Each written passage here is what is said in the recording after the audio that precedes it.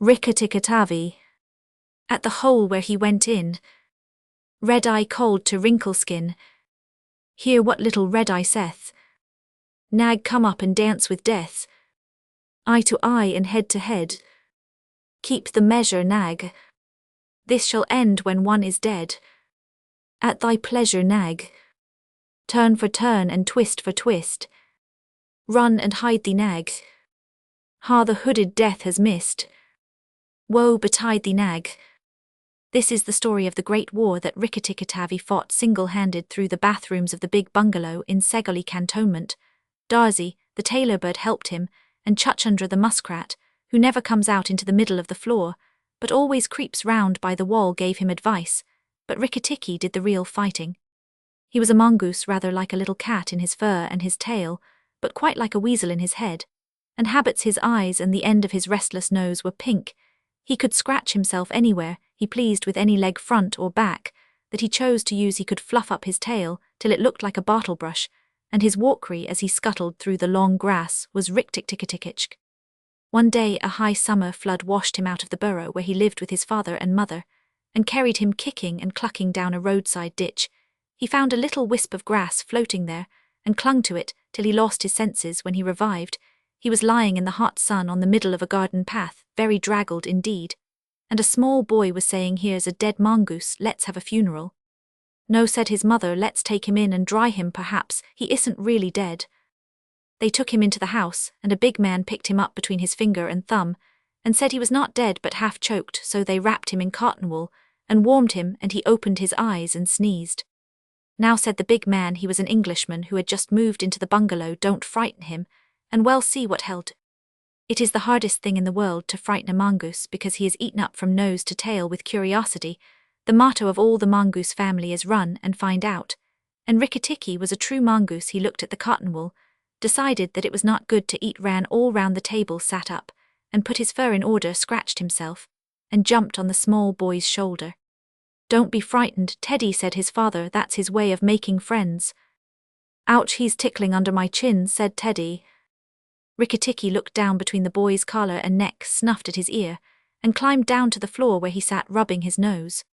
"Good gracious," said Teddy's mother, "and that's a wild creature. I suppose he's so tame because we've been kind to him." "All mongooses are like that," said her husband. "If Teddy doesn't pick him up by the tail or try to put him in a cage, he'll run in and out of the house all day long. Let's give him something to eat."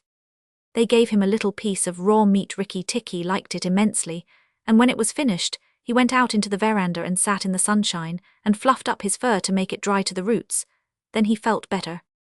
"There are more things to find out about in this house," he said to himself, "than all my family could find out in all their lives. I shall certainly stay and find out." He spent all that day roaming over the house. He nearly drowned himself in the bathtubs, put his nose into the ink on a writing table, and burnt it on the end of the big man's cigar, for he climbed up in the big man's lap to see how writing was done at nightfall. He ran into Teddy's nursery to watch how the kerosene lamps were lighted, and when Teddy went to bed, Rickatiki climbed up too, but he was a restless companion because he had to get up and attend to every noise all through the night, and find out what made it. Teddy's mother and father came in the last thing to look at their boy, and Rickatiki was awake on the pillow. "I don't like that," said Teddy's mother. "He may bite the child." "Hell, do no such thing," said the father. "Teddy's safer with that little beast than if he had a bloodhound to watch him if a snake came into the nursery now." But Teddy's mother wouldn't think of anything so awful.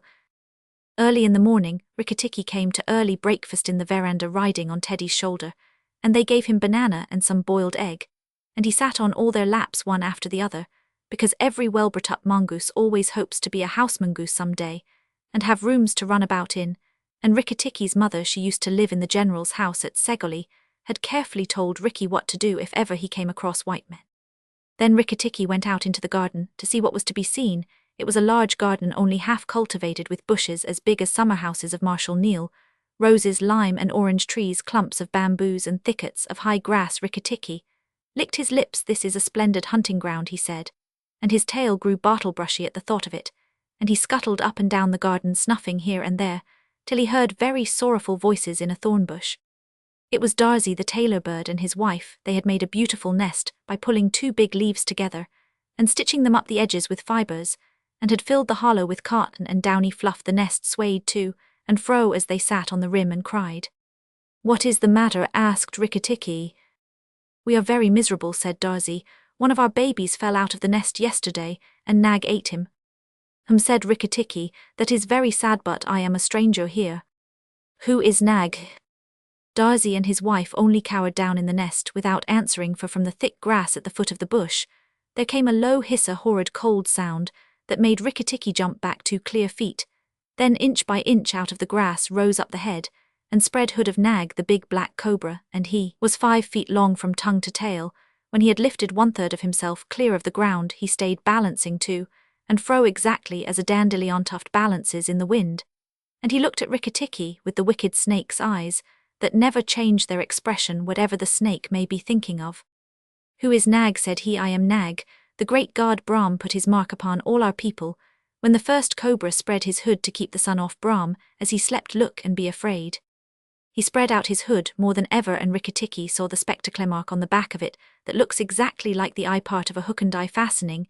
He was afraid for the minute, but it is impossible for a mongoose to stay frightened for any length of time, and though Rikki-tikki had never met a live cobra before, his mother had fed him on dead ones, and he knew that all a grown mongoose's business in life was to fight and eat snakes. Nag knew that too, and at the bottom of his cold heart he was afraid. "Well," said Rikki-tikki, and his tail began to fluff up again, "Marks or no marks, do you think it is right for you to eat fledglings out of a nest?" Nag was thinking to himself and watching the least little movement in the grass behind Rikki-tikki. He knew that mongooses in the garden meant death sooner or later for him and his family, but he wanted to get Rikki-tikki off his guard, so he dropped his head a little and put it on one side. "Let us talk," he said. "You eat eggs, why should not I eat birds?" "Behind you, look behind you," sang Darzee. Rikki-tikki knew better than to waste time in staring. He jumped up in the air as high as he could go, and just under him whizzed by the head of Nagaina, Nag's wicked wife. She had crept up behind him as he was talking to make an end of him, and he heard her savage hiss as the stroke missed. He came down almost across her back, and if he had been an old mongoose, he would have known that then was the time to break her back with one bite. But he was afraid of the terrible lashing return stroke of the cobra. He bit indeed, but did not bite long enough, and he jumped clear of the whisking tail, leaving Nagaina torn and angry. "Wicked, wicked," Darzee said, Nag lashing up as high as he could reach toward the nest in the thorn bush, but Darzee had built it out of reach of snakes, and it only swayed to and fro. Rikki-tikki felt his eyes growing red and hot. When a mongoose's eyes grow red, he is angry, and he sat back on his tail and hind legs like a little kangaroo, and looked all round him, and chattered with rage. But Nag and Nagaina had disappeared into the grass. When a snake misses its stroke, it never says anything or gives any sign of what it means to do next. Rikki-tikki did not care to follow them, for he did not feel sure that he could manage 2 snakes at once, so he trotted off to the gravel path near the house and sat down to think. It was a serious matter for him. If you read the old books of natural history, you will find they say that when the mongoose fights the snake and happens to get bitten, he runs off and eats some herb that cures him. That is not true. The victory is only a matter of quickness of eye and quickness of foot. Snakes blow against mongoose's jump hand, as no eye can follow the motion of a snake's head when it strikes. That makes things much more wonderful than any magic herb. Rikki-tikki knew he was a young mongoose, and it made him all the more pleased to think that he had managed to escape a blow from behind. It gave him confidence in himself, and when Teddy came running down the path, Rikki-tikki was ready to be petted. But just as Teddy was stooping, something flinched a little in the dust, and a tiny voice said, "Be careful, I am Death." It was Carrot, the dusty brown snakeling that lies for choice on the dusty earth, and his bite is as dangerous as the cobra's, but he is so small that nobody thinks of him, and so he does the more harm to people. Rikki-tikki's eyes grew red again, and he danced up to Carrot with the peculiar rocking, swaying motion that he had inherited from his family. It looks very funny, but it is so perfectly balanced a gait that you can fly off from it at any angle you please. And in dealing with snakes, this is an advantage. If Rikki-tikki had only known, he was doing a much more dangerous thing than fighting Nag, for Carrot is so small and can turn so quickly that unless Rikki bit him close to the back of the head, he would get the return stroke in his eye or lip. But Rikki did not know his eyes were all red, and he rocked back and forth looking for a good place to hold. Carrot struck out. Rikki jumped sideways and tried to run in, but the wicked little dusty grey head lashed within a fraction of his shoulder, and he had to jump over the body, and the head followed his heels close. Teddy shouted to the house, "Oh, look here, our mongoose is killing a snake," and Rikki-Tikki heard a scream from Teddy's mother. His father ran out with a stick. But by the time he came up, Carrot had lunged out once too far, and Rikki-Tikki had jumped on the snake's back, dropped his head far between his forelegs, bitten as high up the back as he could get hold, and rolled away. That bite paralyzed Carrot, and Rikki-Tikki was just going to eat him up from the tail after the custom of his family at dinner, when he remembered that a full meal makes a slow mongoose, and if he wanted all his strength and quickness ready, he must keep himself thin. He went away for a dust bath under the castor oil bushes, while Teddy's father beat the dead Carrot. What is the use of that, thought Rikki-Tikki, I have settled it all. And then Teddy's mother picked him up from the dust, and hugged him, crying that he had saved Teddy from death, and Teddy's father said that he was a providence, and Teddy looked on with big scared eyes. Rikki-Tikki was rather amused at all the fuss, which of course he did not understand. Teddy's mother might just as well have petted Teddy for playing in the dust. Ricky was thoroughly enjoying himself.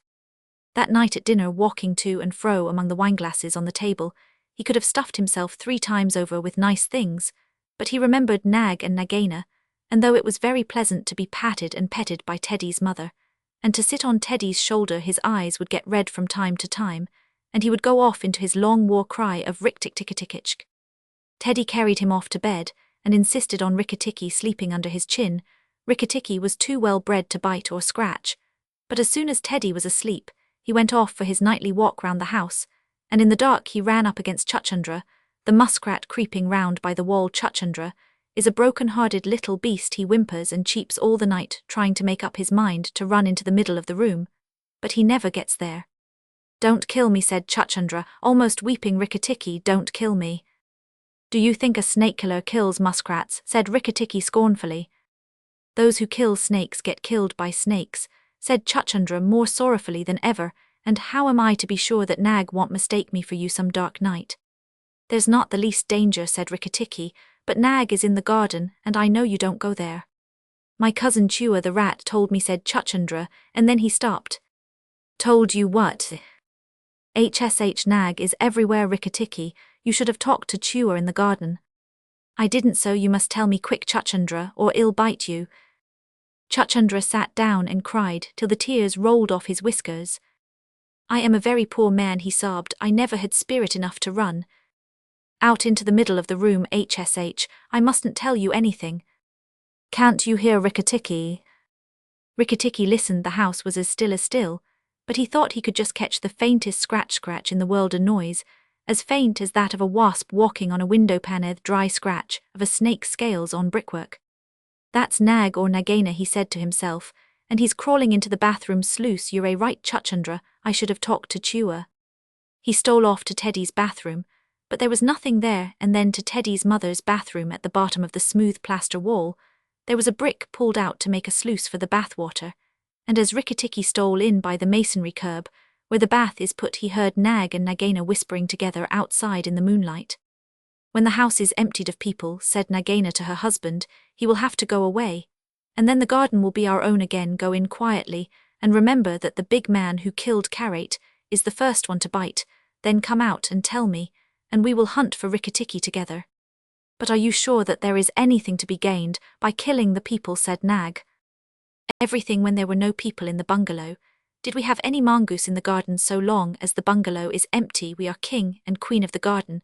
And remember that as soon as our eggs in the melompt hatch, as they may tomorrow, our children will need room and quiet." "I had not thought of that," said Nag. "I will go, but there is no need that we should hunt for Rikki-Tikki afterward. I will kill the big man and his wife and the child, if I can, and come away quietly. Then the bungalow will be empty and Rikki-Tikki will go." Rikki-Tikki tingled all over with rage and hatred at this, and then Nag's head came through the sluice, and his 5 feet of cold body followed it, angry as he was. Rikki-Tikki was very frightened as he saw the size of the big cobra. Nag coiled himself up, raised his head, and looked into the bathroom in the dark, and Ricky could see his eyes glitter. "Now if I kill him here, Nagaina will know, and if I fight him on the open floor, the odds are in his favor. What am I to do?" said Rikki-Tikki. Nag waved to and fro, and then Rikki-Tikki heard him drinking from the biggest water jar that was used to fill the bath. "That is good," said the snake. "Now, when Carrot was killed, the big man had a stick. He may have that stick still, but when he comes in to bathe in the morning, He will not have a stick. I shall wait here till he comes. Naginado, you hear me? I shall wait here in the cool till daytime. There was no answer from outside, so Rikki-tikki knew Nagaina had gone away. Nag called himself down coil by coil round the bulge at the bottom of the water jar, and Rikki-tikki stayed still as death. After an hour, he began to move muscle by muscle toward the jar. Nag was asleep, and Rikki-tikki looked at his big back, wondering which would be the best place for a good hold. If I don't break his back at the first jump, said Rikki, he can still fight. And if he fights, so Rikki, he looked at the thickness of the neck below the hood, but that was too much for him, and a bite near the tail would only make Nag savage. It must be the head, he said at last, the head above the hood, and when I am once there I must not let go. Then he jumped. The head was lying a little clear of the water jar under the curve of it, and as his teeth met, Rikki braced his back against the bulge of the red earthenware to hold down the head. This gave him just 1 second's purchase, and he made the most of it. Then he was battered too, and fro as a rat is shaken by a dog toe, and fro on the floor up and down, and round in great circles. At his eyes were red, and he held on as the body cartwhipped over the floor, upsetting the tin dipper, and the soap dish, and the flesh brush, and banged against the tin side of the bath as he held. He closed his jaws tighter and tighter, for he made sure he would be banged to death, and for the honor of his family preferred to be found with his teeth locked. He was dizzy, aching, and felt shaken to pieces, when something went off like a thunderclap just behind him. A hot wind knocked him senseless, and red fire singed his fur. The man had been wakened by the noise, and had fired both barrels of a shotgun into Nag just behind the hood. Rikki-tikki held on with his eyes shut, for now he was quite sure he was dead, but the head did not move, and the big man picked him up, and said, "It's the mongoose again, Alice, the little chap has saved our lives now." Then Teddy's mother came in with a very white face, and saw what was left of Nag, and Rikki-tikki dragged himself Teddy's bedroom, and spent half the rest of the night shaking himself tenderly, to find out whether he really broken into 40 pieces as he fancied. When morning came he was very stiff, but well pleased with his doings. "Now I have Nagaina to settle with, and she will be worse than 5 nags, and there's no knowing when the eggs she spoke of will hatch. Goodness, I must go and see Darzee," he said. Without waiting for breakfast, Rikki-tikki ran to the thorn bush, where Darzee was singing a song of triumph at the top of his voice. The news of Nag's death was all over the garden, for the sweeper had thrown the body on the rubbish heap. "Oh, you stupid tuft of feathers," said Rikki-tikki angrily, "is this the time to sing?" "Nag is dead, he's dead," sang Darzee. The valiant Rikki-tikki caught him by the head, and held fast. The big man brought the bankstick, and Nag fell in 2 pieces. "He will never eat my babies again." "All that's true enough, but where's Nagaina?" said Rikki-tikki, looking carefully round him. Nagaina came to the bathroom sluice and called for Nag. Darzee went on, and Nag came out on the end of a stick. Sweeper picked him up on the end of a stick, and threw him upon the rubbish heap. "Let us sing about the great, the red-eyed Rikki-tikki," and Darzee filled his throat and sang. "If I could get up to your nest, I'd roll all your babies out," said Rikki-tikki. "You don't know when to do the right thing at the right time. You're safe enough in your nest there, but it's war for me down here." "Stop singing a minute, Darzee. For the great, the beautiful Rikki-tikki's sake I will stop," said Darzee. "What is it, O killer of the terrible Nag? Where is Nagaina?" for the 3rd time. "On the rubbish heap by the stables, mourning for Nag great is." Rikki-tikki with the white teeth. "Bother my white teeth, have you ever heard where she keeps her eggs?" "In the melump on the end nearest the wall where the sun strikes nearly all day. She hid them 3 weeks ago." "And you never thought it worthwhile to tell me the end nearest the wall," you said. "Rikki-tikki, you are not going to eat her eggs." "Not eat exactly, no, Darzee. If you have a grain of sense you will fly off to the stables, and pretend that your wing is broken, and let Nagaina chase you away to this bush. I must get to the melump, and if I went there now she'd see me." Darzee was a feather-brained little fellow who could never hold more than one idea at a time in his head, and just because he knew that Nagaina's children were born in eggs like his own, he didn't think at first that it was fair to kill them. But his wife was a sensible bird, and she knew that cobra's eggs meant young cobras later on, so she flew off from the nest, and left Darzee to keep the babies warm and continue his song about the death of Nag. Darzee was very like a man in some ways. She fluttered in front of Nagaina by the rubbish heap, and cried out, "Oh, my wing is broken." The boy in the house threw a stone at me and broke it. Then she fluttered more desperately than ever. Nagaina lifted up her head, and hissed, "You warned Rikki-tikki, when I would have killed him indeed, and truly you've chosen a bad place to be lame in," and she moved toward Darzee's wife, slipping along over the dust. "The boy broke it with a stone," shrieked Darzee's wife.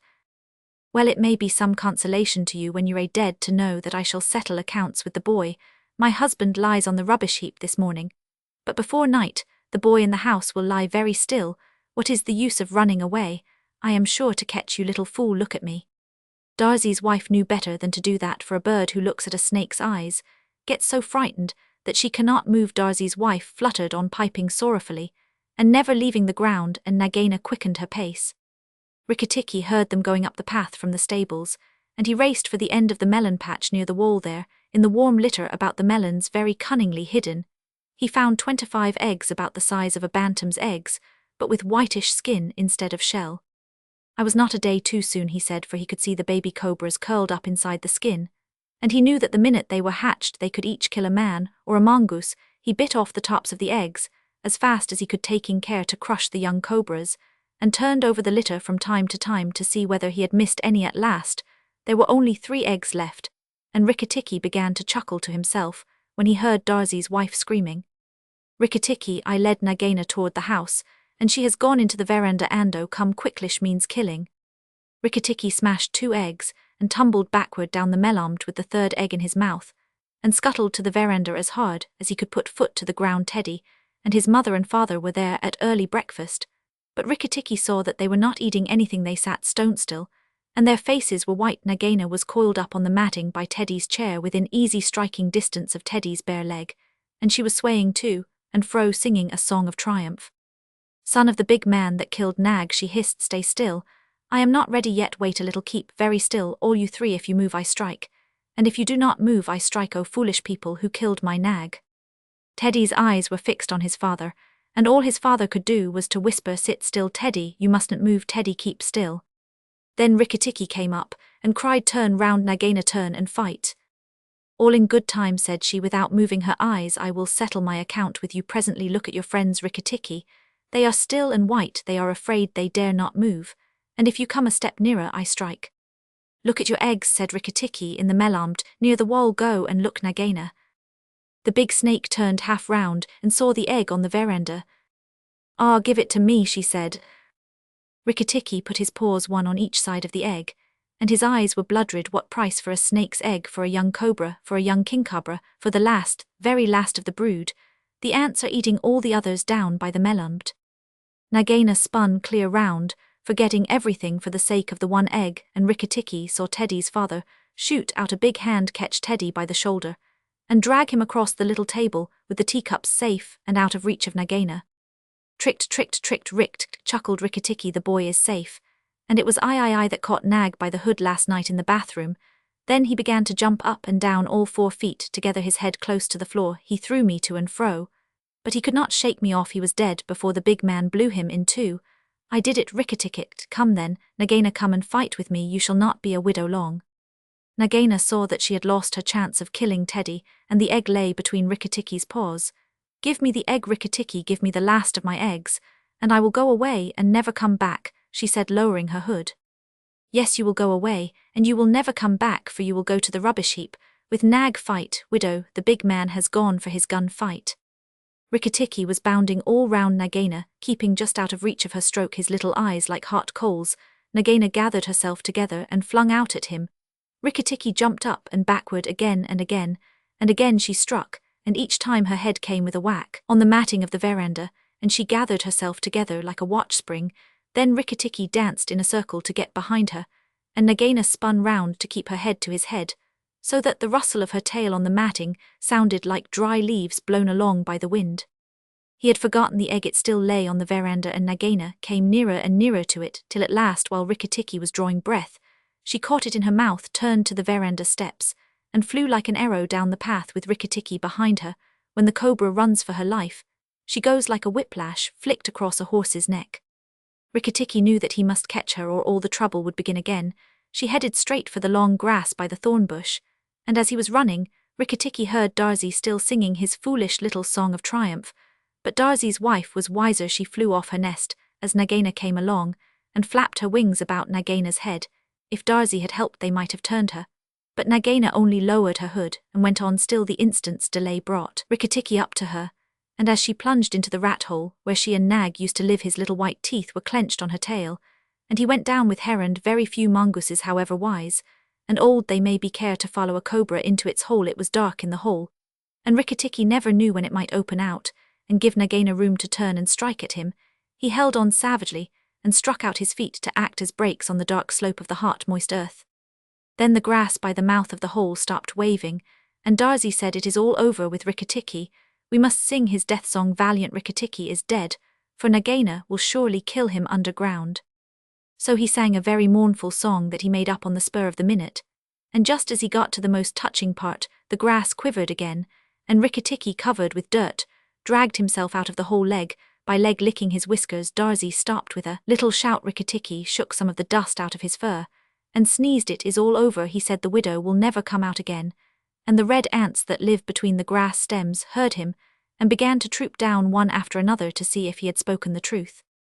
Rikki-tikki curled himself up in the grass, and slept where he wassled and slept, till it was late in the afternoon, for he had done a hard day's work. Now he said when he awoke, "I will go back to the house, tell the coppersmith Darzee, and he will tell the garden that Nagaina is dead." The coppersmith is a bird who makes a noise exactly like the beating of a little hammer on a copper pot, and the reason he is always making it is because he is the town crier to every Indian garden, and tells all the news to everybody who cares to listen. As Rikki-tikki went up the path, he heard his attention notes like a tiny dinner gong, and then the steady ding-ding-glock. "Nag is diadong, Nagaina is dead," ding-ding-talk, that set all the birds in the garden singing, and the frogs croaking, for Nag and Nagaina used to eat frogs as well as little birds.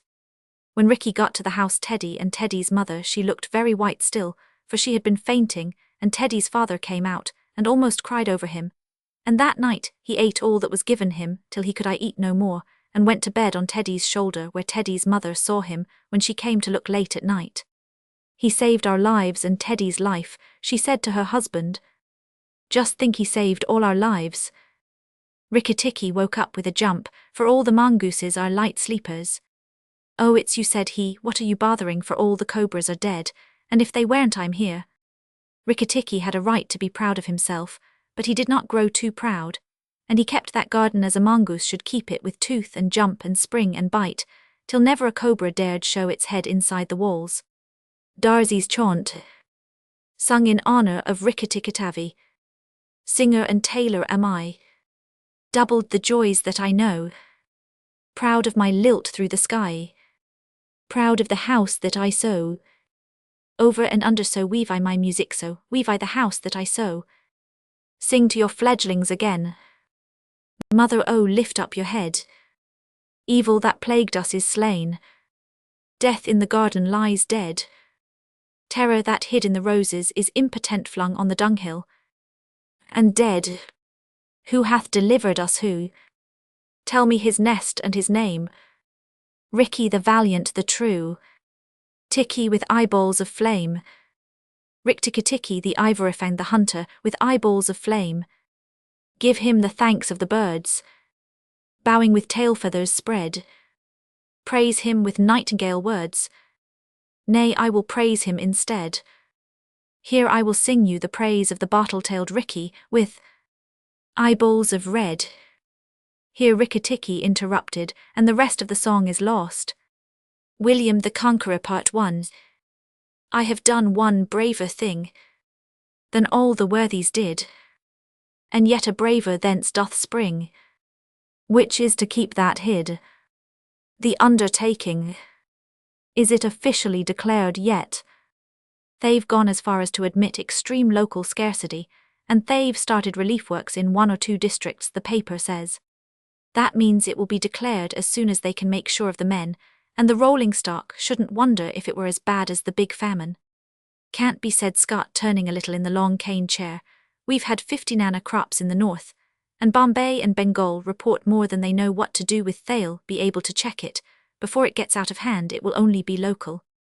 Martin picked up the Pioneer from the table, read through the telegrams once more, and put up his feet on the chair rests. It was a hot, dark, breathless evening, heavy with the smell of the newly watered mole. The flowers in the club gardens were dead and black on their stalks. The little lotus pond was a circle of caked mud, and the tamarisk trees were white with the dust of days. Most of the men were at the bandstand, in the public gardens. From the club veranda, You could hear the native police band hammering stale waltzesser on the parlour ground, or in the high-walled five-scot, hotter than a Dutch oven. Half a dozen grooms squatted at the heads of their ponies, waited their master's return from time to time. A man would ride at a footpace into the club compound and listlessly loaf over to the whitewashed barracks beside the main building. These were supposed to be chambers. Men lived in them, meeting the same faces night after night at dinner, and drawing out their office work till the latest possible hour that they might escape that doleful company. "What are you going to do?" said Martin with a yawn. "Let's have a swim before dinner." "Water's hot," said Scott. "I was at the bath today." "Play you game o' billiards 50 up. It's 105 in the hall. Now sit still, and don't be so abominably energetic." A grunting camel swung up to the porch, his badged and belted rider fumbling a leather pouch. "Cubber cargas kiektraya," the man whined, handing down the newspaper extra slip, printed on one side only, and damp from the press. It was pinned on the green baize board, between notices of ponies for sale and fox terriers missing. Martin rose lazily, read it, and whistled. "It's declared," he cried. 1238 districts go under the operation of the Famine Code. Ekdom they've put Jimmy Hawkins in charge. "Good business," said Scott with the first sign of interest he had shown. "When in doubt hire a Punjabi. I worked under Jimmy when I first came out, and he belonged to the Punjab. He has more bundobust than most men." "Jimmy's a Jubilee Knight now," said Martin. "He was a good chap even though he is a thrice-born civilian, and went to the benighted presidency. What unholy names these Madras districts rejoice in, all Ungas or Rungas or Pillays or Paliams." A dogcart drove up, and a man entered mopping his head. He was editor of the one daily paper at the capital of a province of 25 million natives and a few hundred white men, and as his staff was limited to himself and one assistant, his office hours ran variously from 10 to 20 a day. "High rains, you're supposed to know everything," said Martin, stopping him. "How's this Madras scarcity going to turn out?" "No one knows as yet. There's a message as long as your arm coming in on the telephone. I've left my cub to fill it. Out Madras has owned, she can't manage it alone. And Jimmy seems to have a free hand in getting all the men he needs. Arbuthnot's warned to hold himself in readiness." "Badger Arbuthnot? The Peshawar chap?" "Yes. And the Pi wires that Ellis and Clay have been moved from the northwest already, and they've taken half a dozen Bombay men to its pucker famine by the looks of it. They're nearer the scene of action than we are, but if it comes to indenting on the Punjab this early, there's more in this than meets the eye," said Martin. "Here today and gone tomorrow, didn't come to stay forever," said Scott, dropping one of Marryat's novels and rising to his feet. "Martin, your sister's waiting for you." A rough grey horse was backing and shifting at the edge of the veranda, where the light of a kerosene lamp fell on a brown calico habit and a white face under a grey felt hat. "Right-o," said Martin, "I'm ready. Better come and dine with us, if you've nothing to do." "Scott, William, is there any dinner in the house?" "I'll go home first and see," was the rider's answer. "You can drive him over at 8, remember." Scott moved leisurely to his room and changed into the evening dress of the season, and the country spotless white linen from head to foot, with a broad silk cummerbund. Dinner at the Martins was a decided improvement on the goat mutton, twinetough fowl, and tinned entrees of the club, but it was a great pity Martin could not afford to send his sister to the hills for the hot weather. As an acting district superintendent of police, Martin drew the magnificent pay of 600 depreciated silver rupees a month, and his little four-roomed bungalow said just as much. There were the usual blue and white striped jail-made rugs on the uneven floor, the usual glass-studded Amritsar Fulkaris draped to nails driven into the flaking whitewash of the walls, the usual half-dozen chairs that did not match picked up at sales of dead men's effects, and the usual streaks of black grease where the leather punkathon ran through the wall. It was as though everything had been unpacked the night before to be repacked next morning. Not a door in the house was true on its hinges. The little windows 15 feet up were darkened with wasp nests, and lizards hunted flies between the beams of the wood-ceiled roof. But all this was part of Scott's life. Thus did people live who had such an income, and in a land where each man's pay, age and position are printed in a book, that all may read, it is hardly worthwhile to play at pretences in word or deed. Scott counted 8 years' service in the irrigation department and drew 800 rupees a month on the understanding that if he served the state faithfully for another 22 years, he could retire on a pension of some 400 rupees a month. His working life, which had been spent chiefly under canvas, or in temporary shelters where a man could sleep, eat and write letters, was bound up with the opening and guarding of irrigation canals, the handling of 2,000 or 3,000 workmen of all castes and creeds, and the payment of vast sums of coined silver. He had finished that spring not without credit the last section of the great Marseille Canal, and much against his will, for he hated office work, had been sent in to serve during the hot weather on the accounts and supply side of the department, with sole charge of the sweltering sub-office. At the capital of the province, Martin knew this. William, his sister, knew it, and everybody knew it. Scott knew too, as well as the rest of the world, that Miss Martin had come out to India 4 years before to keep house for her brother, who, as everyone again knew, had borrowed the money to pay for her passage, and that she ought, as all the world said, to have married long ago. Instead of this, she had refused some 6 subalterns, a civilian 20 years her senior, 1 major, and a man in the Indian medical department. This too was common property. She had stayed down 3 hot weathers, as the saying is, because her brother was in debt, and could not afford the expense of her keep at even a cheap hill station. Therefore her face was white as bone, and in the centre of her forehead was a big silvery scar about the size of a shilling, the mark of a Delhi sore, which is the same as a Baghdad date. This comes from drinking bad water and slowly eats into the flesh, till it is ripe enough to be burned out with acids.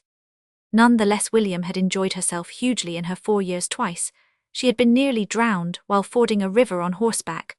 Once she had been run away with on a camel, had witnessed a midnight attack of thieves on her brother's camp, had seen justice administered with long sticks in the open under trees, could speak Urdu and even rough Punjabi with a fluency that was envied by her seniors, had altogether fallen out of the habit of writing to her aunts in England, or cutting the pages of the English magazines, had been through a very bad cholera year, seeing sights unfit to be told, and had wound up her experiences by 6 weeks of typhoid fever, during which her head had been shaved, and hoped to keep her 23rd birthday that September. It is conceivable that her aunts would not have approved of a girl who never set foot on the ground, if a horse were within hail, who rode to dances with a shawl thrown over her skirt, who wore her hair cropped and curling all over her head, who answered indifferently to the name of William or Bill, whose speech was heavy with the flowers of the vernacular, who could act in amateur theatricals, play on the banjo, rule 8 servants, and 2 horses their accounts and their diseases, and look men slowly and deliberately between the ear after they had proposed to her and been rejected. I like men who do things. She had confided to a man in the educational department, who was teaching the sons of cloth merchants and dyers the beauty of Wordsworth's Excursion in annotated cram-books, and when he grew poetical, William explained that she didn't understand poetry very much, it made her head ache, and another broken heart took refuge at the club. But it was all William's fault. She delighted in hearing men talk of their own work, and that is the most fatal way of bringing a man to your feet. Scott had known her more or less for some 3 years, meeting her as a rule under canvas, when his camp and her brother's joined for a day on the edge of the Indian desert. He had danced with her several times at the big Christmas gatherings, when as many as 500 white people came into the station, and he had always a great respect for her housekeeping and her dinners. She looked more like a boy than ever when, after their meal, she sat, 1 foot tucked under her on the leather camp sofa, rolling cigarettes for her brother, her low forehead puckered beneath the dark curls. As she twiddled the papers, she stuck out her rounded chin when the tobacco stayed in place, and, with a gesture as true as a schoolboy's, throwing a stone, tossed the finished article across the room to Martin, who caught it with one hand, and continued his talk with Scott. It was all shop canals, and the policing of canals, the sins of villagers who stole more water than they had paid for, and the grosser sin of native constables who connived at the thefts of the transplanting bodily of villages to newly irrigated ground, and of the coming fight with the desert in the south, when the provincial funds should warrant the opening of the long-surveyed Luni protective canal system. And Scott spoke openly of his great desire to be put on one particular section of the work, where he knew the land and the people, and Martin sighed for a billet in the Himalayan foothills, and spoke his mind of his superiors, and William rolled cigarettes, and said nothing but smiled gravely on her brother, because he was happy. At 10 Scott's horse came to the door, and the evening was ended. The lights of the 2 low bungalows in which the daily paper was printed showed bright across the road. It was too early to try to find sleep, and Scott drifted over to the editor, reins stripped to the waist like a sailor, at a gun lay, in a long chair waiting for night telegrams. He had a theory that if a man did not stay by his work all day, and most of the night, he laid himself open to fever, so he ate and slept among his files. "Can you do it?" he said drowsily. "I didn't mean to bring you over." About what I've been dining at the Martins. The famine, of course, Martins warned for it too. They're a taking men. Where they can find 'em. I sent a note to you at the club just now asking if you could do us a letter once a week, from the south between 2 and 3 columns. Say nothing sensational, of course, but just plain facts about who is doing what and so forth. Our regular rates and rupees a column. Sorry, but it's out of my line, Scott answered, staring absently at the map of India on the wall. It's rough on Martinbury. Wonder what hell do with his sister. Wonder what the deuce they'll do with me. I've no famine experience. This is the first I've heard of it. Am I ordered? Oh yes, here's the wire. They'll put you on relief. Works Rains went on, with a horde of madrassis dying like flies, 1 native apothecary, and half a pint of cholera mixture, among the 10,000 of you. It comes of your being idle for the moment. Every man who isn't doing 2 men's work seems to have been called upon. Hawkins evidently believes in Punjabis. It's going to be quite as bad as anything they have had in the last 10 years. It's all in the day's work. Worse luck, I suppose. I shall get my orders, officially, some time tomorrow. I'm glad. I happen to drop in. Better go and pack my kit now. Who relieves me? Hirido, you know. Rains turned over a sheaf of telegrams. McEwen said he from Murray. Scott chuckled. He thought he was going to be cool all summer. Hell, be very sick about this. Well, no good talking night. 2 hours later, Scott, with a clear conscience, laid himself down to rest on a string cot, in a bare room too worn, bullock trunks, a leather water bottle, a tin icebox, and his pet saddle sewed up in sacking were piled at the door, and the club secretary's receipt for last month's bill was under his pillow. His orders came next morning, and with them an unofficial telegram from Sir James Hawkins, who did not forget good men bidding him report himself with all speed at some unpronounceable place, 1,500 miles to the south, for the famine was sore in the land, and white men were needed. A pink and fattish youth arrived in the red-hot noonday, whimpering a little at fate and famines, which never allowed any 3 months' peace. He was Scott's successor, another cog in the machinery, moved forward behind his fellow, whose services, as the official announcement ran, were placed at the disposal of the Madras government for famine duty until further orders. Scott handed over the funds in his charge, showed him the coolest corner in the office, warned him against excessive zeal, and as twilight fell departed from the club in a hired carriage with his faithful body servant Faiz Ullah, and a mound of disordered baggage atop to catch the southern mail at the loophole and bastioned railway station. The heat from the thick brick walls struck him across the face as if it had been a hot towel, and he reflected that there were at least 5 nights and 4 days of travel before him.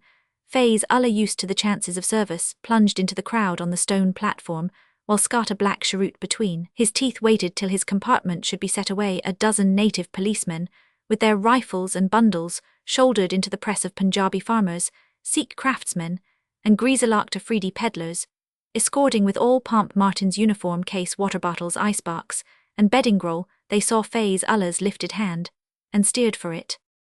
My sahib and your sahib, said Faiz Ullah to Martin's man, will travel together. Thou and I, O brother, will thus secure the servants' places close by, and because of our master's authority none will dare to disturb us. When Faiz Ullah reported all things ready, Scott settled down coatless and bootless on the broad leather-covered bunk.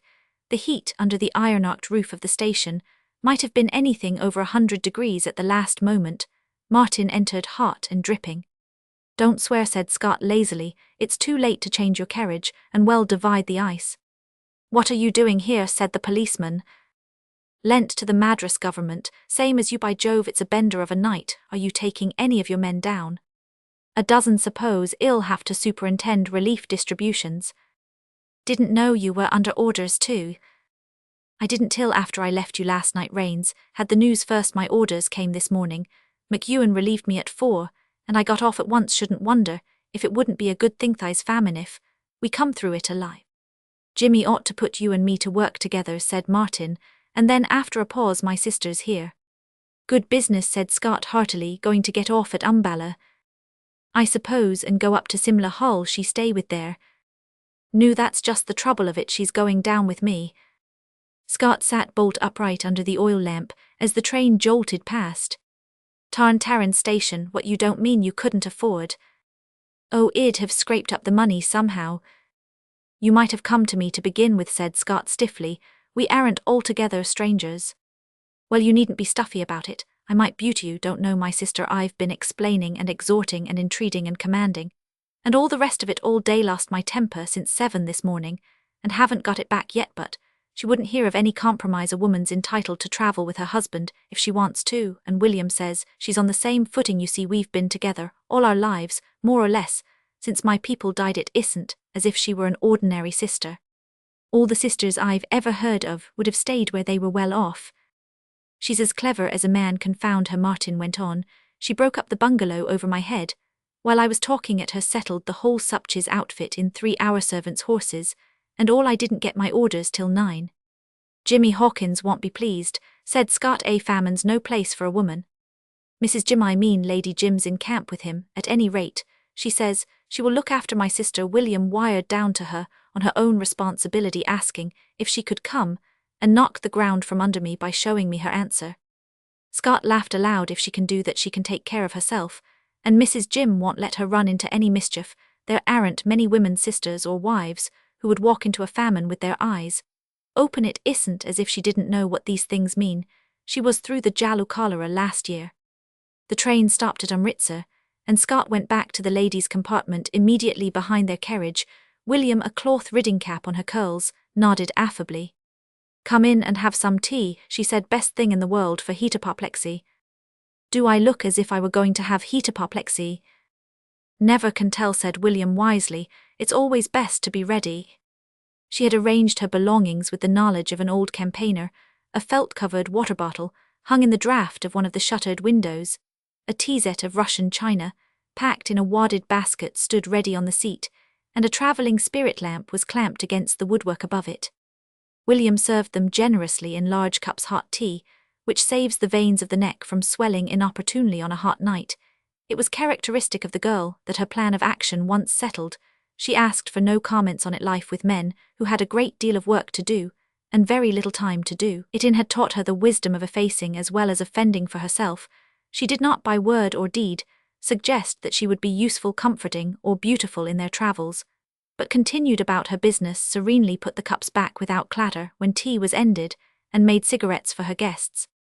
"This time last night," said Scott, "we didn't expect her this kind of thing, did we?" "I've learned to expect anything," said William. "You know, in our service, we live at the end of the telegraph. But of course this ought to be a good thing for us, all departmentally, if we live. It knocks us out of the running in our own province," Scott replied with equal gravity. "I hope to be put on the loony protective works this cold weather, but there's no saying how long the famine may keep us." "Hardly beyond October, I should think," said Martin. "It will be ended one way or the other then." "And we've nearly a week of this," said William. "Shan't we be dusty when it's over?" For a night and a day they knew their surroundings, and for a night and a day skirting the edge of the great Indian desert on a narrow gauge line, they remembered how in the days of their apprenticeship they had come by that road from Bombay. Then the languages in which the names of the stations were written changed, and they launched south into a foreign land where the very smells were new. Many long and heavily laden grain trains were in front of them, and they could feel the hand of Jimmy Hawkins from far off. They waited in extemporized sidings, blocked by processions of empty trucks returning to the north, and were coupled on to slow crawling trains, and dropped at midnight heaven knew where, but it was furiously hot, and they walked to and fro among sacks, and dogs howled. Then they came to an India more strange to them than to the untravelled Englishman, the flat red India of palm tree Pomerapam, and rice the India of the picture books of Little Henry and his bearer all dead, and dry in the baking heat. They had left the incessant passenger traffic of the north and west far, and far behind them. Here the people crawled to the side of the train, holding their little ones in their arms, and a loaded truck would be left behind, men and women clustering round and above it, like ants by spilled honey. Once in the twilight they saw on a dusty plain a regiment of little brown men, each bearing a body over his shoulder, and when the train stopped to leave yet another truck they perceived that the burdens were not corpses, but only foodless folk picked up beside their dead oxen by a corps of irregular troops. Now they met more white men here, one and there too, whose tents stood close to the line, and who came armed with written authorities and angry words to cut off a truck. They were too busy to do more than nod at Scott and Martin, and stare curiously at William, who could do nothing except make tea and watch how her men staved off the rush of wailing walking skeletons, putting them down 3 at a time in heaps with their own hands, uncoupling the marked trucks, or taking receipts from the hollow-headed weary white men who spoke another argot than theirs. They ran out of ice, out of soda water, and out of tea, for they were 6 days and 7 nights on the road, and it seemed to them like 7 times 7 years. At last, in a dry hot dawn in a land of death lit by long red fires of railway sleepers, where they were burning the dead, they came to their destination, and were met by Jim Hawkins, the head of the famine, unshaven, unwashed, but cheery and entirely in command of affairs. Martin, he decreed then, and there was to live on trains, till further orders was to go back with empty trucks filling them with starving people, as he found them, and dropping them at a famine camp on the edge of the 8 districts. He would pick up supplies and return, and his constables would guard the loaded grain cars also picking up people, and would drop them at a camp 100 miles south. Scott Hawkins was very glad to see Scott Agin would, that same hour, take charge of a convoy of bullock carts, and would go south feeding as he went to yet another famine camp, far from the rail where he would leave his starving. There would be no lack of starving on the route and wait for orders by telegraph. Generally, Scott was in all small things to do what he thought best. William bit her under lip. There was no one in the wide world like her one brother, but Martin's orders gave him no discretion. She came out masked with dust from head to foot, a horseshoe wrinkle on her forehead, put here by much thinking during the past week, but as self-possessed as ever Mrs. Jim, who should have been Lady Jim, but that no one remembered to call her ere I took possession of her, with a little gasp. "Oh, I am so glad you're here," she almost sobbed. "You oughtn't to, of course, but there isn't another woman in the place, and we must help each other, you know, and we've all the wretched people, and the little babies they are selling." "I've seen some," said William. "Isn't it ghastly? I've bought 20 there in our camp, but won't you have something to eat first? We've more than 10 people can do here, and I've got a horse for you. Oh, I am so glad you've come. You're a Punjabi too, you know." "Steady, Lizzie," said Hawkins over his shoulder. "Well, look after you, Miss Martin. Sorry, I can't ask you to breakfast, Martin. You'll have to eat as you go. Leave 2 of your men to help Scott. These poor devils can't stand up to load carts. Saunders," this to the engineer driver half asleep in the cab, "back down, and get those empties away. You've line clear to Anandrapale. They'll give you orders north of that. Scott, load up your carts from that BPP truck, and be off as soon as you can. The Eurasian in the pink shirt is your interpreter and guide. You'll find an apothecary of sorts tied to the yoke of the second wagon. He's been trying to bolt. You'll have to look after him. Lizzie, drive Miss Martin to camp, and tell them to send the red horse down here for me." Scott, with Faiz Ullah and 2 policemen, was already busy on the carts, backing them up to the truck, and unbolting the sideboards quietly, while the others pitched in the bags of millet and wheat. Hawkins watched him for as long as it took to fill one cart. "That's a good man," he said. "If all goes well, I shall work him hard." This was Jim Hawkins' notion of the highest compliment one human being could pay another. An hour later Scott was under way, the apothecary threatening him with the penalties of the law, for that he, a member of the subordinate medical department, had been coerced and bound against his will, and all laws governing the liberty of the subject. The pink-shirted Eurasian begging leave to see his mother, who happened to be dying some 3 miles away. "Only very, very short leave of absence, and will presently return, sir." The 2 constables armed with staves bringing up the rear, and Faiz Ullah, a Mohammedan's contempt for all Hindus and foreigners in every line of his face, explaining to the drivers that though Scott Sahib was a man to be feared on all fours, he, Faiz Ullah, was authority itself. The procession creaked past Hawkins' camp, 3 stained tents under a clump of dead trees behind them. The famished, where a crowd of hopeless ones tossed their arms around the cooking kettles. "Wish to heaven William had kept out of it," said Scott to himself after a glance. "Well, have cholera sure as a gun when the rains come." But William seemed to have taken kindly to the operations of the famine code, which, when famine is declared, supersede the workings of the ordinary law. Scott saw her the centre of a mob of weeping women in a calico riding habit and a blue-grey felt hat with a gold puggaree. "I want 50 rupees, please. I forgot to ask Jack before he went away. Can you lend it me? It's for condensed milk for the babies," said she. Scott took the money from his belt and handed it over without a word. "For goodness' sake, take care of yourself," he said. "Oh, I shall be all right. We ought to get the milk in 2 days. By the way, the orders are I was to tell you that you're to take one of Sir Jim's horses. There's a grey cabriolet here that I thought would be just your style, so I've said you take him. Was that right?" "That's awfully good of you. We can't either of us talk much about style, I'm afraid." Scott was in a weather-stained drill shooting kit, very white at the seams, and a little frayed at the wrists. William regarded him thoughtfully from his pith helmet to his greased ankle boots. "You look very nice, I think. Are you sure you've everything? You'll need quinine, chlorodyne, and so on." "Think so," said Scott, patting 3 or 4 of his shooting pockets as the horse was led up, and he mounted and rode alongside his convoy. "Goodbye," he cried. "Goodbye and good luck," said William. "I'm awfully obliged for the money." She turned on a spurred heel and disappeared into the tent, while the carts pushed on past the famished, past the roaring lines of the thick fat fires, down to the baked Gehenna of the south. William the Conqueror. Part 2. So let us melt and make no noise. No tear floods nor sight tempests move. Twere profanation of our joys. To tell the laity our love. A valediction. It was punishing work, even though he travelled by night and camped by day, but within the limits of his vision, there was no man whom Scott could call master. He was as free as Jimmy Hawkins' freer. In fact, for the government held the head of the famine, tied neatly to a telegraph wire. And if Jimmy had ever regarded telegrams seriously, the death rate of that famine would have been much higher than it was. At the end of a few days, crawling Scott learned something of the size of the India which he served, and it astonished him. His carts, as you know, were loaded with wheat, millet, and barley, good food grains, needing only a little grinding. But the people to whom he brought the life-giving stuffs were rice-eaters. They knew how to hull rice in their mortars, but they knew nothing of the heavy stone querns of the north, and less of the material that the white man convoyed so laboriously.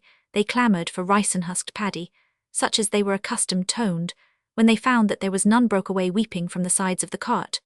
What was the use of these strange hard grains that choked their throats? They would die, and there were many of them kept their word. Others took their allowance, and bartered enough millet to feed man through a week for a few handfuls of rotten rice, saved by some less unfortunate. A few put their shares into the rice mortars, pounded it, and made a paste with foul water, but they were very few. Scott understood dimly that many people in the India of the South ate rice as a rule, but he had spent his service in a grain province, had seldom seen rice in the blade or the ear, and least of all would have believed that in time of deadly need men would die at arm's length of plenty sooner than touch food.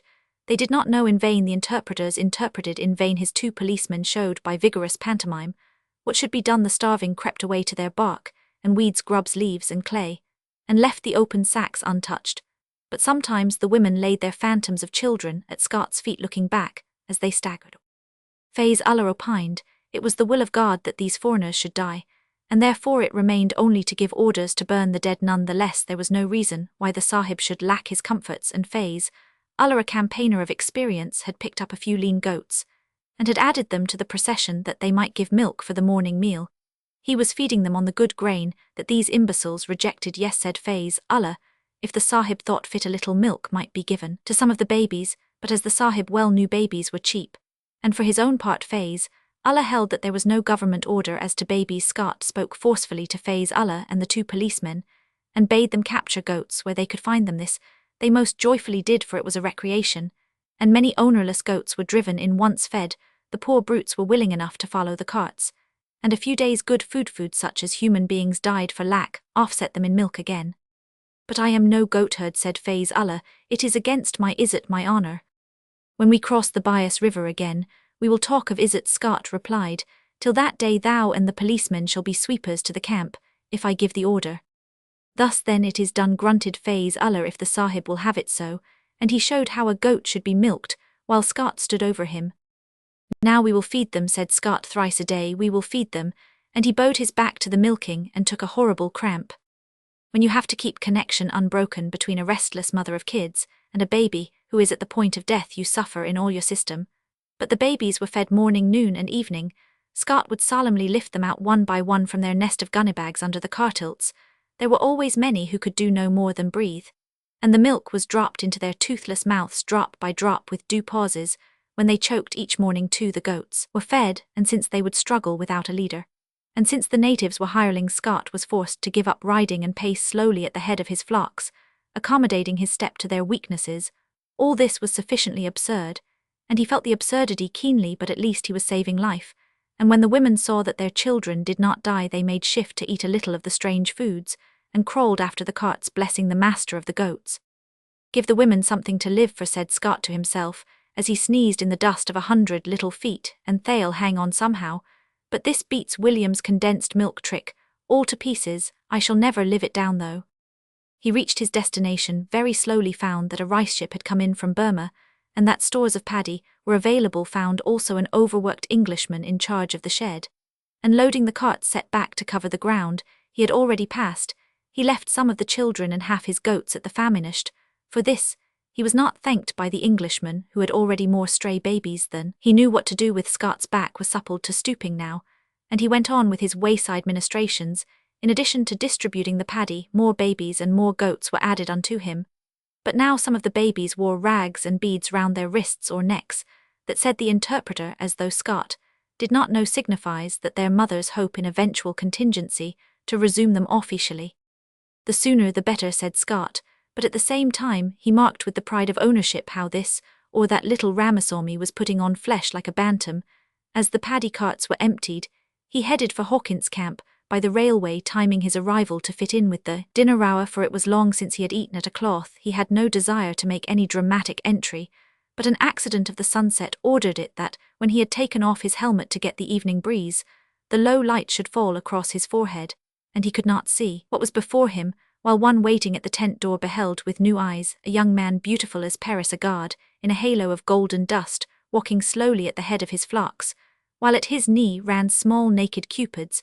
But she laughed. William, in a slate-coloured blouse, laughed consumedly, till Scott, putting the best face he could upon the matter, halted his armies, and bade her admire the kindergarten.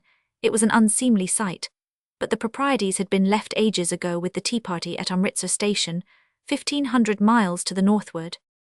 They are coming on nicely, said William. We've only 25 here. Now, the women are beginning to take them away again. Are you in charge of the babies then? Yes, Mrs. Jim and Roman one. We didn't think of goats, though we've been trying condensed milk and water.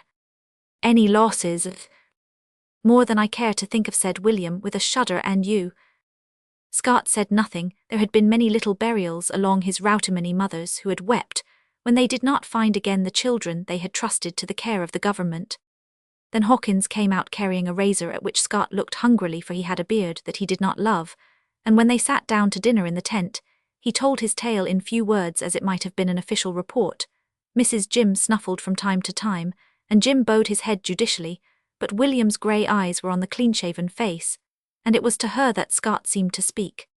Good for the pauper province, said William, her chin in her hand, as she leaned forward among the wineglasses. Her cheeks had fallen in, and the scar on her forehead was more prominent than ever, but the well-turned neck rose roundly as a column from the ruffle of the blouse, which was the accepted evening dress in camp. It was awfully absurd at times, said Scott. You see, I didn't know much about milking or babies. They'll chaff my head off if the tale goes north. Let 'em, said William haughtily. We've all done coolie work since we came. I know Jack has. This was to Hawkins' address, and the big man smiled blandly. Your brother's a highly efficient officer, William said he, and I've done him the honour of treating him as he deserves. Remember, I write the confidential reports. Then you must say that William's worth her weight in gold, said Mrs. Jim. I don't know what we should have done without her. She has been everything to us. She dropped her hand upon William's, which was rough with much handling of reins, and William patted it softly. Jim beamed on the company. Things were going well with his world. 3 of his more grossly incompetent men had died, and their places had been filled by their betters. Every day brought the rains nearer. They had put out the famine in 5 of the 8 districts, and after all the death rate had not been too heavy, things considered. He looked Scott over carefully, as an ogre looks over a man, and rejoiced in his thews and iron-hard condition. He's just the least bit in the world tucked up, said Jim to himself, but he can do 2 men's work. Yet then he was aware that Mrs. Jim was telegraphing to him, and according to the domestic code, the message ran a clear case. Look at them. He looked and listened. All that William was saying was, what can you expect of a country where they call a bistie, a water carrier, a tunnycutch? And all that Scott answered was, I shall be precious glad to get back to the club. Save me a dance at the Christmas ball, won't you? It's a far cry from here to the Lawrence Hall, said Jim. Better turn in early, Scott. It's paddycarts tomorrow. You'll begin loading at 5. Aren't you going to give Mr. Scott 1 day's rest? Wish I could, Lizzie. 'Fraid I can't. As long as he can stand up, we must use him. Well, I've had 1 Europe evening at least, by Jove. I'd nearly forgot. What do I do about those babies of mine? Leave them here, said William. We are in charge of that, and as many goats as you can spare. I must learn how to milk now. If you care to get up early enough tomorrow, I'll show you. I have to milk, you see. And by the way, half of 'em have beads and things round their necks. You must be careful not to take 'em off, in case the mothers turn up. You forget I've had some experience here. I hope to goodness you won't overdo. Scott's voice was unguarded, "I'll take care of her," said Mrs. Jim, telegraphing 100-word messages, as she carried William off. While Jim gave Scott his orders for the coming campaign, it was very late, nearly 9 o'clock. "Jim, you're a brute," said his wife that night, and the head of the famine chuckled. "Not a bit of it, dear. I remember doing the first Jandiala settlement for the sake of a girl in a crinoline, and she was slender Lizzie. I've never done as good a piece of work since hell worked like a demon. But you might have given him one day and let things come to a head. Now, no, dear, it's their happiest time. I don't believe either of the dears. No, what's the matter with them? Isn't it beautiful? Isn't it lovely? Getting up at 3 to learn to milk, bless her heart, ye gods. Why must we grow old and fat? She's a darling. She has done more work under me. Under you. The day after she came, she was in charge, and you were her subordinate, and you've stayed there ever since. She manages you almost as well as you manage me. She doesn't, and that's why I love her. She's as direct as Amana's her brother. Her brother's weaker than she is. He's always coming to me for orders, but he's honest and a glutton for work. I confess I am rather fond of William, and if I had a daughter—" The talk ended there. Far away in the derejat was a child's grave more than 20 years old, and neither Jim nor his wife spoke of it any more. "All the same, you're a responsible," Jim added after a moment's silence. "Bless em," said Mrs. Jim sleepily. Before the stars paled, Scott, who slept in an empty cart, waked and went about his work in silence. It seemed at that hour unkind to rouse Faye's Allah, and the interpreter, his head being close to the ground, he did not hear William, till she stood over him in the dingy old ridding habit, her eyes still heavy with sleep, a cup of tea, and a piece of toast in her hands. There was a baby on the ground squirming on a piece of blanket, and a 6-year-old child peered over Scott's shoulder. "Hi, you little rip," said Scott. "How the deuce do you expect to get your rations if you aren't quiet?" A cool white hand steadied the brat, who forthwith choked as the milk gurgled into his mouth. "Mornin'," said the milker. "You've no notion how these little fellows can wriggle." "Oh yes, I have," she whispered, because the world was asleep only. "I feed them with a spoon or a rag. Yours are fatter than mine. And you've been doing this day after day, twice a day." The voice was almost lost. "Yes, it was absurd. Now you try," he said, giving place to the girl. "Look out, a goat's not a cow." The goat protested against the amateur, and there was a scuffle in which Scott snatched up the baby. Then it was all to do over again, and William laughed softly and merrily. She managed, however, to feed 2 babies and a third. "Don't the little beggars take it well," said Scott. "I trained em." They were very busy and interested when lo, it was broad daylight, and before they knew the camp was awake, and they kneeled among the goats, surprised by the day, both flushed to the temples, yet all the round world rolling up out of the darkness might have heard and seen all that had passed between them. "Oh," said William unsteadily, snatching up the tea and toast. "I had this made for you. It's stone cold now. I thought you mightn't have anything ready so early. Better not drink it. It's stone cold." "That's awfully kind of you. It's just right. It's awfully good of you. Really, I'll leave my kids and goats with you and Mrs. Jim. And of course anyone in camp can show you about the milking."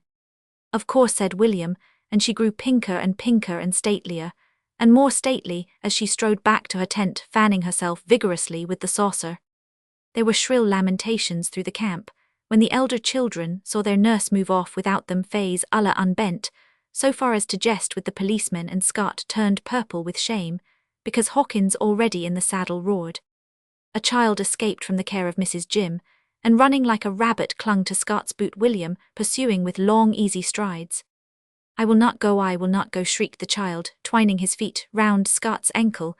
"They will kill me here. I do not know these people." "I say," said Scott in broken Tamil, "I say she will do you no harm. Go with her, and be well fed."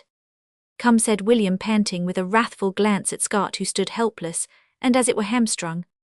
"Go back," said Scott quickly to William. "I'll send the little chap over in a minute."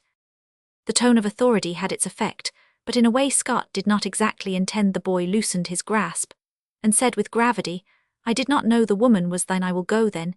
He cried to his companions, a mob of 3, 4, and 5-year-olds waiting on the success of his venture, ere they stampeded. "Go back, and eat it. Is our man's woman. She will obey his orders." Jim collapsed where he sat. Faye's Allah, and the 2 policemen grinned, and Scott's orders to the cartmen flew like hail. "That is the custom of the sahibs when truth is told in their presence," said Faye's Allah. "The time comes that I must seek new service young wives, especially such as speak our language, and have knowledge of the ways of the police, make great trouble for honest butlers in the matter of weekly accounts. What William thought of it all she did not say, but when her brother 10 days later came to camp for orders and heard of Scott's performances, he said laughing, well, that settles it, hell be Backree Scott to the end of his days. Backree in the northern vernacular means a goat what a lark id have given a month's pay to have seen him nursing famine babies. I fed some with congee rice water, but that was all right.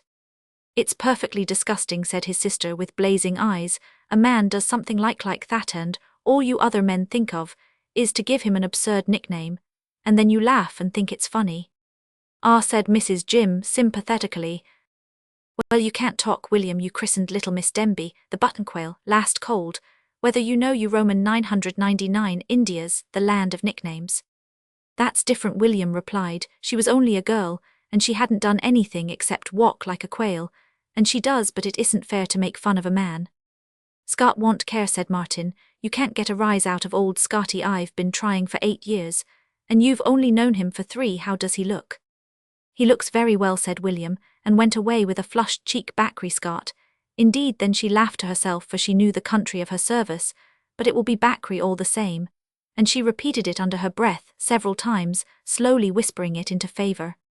When he returned to his duties on the railway, Martin spread the name far and wide among his associates, so that Scott met it, as he led his paddock carts toward the natives, believed it to be some English title of honour, and the cart drivers used it in all simplicity, till Faze Allah, who did not approve of foreign japes, broke their heads.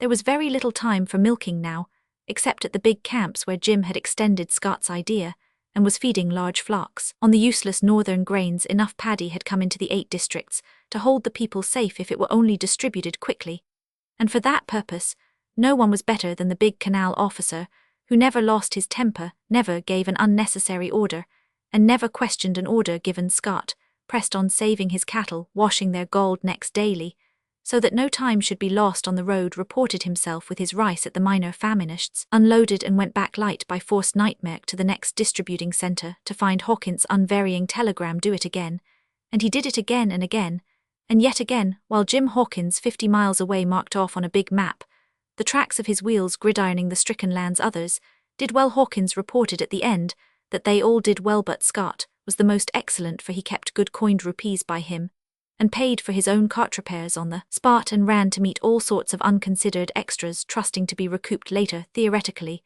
the government should have paid for every shoe and linchpin, for every hand employed in the loading, but government vouchers cash themselves slowly, and intelligent and efficient clerks write at great length, contesting unauthorized expenditures of 8 honours.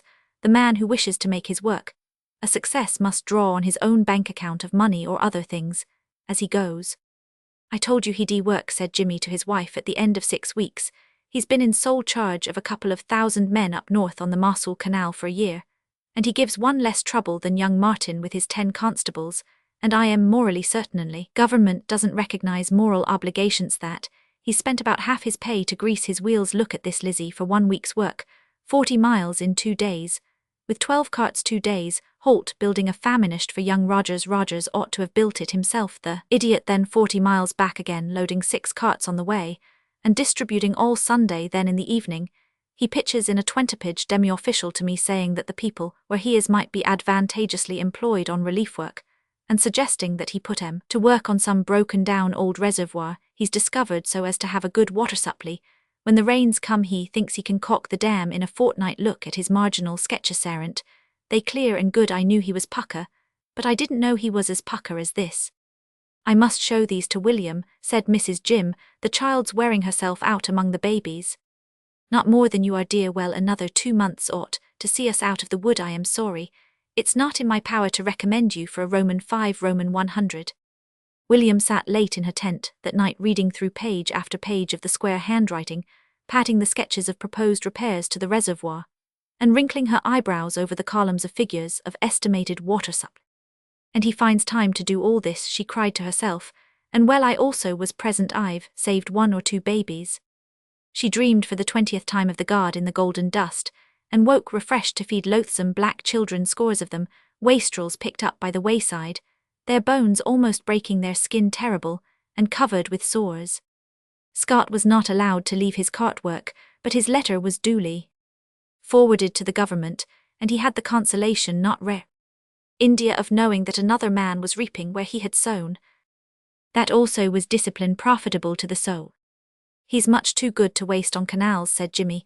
Anyone can oversee coolies, you needn't be angry, William, he can, but I need my pearl among bullock drivers, and I've transferred him to the Kunda district, where hell have it all to do over again. He should be marching now. He's not a coolie, said William furiously, he ought to be doing his regulation work. He's the best man in his service, and that's saying a good deal, but if you must use razors to cut grindstones, why, I prefer the best cutlery. Isn't it almost time we saw him again, said Mrs. Jim. I am sure the poor boy hasn't had a respectable meal for a month. He probably sits on a cart and eats sardines with his fingers. All in good time, dear duty before decency, wasn't it? Mr. Chuck said that. No, it was Midshipman Easy, William laughed. I sometimes wonder how it will feel to dance or listen to a band again, or sit under a roof. I can't believe that I ever wore a bullfrock in my life. 1 minute, said Mrs. Jim, who was thinking if he goes to Kunda, he passes within 5 miles of us, of course hell ridin'. Oh no, he won't, said William. How do you know, dear? It'll take him off his work, he won't have time. Hell make it, said Mrs. Jim with a twinkle. It depends on his own judgment. There's absolutely no reason why he shouldn't if he thinks fit, said Jim. He won't see fit, William replied without sorrow or emotion. It wouldn't be him, if he Roman 999. One certainly gets to know people rather well in times like these, said Jim dryly, but William's face was serene as ever, and even as she prophesied, Scott did not appear. The rains fell at last late, but heavily, and the dry gashed earth was red mud, and servants killed snakes in the camp, where everyone was weatherbound for a fortnight all, except Hawkins, who took horse and splashed about in the wet, rejoicing now. The government decreed that seed grain should be distributed to the people, as well as advances of money for the purchase of new oxen, and the white men were doubly worked for this new duty, while William skipped from brick to brick laid down on the trampled mud, and dosed her charges with warming medicines that made them rub their little round stomachs, and the milch goats throve on the rank grass.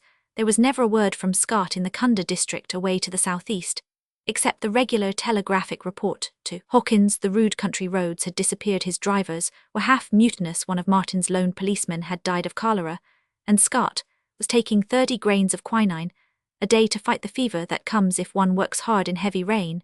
But those were things he did not consider necessary to report. He was as usual working from a base of supplies on a railway line to cover circle of 15 miles radius, and since full loads were impossible, he took quarter loads and toiled 4 times as hard by consequence, for he did not choose to risk an epidemic which might have grown uncontrollable by assembling villagers in thousands at the relief sheds. It was cheaper to take government bullocks, work them to death, and leave them to the crows in the wayside sloughs. That was the time when 8 years of clean living and hard condition told, though a man's head were ringing like a bell from the cinchona, and the earth swayed under his feet when he stood, and under his bed when he slept. If Hawkins had seen fit to make him a bullock driver, that he thought was entirely Hawkins' own affair. There were men in the north who would know what he had done, men of 30 years' service in his own department, who would say that it was not half bad, and above, immeasurably above, all men of all grades. There was William in the thick of the fight who would approve, because she understood he had so trained his mind that it would hold fast to the mechanical routine of the day, though his own voice sounded strange in his own ears, and his hands, when he wrote, grew large as pillows or small as peas at the end of his wrists. That steadfastness bore his body to the telegraph office at the railway station, and dictated a telegram to Hawkins, saying that the Kunda district was in his judgment now safe, and he waited further orders. The Madrasi telegraph clerk did not approve of a large gaunt man falling over him in a dead faint, not so much because of the weight, as because of the names and blows that Faiz Ullah dealt him when he found the body rolled under a bench. Then Faiz Ullah took blankets and quilts and coverlets where he found them, and lay down under them at his master's side, and bound his arms with a tent rope, and filled him with a horrible stew of herbs, and set the policeman to fight him when he wished to escape from the intolerable heat of his coverings, and shut the door of the telegraph office to keep out the curious for 2 nights and 1 day. And when a light engine came down the line and Hawkins kicked in the door, Scott hailed him weakly, but in a natural voice, and Faiz Ullah stood back and took all the credit. For 2 nights heaven-born he was Pagel, said Faiz Ullah. Look at my nose, and consider the eye of the policeman. He beat us with his bound hands, but we sat upon him heaven-born, and though his words were tears, we sweated him. Heaven-born, never has been such a sweat. He is weaker now than a child, but the fever has gone out of him by the grace of God. There remains only my nose, and the eye of the constabule sahib. Shall I ask for my dismissal, because my sahib has beaten me?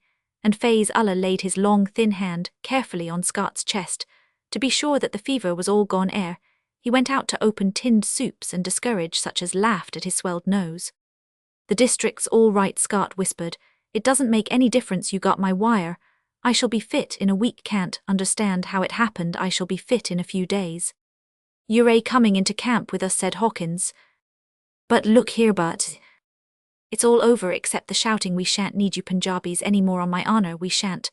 Martin goes back in a few weeks. Arbuthnot's returned already. Ellis and Clay are putting the last touches to a new feeder line the government's built as relief work. Morton's dead, was a Bengal man, though you wouldn't know him, pon my word you, and will Miss Martin seem to have come through it as well as anybody.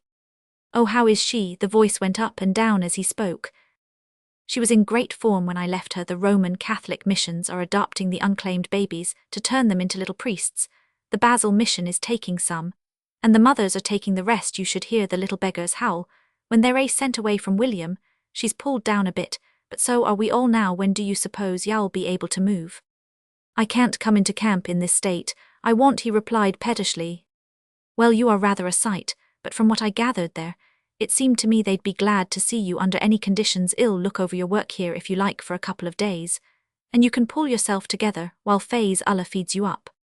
Scott could walk dizzily by the time Hawkins' inspection vas ended, and he flushed all over when Jim said of his work in the district that it was not half bad, and volunteered further that he had considered Scott his right-hand man through the famine, and would feel it his duty to say as much officially.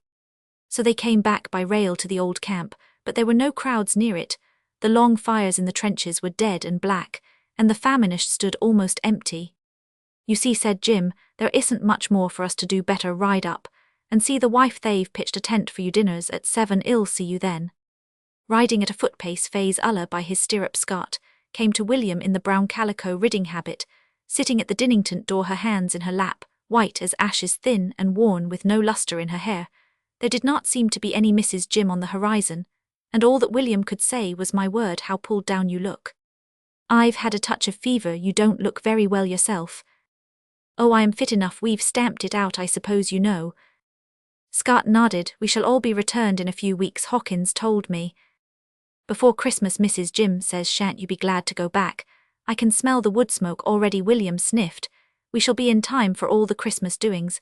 I don't suppose even the Punjab government would be base enough to transfer Jack till the new year. It seems hundreds of years Agarth Punjab and all that, doesn't it? Are you glad you came? Now it's all over. Yes, it has been ghastly here. You know, we had to sit still and do nothing, and Sir Jim was away so much. Do nothing? How did you get on with the milking? I managed it somehow after you taught me. Then the talk stopped with an almost audible jar. Still no Mrs. Jim. That reminds me, I owe you 50 rupees for the condensed milk. I thought perhaps you'd be coming here when you were transferred to the Kunda district, and I could pay you then, but you didn't. I passed within 5 miles of the camp. It was in the middle of a march, you see, and the carts were breaking down every few minutes, and I couldn't get over the ground till 10 o'clock that night. But I wanted to come awfully. You knew I did, didn't you? I believe I did, said William, facing him with level eyes. She was no longer white. Did you understand? Why you didn't ride? And of course I did. Why? Because you couldn't. Of course I knew that. Did you care? If you had come in, but I knew you wouldn't. But if you had, I should have cared a great deal. You know I should. Thank God I didn't. Oh, but I wanted to. I couldn't trust myself to ride in front of the carts, because I kept edging em over here, don't you know? I knew you wouldn't, said William contentedly. Here's your 50. Scott bent forward and kissed the hand that held the greasy notes. Its fellow patted him awkwardly, but very tenderly on the head. And you knew too, didn't you? Said William in a new voice. No, on my honour, I didn't. I hadn't the cheek to expect anything of the kind, except I say, were you out riding anywhere the day I passed by Takunda? William nodded and smiled after the manner of an angel, surprised in a good deed.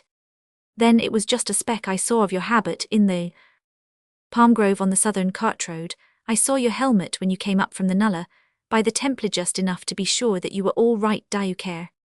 This time Scott did not kiss her hand, for they were in the dusk of the dinning-tent, and because William's knees were trembling under her, she had to sit down in the nearest chair, where she wept long and happily, her head on her arms, and when Scott imagined that it would be well to comfort her, she needed nothing of the kind. She ran to her own tent, and Scott went out into the world, and smiled upon it largely and idiotically.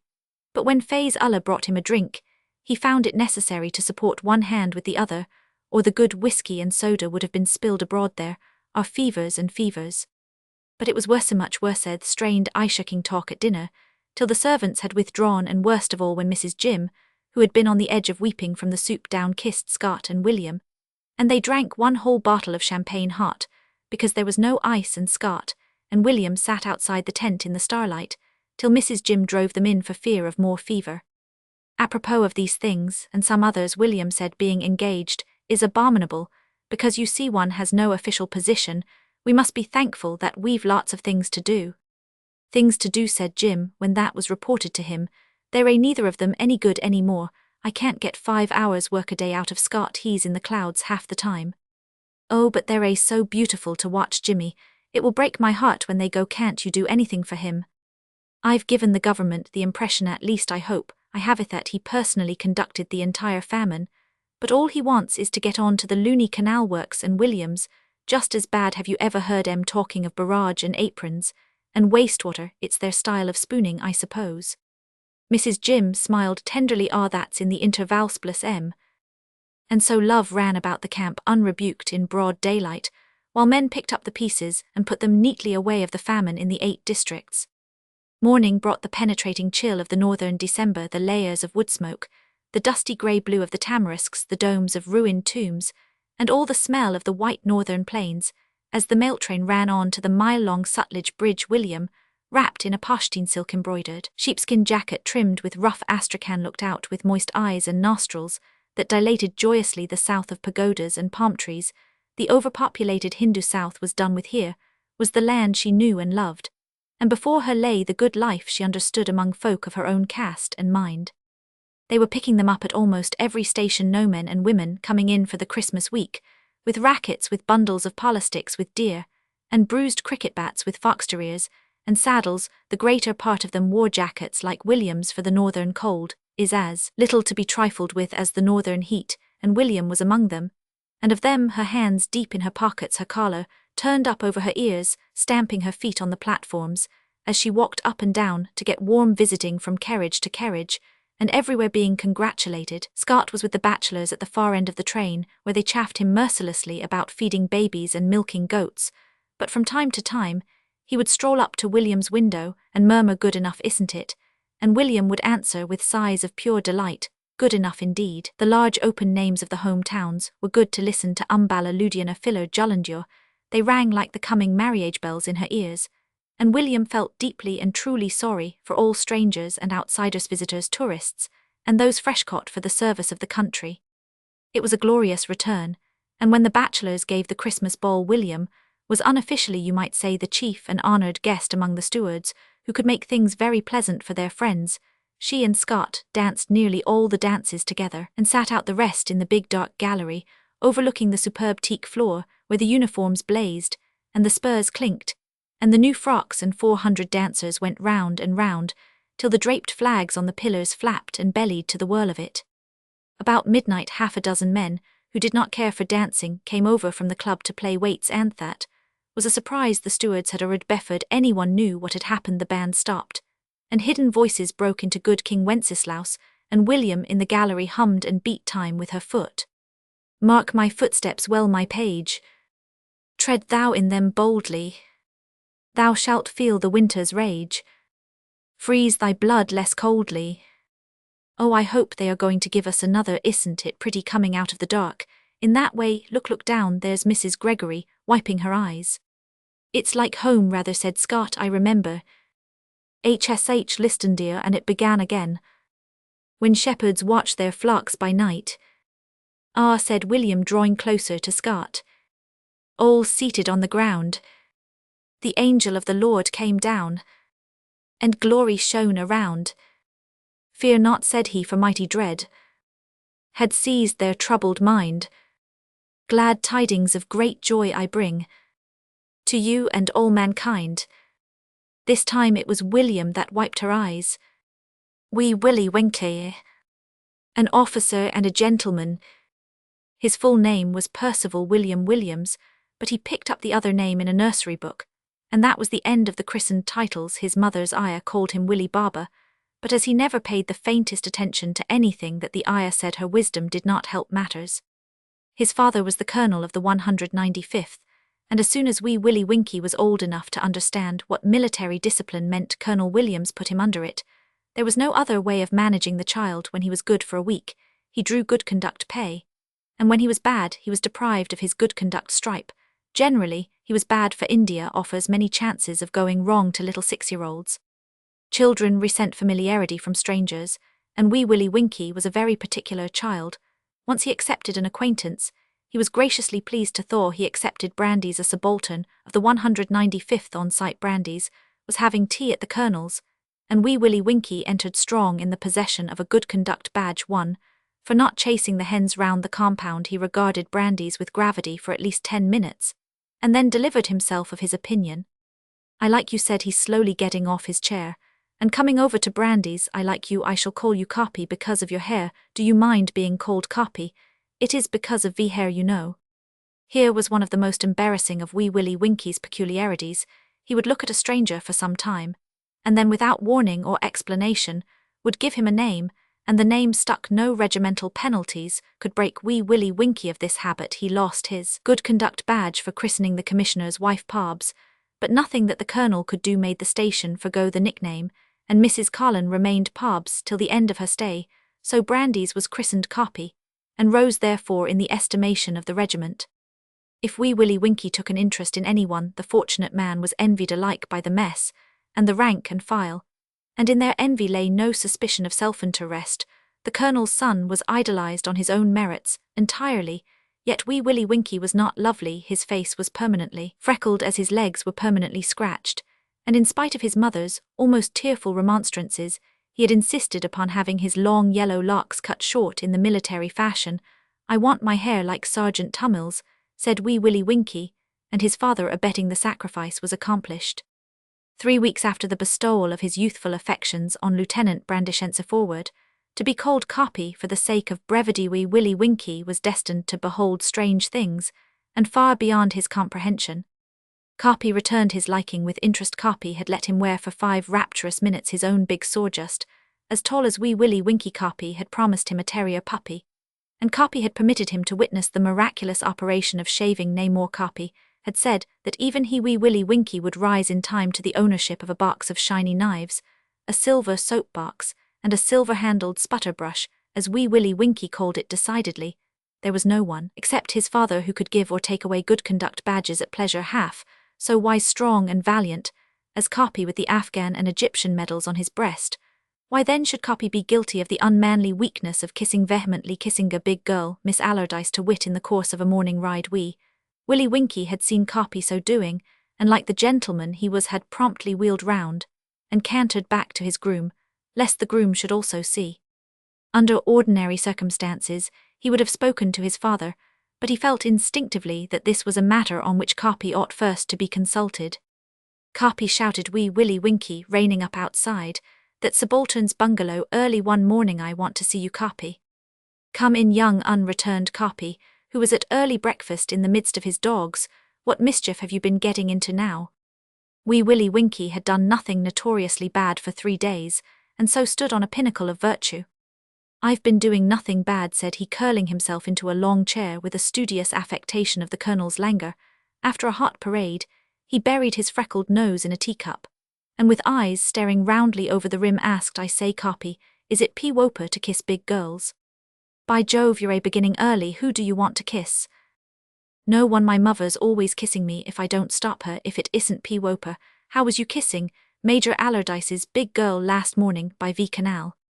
Copy's brow wrinkled. He and Miss Allardyce had with great craft managed to keep their engagement secret for a fortnight. There were urgent and imperative reasons why Major Allardyce should not know how matters stood for at least another month, and this small marplot had discovered a great deal too much. I saw you, said Wee Willie Winkie calmly, but V sighs didn't see I said hut jow. Oh, you had that much sense, you young rip-groaned poor Carpy, half amused and half angry, and how many people may you have told about it? Only me myself you didn't tell, when I tweed to wide v buffalo, ven my pony was lame, and I thought you wouldn't like. Winkie, said Carpy, enthusiastically shaking the small hand, you're the best of good fellows, look here, you can't understand all these things one of these days, Shengit. How can I make you see it? I'm going to marry Miss Allardyce, and then shall be Mrs. Carpy. As you say, if your young mind is so scandalized at the idea of kissing big girls, go and tell your father. What will happen, said Wee Willie Winkie, who firmly believed that his father was omnipotent. I shall get into trouble, said Carpy, playing his trump card with an appealing look at the holder of the ace.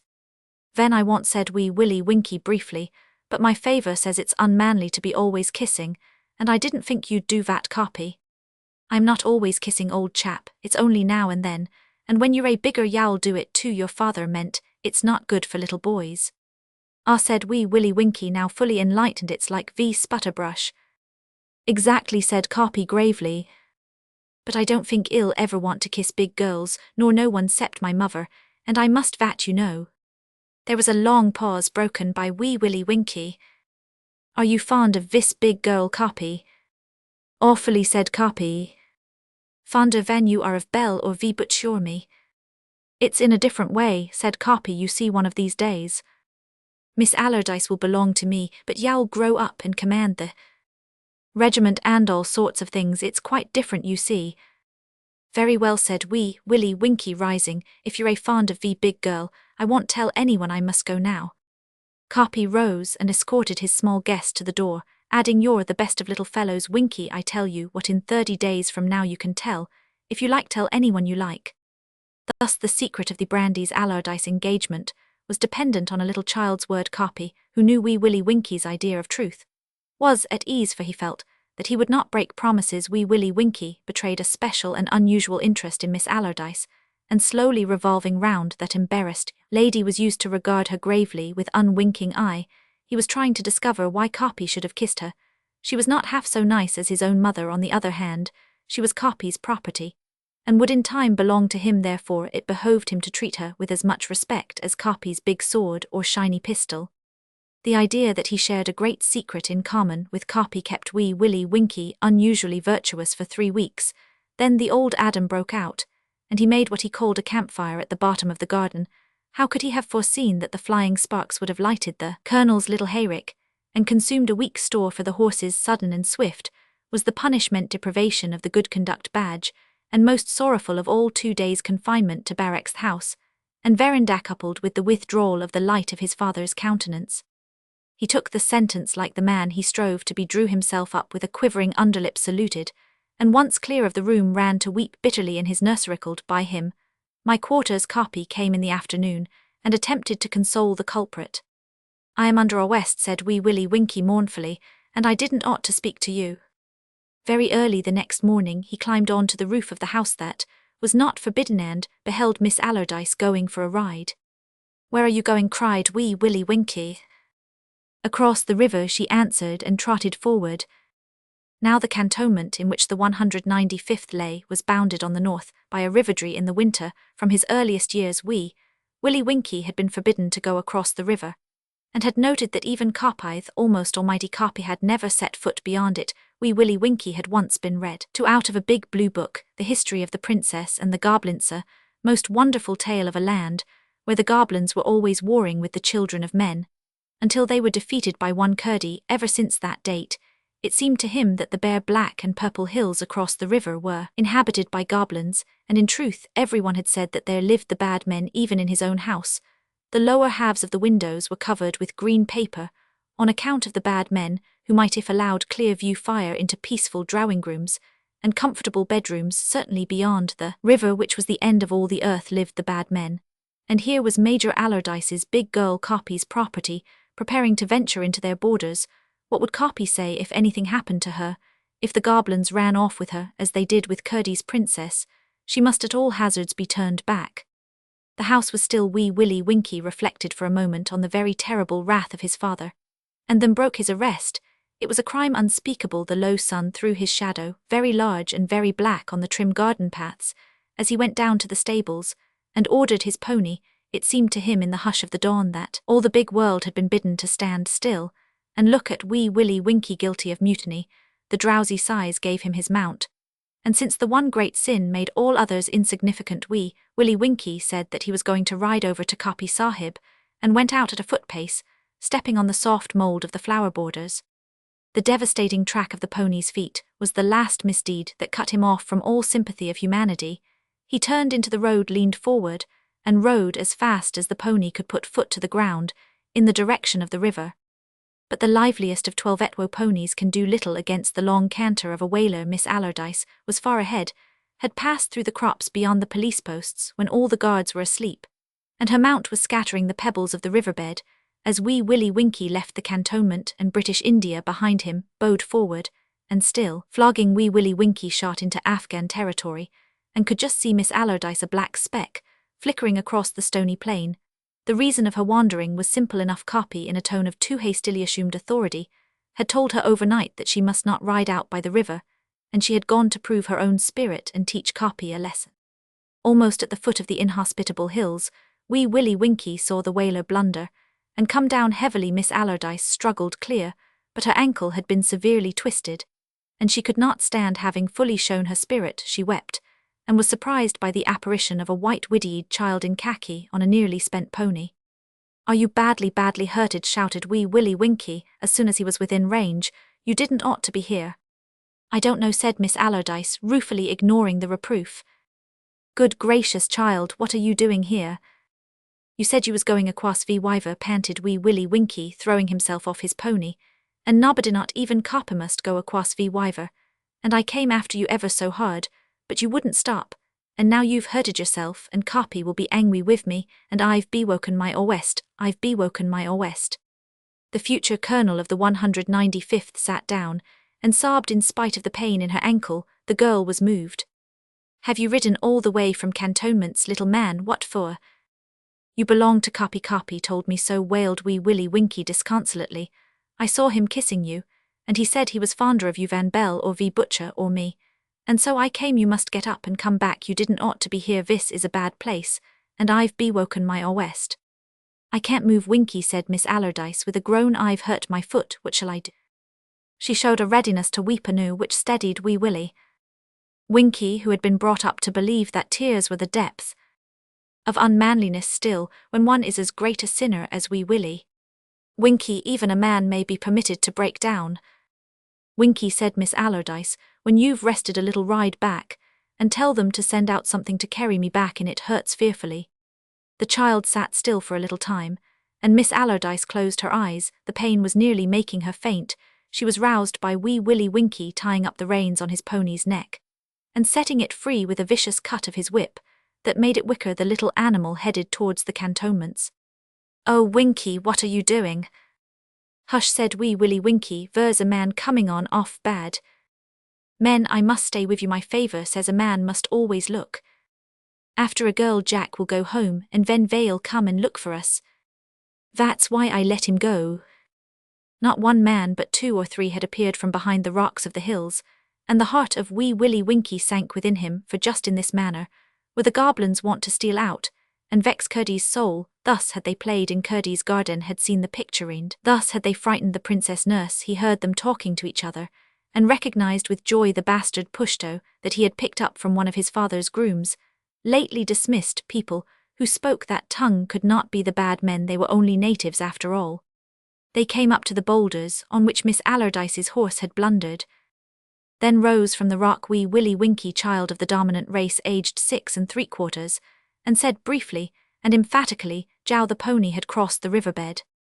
The men laughed, and laughter from natives was the one thing wee Willie Winkie could not tolerate. He asked them what they wanted, and why they did not depart. Other men, with most evil faces and crooked-stocked guns, crept out of the shadows of the hills, till soon wee Willie Winkie was face to face with an audience some 20 strong. Miss Allardyce screamed. "Who are you?" said one of the men. "I am the Colonel Sahib's son, and my order is that you go at once. You black men are frightening the Miss Sahib. One of you must run into cantonments and take the news that the Miss Sahib has hurt herself and that the colonel's son is here with her. Put our feet into the trap, was the laughing reply. Hear this boy's speech. Say that I sent you, I the colonel's son, they will give you money. What is the use of this talk? Take up the child and the girl, and we can at least ask for the ransom. Ours are the villages on the heights, said a voice in the background. These were the bad men, worse than goblin sand. It needed all Wee Willie Winkie's training to prevent him from bursting into tears. But he felt that to cry before a native, accepting only his mother's ire, would be an infamy greater than any mutiny. Moreover, he, as future colonel of the 195th, had that grim regiment at his back. Are you going to carry us away? Said Wee Willie Winkie, very blanched and uncomfortable. Yes, my little Sahib, Bahadur, said the tallest of the men, and eat you afterwards. That is child's talk, said Wee Willie Winkie. Men do not eat men. A yell of laughter interrupted him, but he went on firmly, and if you do carry us away, I tell you that all my regiment will come up in a day, and kill you all without leaving one who will take my message to the Colonel Sahib.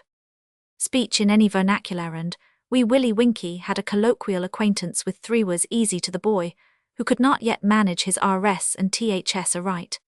Another man joined the conference, crying, "O foolish men, what this babe says is true. He is the heart's heart of those white troops for the sake of peace. Let them go both, for if he be taken the regiment will break loose and gut the valley. Our villages are in the valley, and we shall not escape that regiment. Our devils, they broke Koda Yar's breastbone with kicks when he tried to take the rifles, and if we touch this child they will fire and rape and plunder for a month, till nothing remains better to send a man back to take the message, and get a reward. I say that this child is their God, and that they will spare none of us nor our women if we harm him." It was Din Maham, the dismissed groom of the colonel, who made the diversion, and an angry and heated discussion followed. Wee Willie Winkie, standing over Miss Allardyce, waited the upshot. Surely his regiment, his own regiment, would not desert him if they knew of his extremity. The riderless pony brought the news to the 195th, though there had been consternation in the colonel's household, for an hour before the little beast came in through the parade ground in front of the main barracks, where the men were settling down to play sporfive, till the afternoon. Devlin, the colour sergeant of E Company, glanced at the empty saddle, and tumbled through the barrack rooms, kicking up each room. "Corporal, as he passed up, ye beggars, there's something happened to the colonel's son," he shouted. "He couldn't fall off, Selp, me he couldn't fall off," blubbered a drummer boy. "Go and hunt across the river, he's over there. If he's anywhere, and maybe those Pathans have got Roman 999, for the love o' God, don't look for im in the nullahs, let's go over the river." "There's sense in Mott yet," said Devlin. "E Company double out to the river sharp." So E Company in its shirt sleeves mainly doubled for the dear life, and in the rear twirled the perspiring sergeant, adjuring it to double yet faster. The cantonment was alive, with the men of the 195th hunting for Wee Willie Winkie, and the colonel finally overtook E Company far too exhausted to swear, struggling in the pebbles of the riverbed. Up the hill under which Wee Willie Winkie's bad men were discussing the wisdom of carrying off the child, and the girl, a lookout, fired 2 shots. "What have I said?" shouted Din Mahamd. "There is the warning. The Pulton are out already, and are coming across the plain. Get away, let us not be seen with the boy." The men waited for an instant, and then, as another shot was fired, withdrew into the hills silently as they had appeared. "The regiment is coming," said Wee Willie Winkie confidently to Miss Allardyce, "and it's all white. Don't CWI." He needed the advice himself, for 10 minutes later, when his father came up, he was weeping bitterly with his head in Miss Allardyce's lap. And the men of the 195th carried him home with shouts and rejoicings, and Carpy, who had ridden a horse into a lather, met him, and to his intense disgust, kissed him openly in the presence of the men. But there was balm for his dignity. His father assured him that not only would the breaking of arrest be condoned, but that the good conduct badge would be restored as soon as his mother could sew it on his blouse sleeve. Miss Allardyce had told the colonel a story that made him proud of his son. "She belonged to you, Carpy," said Wee Willie Winkie, indicating Miss Allardyce with a grimy forefinger. "I knew she didn't ought to go. Aquas v. Wyver, and I knew v. Regiment would come to me if I sent Jack home. You're a hero, Winkie," said Carpy. "A pucker hero." "I don't know what that means," said Wee Willie Winkie, "but you mustn't call me Winkie any no more. I am Percival Willem Willems." And in this manner did Wee Willie Winkie enter into his manhood. A matter of fact. And if ye doubt the tale I tell, steer through the South Pacific swell, Go where the branching coral hives, unending strife of endless lives, where leagued about the wildered boat, the rainbow jellies fill and float, and lilting where the laver lingers, the starfish trips on all her fingers, where 'neath his myriad spines a shark, the sea egg ripples down the rock, an orange wonder dimly guessed, from darkness where the cuttles rest, moored o'er the darker deeps that hide, the blind white sea snake and his bride, who drowsing knows the long-lost ships, let down through darkness to their lips. The palms is once a priest, always a priest, once a mason, always a mason, but once a journalist always, and forever a journalist. There were 3 of us, all newspaper men, the only passengers on a little tramp steamer that ran where her owners told her to go. She had once been in the Bilbao Iron, or business had been lent to the Spanish government for service at Manila, and was ending her days in the Cape Town Kulaya trade with occasional trips to Madagascar, and even as far as England. We found her going to Southampton in ballast, and shipped in her because the fares were nominal. There was Keller of an American paper on his way back to the States from palace executions in Madagascar. There was a burly half-Dutchman called Zeiland who owned and edited a paper up country near Johannesburg, and there was myself who had solemnly put away all journalism, vowing to forget that I had ever known the difference between an imprint and a stereo advertisement. 10 minutes after Keller spoke to me as the Rathmines cleared Cape Town, I had forgotten the aloofness I desired to feign, and was in heated discussion on the immorality of expanding telegrams beyond a certain fixed point.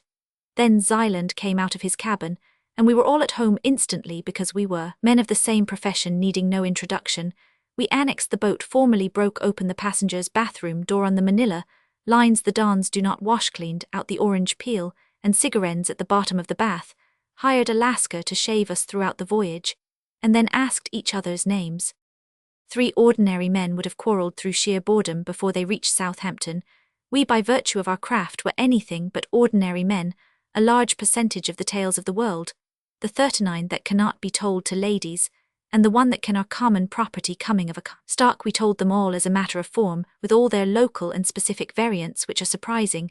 Then came, in the intervals of steady cardplay, more personal histories of adventure and things seen, and suffered panics among white folk, when the blind terror ran from man to man on the Brooklyn Bridge, and the people crushed each other to death they knew not why. Fires and faces that opened and shut their mouths horribly at red-hot window frames, wrecks in frost and snow, reported from the sleet-sheathed rescue tug, the risk of frostbite, long rides after diamond thieves, skirmishes on the veldt and in municipal committees with the Boers, glimpses of lazy tangled Cape politics, and the Mueller rule in the Transvaal card tales, horse tales, woman tales, by the score and the half-hundred, till the first mate, who had seen more than us, all put together, but lacked words to clothe his tales with, sat open-mouthed far into the dawn. When the tales were done, we picked up cards till a curious hand or a chance remark made one or other of us say, "That reminds me of a man wore a business which," and the anecdotes would continue, while the Rathmines kicked her way northward through the warm water.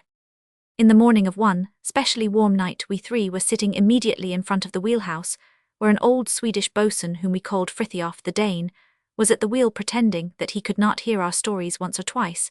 Frithiof spun the spokes curiously, and Keller lifted his head from a long chair to ask, "What is it? Can't you get any steerage way on her?" "There is a feel in the water," said Frithiof, "that I cannot understand. I think that we run down hills or somethings. She steers bad this morning. Nobody seems to know the laws that govern the pulse of the big waters. Sometimes even a landsman can tell that the solid ocean is at-tilt, and that the ship is working herself up a long unseen slope. And sometimes the captain says, when neither full steam nor fair wind justifies the length of a day's run, that the ship is sagging downhill. But how these ups and downs come about has not yet been settled authoritatively." "No, it is a following sea," said Frithiof, "and with a following sea you shall not get good steerage way." The sea was as smooth as a duck pond, except for a regular oily swell. As I looked over the side to see where it might be following us, from the sun rose in a perfectly clear sky, and struck the water with its light so sharply that it seemed as though the sea should clang like a burnished gong. The wake of the screw, and the little white streak cut by the logline hanging over the stern, were the only marks on the water as far as I could reach. Keller rolled out of his chair and went aft to get a pineapple from the ripening stalk that was hung inside the after awning. Frithiof the logline has got tired of swimming, it's coming home, he drawled. What said Frithiof, his voice jumping several octaves? Coming home, Keller repeated, leaning over the stern. I ran to his side, and saw the logline which, till then, had been drawn tense over the stern railing slacken loop, and come up off the port quarter. Frithiof called up the speaking tube to the bridge, and the bridge answered, yes, 9 knots. Then Frithiof spoke again, and the answer was, what do you want of the skipper? And Frithiof bellowed, call him up. By this time, Zyland, Keller and myself had caught something of Frithioff's excitement, for any emotion on shipboard is most contagious. The captain ran out of his cabin, spoke to Frithiof, looked at the logline, jumped on the bridge, and in a minute, we felt the steamer swing round as Frithiof turned her. Going back to Cape Town, said Keller. Frithiof did not answer but tore away at the wheel. Then he beckoned us 3 to help, and we held the wheel down till the Rathmines answered it, and we found ourselves looking into the white of our own wake, with the still oily sea tearing past our bows, though we were not going more than half steam ahead. The captain stretched out his arm from the bridge, and shouted a minute later. I would have given a great deal to have shouted too, for one half of the sea seemed to shoulder itself above the other half, and came on in the shape of a hill. There was neither crest, comb nor curl-over to it, nothing but black water, with little waves chasing each other about the flanks. I saw it stream past, and on a level with the Rathmines' bowplates before the steamer hove up her bulk to rise, and I argued that this would be the last of all earthly voyages for me. Then we lifted for ever and ever and ever, till I heard Keller saying in my ear, the bowels of the deep, good Lord.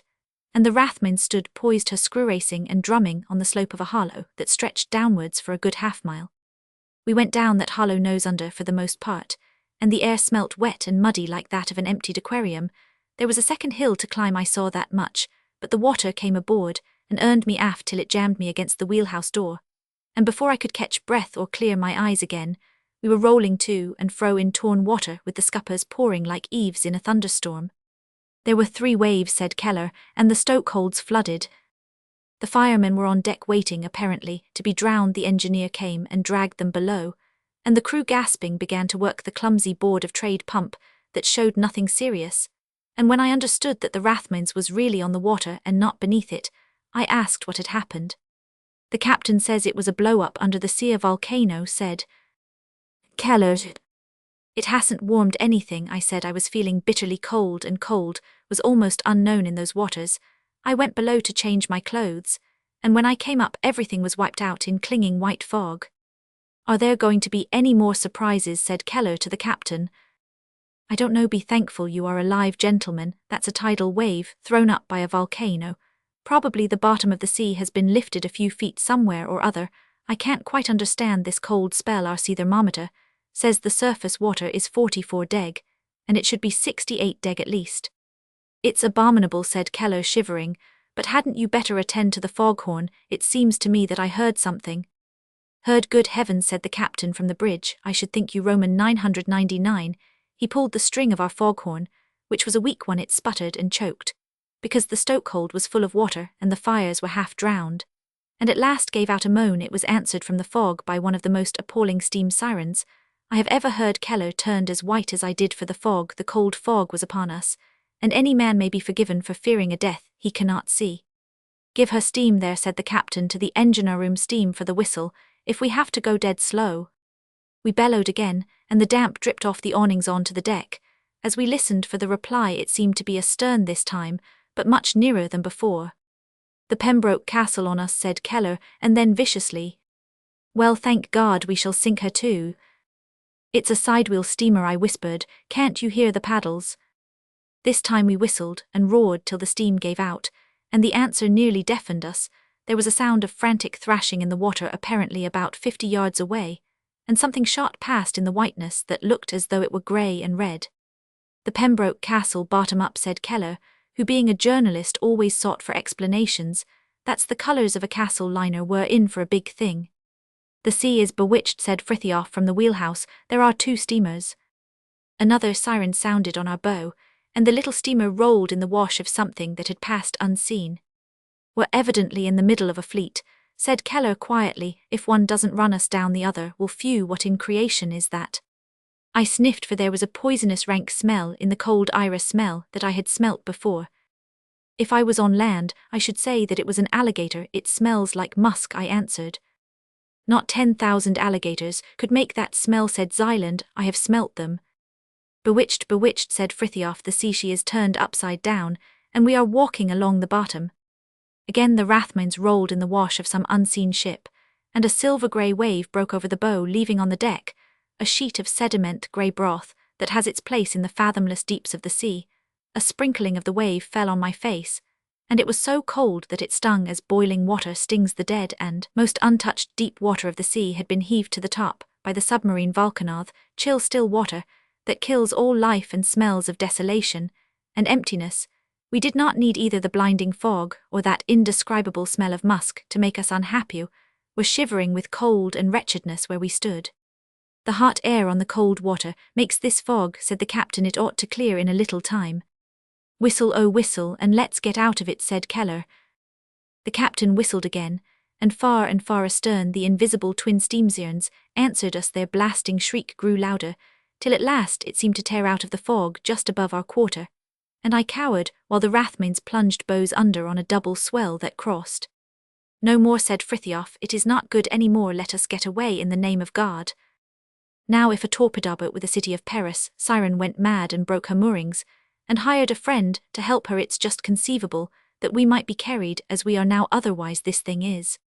The last words died on Keller's lips, his eyes began to start from his head, and his jaw fell some 6 or 7 feet above the port bulwarks framed in fog, and as utterly unsupported as the full moon hung a face. It was not human, and it certainly was not animal, for it did not belong to this earth as known to man. The mouth was open, revealing a ridiculously tiny tongue. As absurd as the tongue of an elephant, there were tense wrinkles of white skin at the angles of the drawn lips, white feelers, like those of a barbel sprung from the lower jaw, and there was no sign of teeth within the mouth, but the horror of the face lay in the eyes, for those were sightless, white in sockets, as white as scraped bone, and blind. Yet for all this the face, wrinkled as the mask of a lion is drawn in Assyrian sculpture, was alive with rage and terror. One long white feeler touched our bulwarks, then the face disappeared with the swiftness of a blindworm popping into its burrow, and the next thing that I remember is my own voice in my own ears, saying gravely to the mainmast, but the air bladder ought to have been forced out of its mouth, you know. Keller came up to me, ashy white. He put his hand into his pocket, took a cigar, bit it, dropped it, thrust his shaking thumb into his mouth, and mumbled the giant gooseberry, and the raining frogs, gimme a light, Jim, a light, say gimme a light. A little bead of blood dropped from his thumbjoint. I respected the motive, though the manifestation was absurd. Stop, yowl, bite your thumb off, I said, and Keller laughed brokenly as he picked up his cigar. Only Zyland, leaning over the port bulwark, seemed self-possessed. He declared later that he was very sick. We've seen it, he said, turning round, that is it. What, said Keller, chewing the unlighted cigar. As he spoke the fog was blown into shreds, and we saw the sea grey with mud rolling on every side of us, and empty of all life.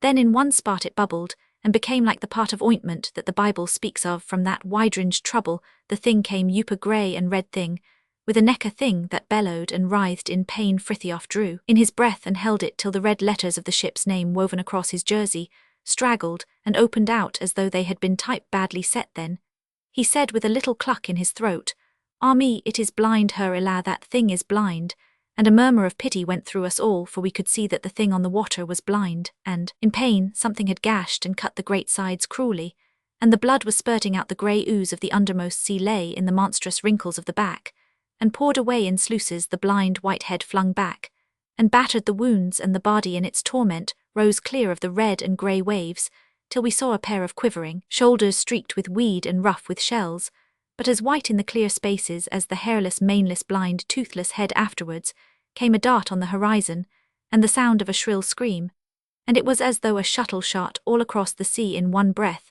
and a second head and neck tore through the levels, driving a whispering wall of water to right and left. The two things met, the one untouched, and the other in its death throw. Male and female, we said. The female coming to the male, she circled round him bellowing, and laid her neck across the curve of his great turtle back, and he disappeared under water for an instant, but flung up again grunting in agony, while the blood ran once. The entire head and neck shot clear of the water and stiffened, and I heard Keller saying as though he was watching a street accident, "Give him air, for God's sake. Give him air." Then the death struggle began, with crampings and twistings and jerkings of the white bulk to and fro, till our little steamer rolled again, and each grey wave coated her plates with the grey slime. The sun was clear, there was no wind, and we watched the whole crew stokers, and all in wonder and pity, but chiefly pity. The thing was so helpless, and save for his mate so alone, no human eye should have beheld him. It was monstrous and indecent to exhibit him there, in trade waters, between Atlas degrees of latitude. He had been spewed up, mangled, and dying from his rest on the seafloor where he might have lived till the judgment day, and we saw the tides of his life go from him, as an angry tide goes out across rocks in the teeth of a landward gale. His mate lay rocking on the water, a little distance off, bellowing continually, and the smell of musk came dawn upon the ship, making us cough. At last the battle for life ended in a batter of coloured seas.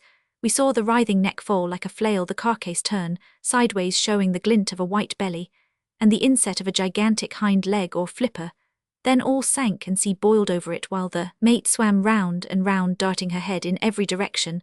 Though we might have feared that she would attack the steamer, no power on earth could have drawn any one of us from our places. That hour we watched, holding our breaths. The mate paused in her search. We could hear the wash beating along her sides, reared her neck as high as she could reach, blind and lonely in all that loneliness of the sea, and sent one desperate bellow booming across the swells, as an oyster shell skips across a pond.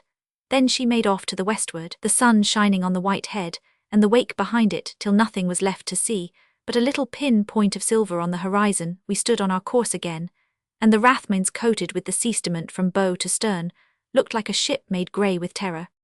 "We must pool our notes," was the first coherent remark from Keller. "We're 3 trained journalists, we hold absolutely the biggest scoop on record. Start fair." I objected to this. Nothing is gained by collaboration in journalism when all deal with the same facts, so we went to work, each according to his own lights.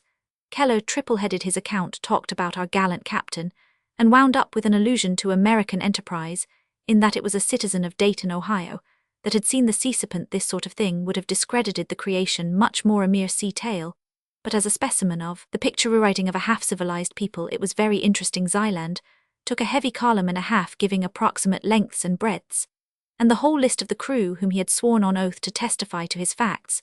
There was nothing fantastic or flamboyant in Zyland. I wrote 3/4 of a leaded bourgeois column, roughly speaking, and refrained from putting any journalese into it, for reasons that had begun to appear to me. Keller was insolent with joy. He was going to cable from Southampton to the New York World Mail. His account to America on the same day paralyzed London with his 3 columns of loosely knitted headlines, and generally effaced the earth. "You'll see how I work a big scoop when I get it," he said. "Is this your first visit to England?" I asked. "Yes," said he. "You don't seem to appreciate the beauty of our scoop. It's pyramidal, the death of the sea serpent. Good heavens alive, man, it's the biggest thing ever vouchsafed to a paper. Curious to think that it will never appear in any paper, isn't it?" I said. Zyland was near me, and he nodded quickly. "What do you mean?" said Keller. "If you're enough of a Britisher to throw this thing away, I shan't. I thought you were a newspaper man." "I am, that's why I know." "Don't be an ass, Keller. Remember, I am 700 years your senior, and what your grandchildren may learn 500 years hence, I learned from my grandfathers about 500 years ago. You won't do it because you can't." This conversation was held in open sea, where everything seems possible. Some 100 miles from Southampton, we passed the Needles Light at dawn, and the lifting day showed the stucco villas on the green, and the awful orderliness of England, line upon line, wall upon wall, solid stone dock and monolithic pier. We waited an hour in the customs shed, and there was ample time for the effect to soak in. "Now, Keller, you face the music. The Havel goes out today, mail by her, and it'll take you to the telegraph office," I said. I heard Keller gasp as the influence of the land closed about him, cowing him, as they say Newmarket Heath cows a young horse unused to open courses. "I want to retouch my stuff. Suppose we wait till we get to London," he said. Zyland, by the way, had torn up his account and thrown it overboard that morning. Early, his reasons were my reasons. In the train, Keller began to revise his copy, and every time that he looked at the trim little fields, the red villas, and the embankments of the line, the blue pencil plunged remorselessly through the slips. He appeared to have dredged the dictionary for adjectives. I could think of none that he had not used.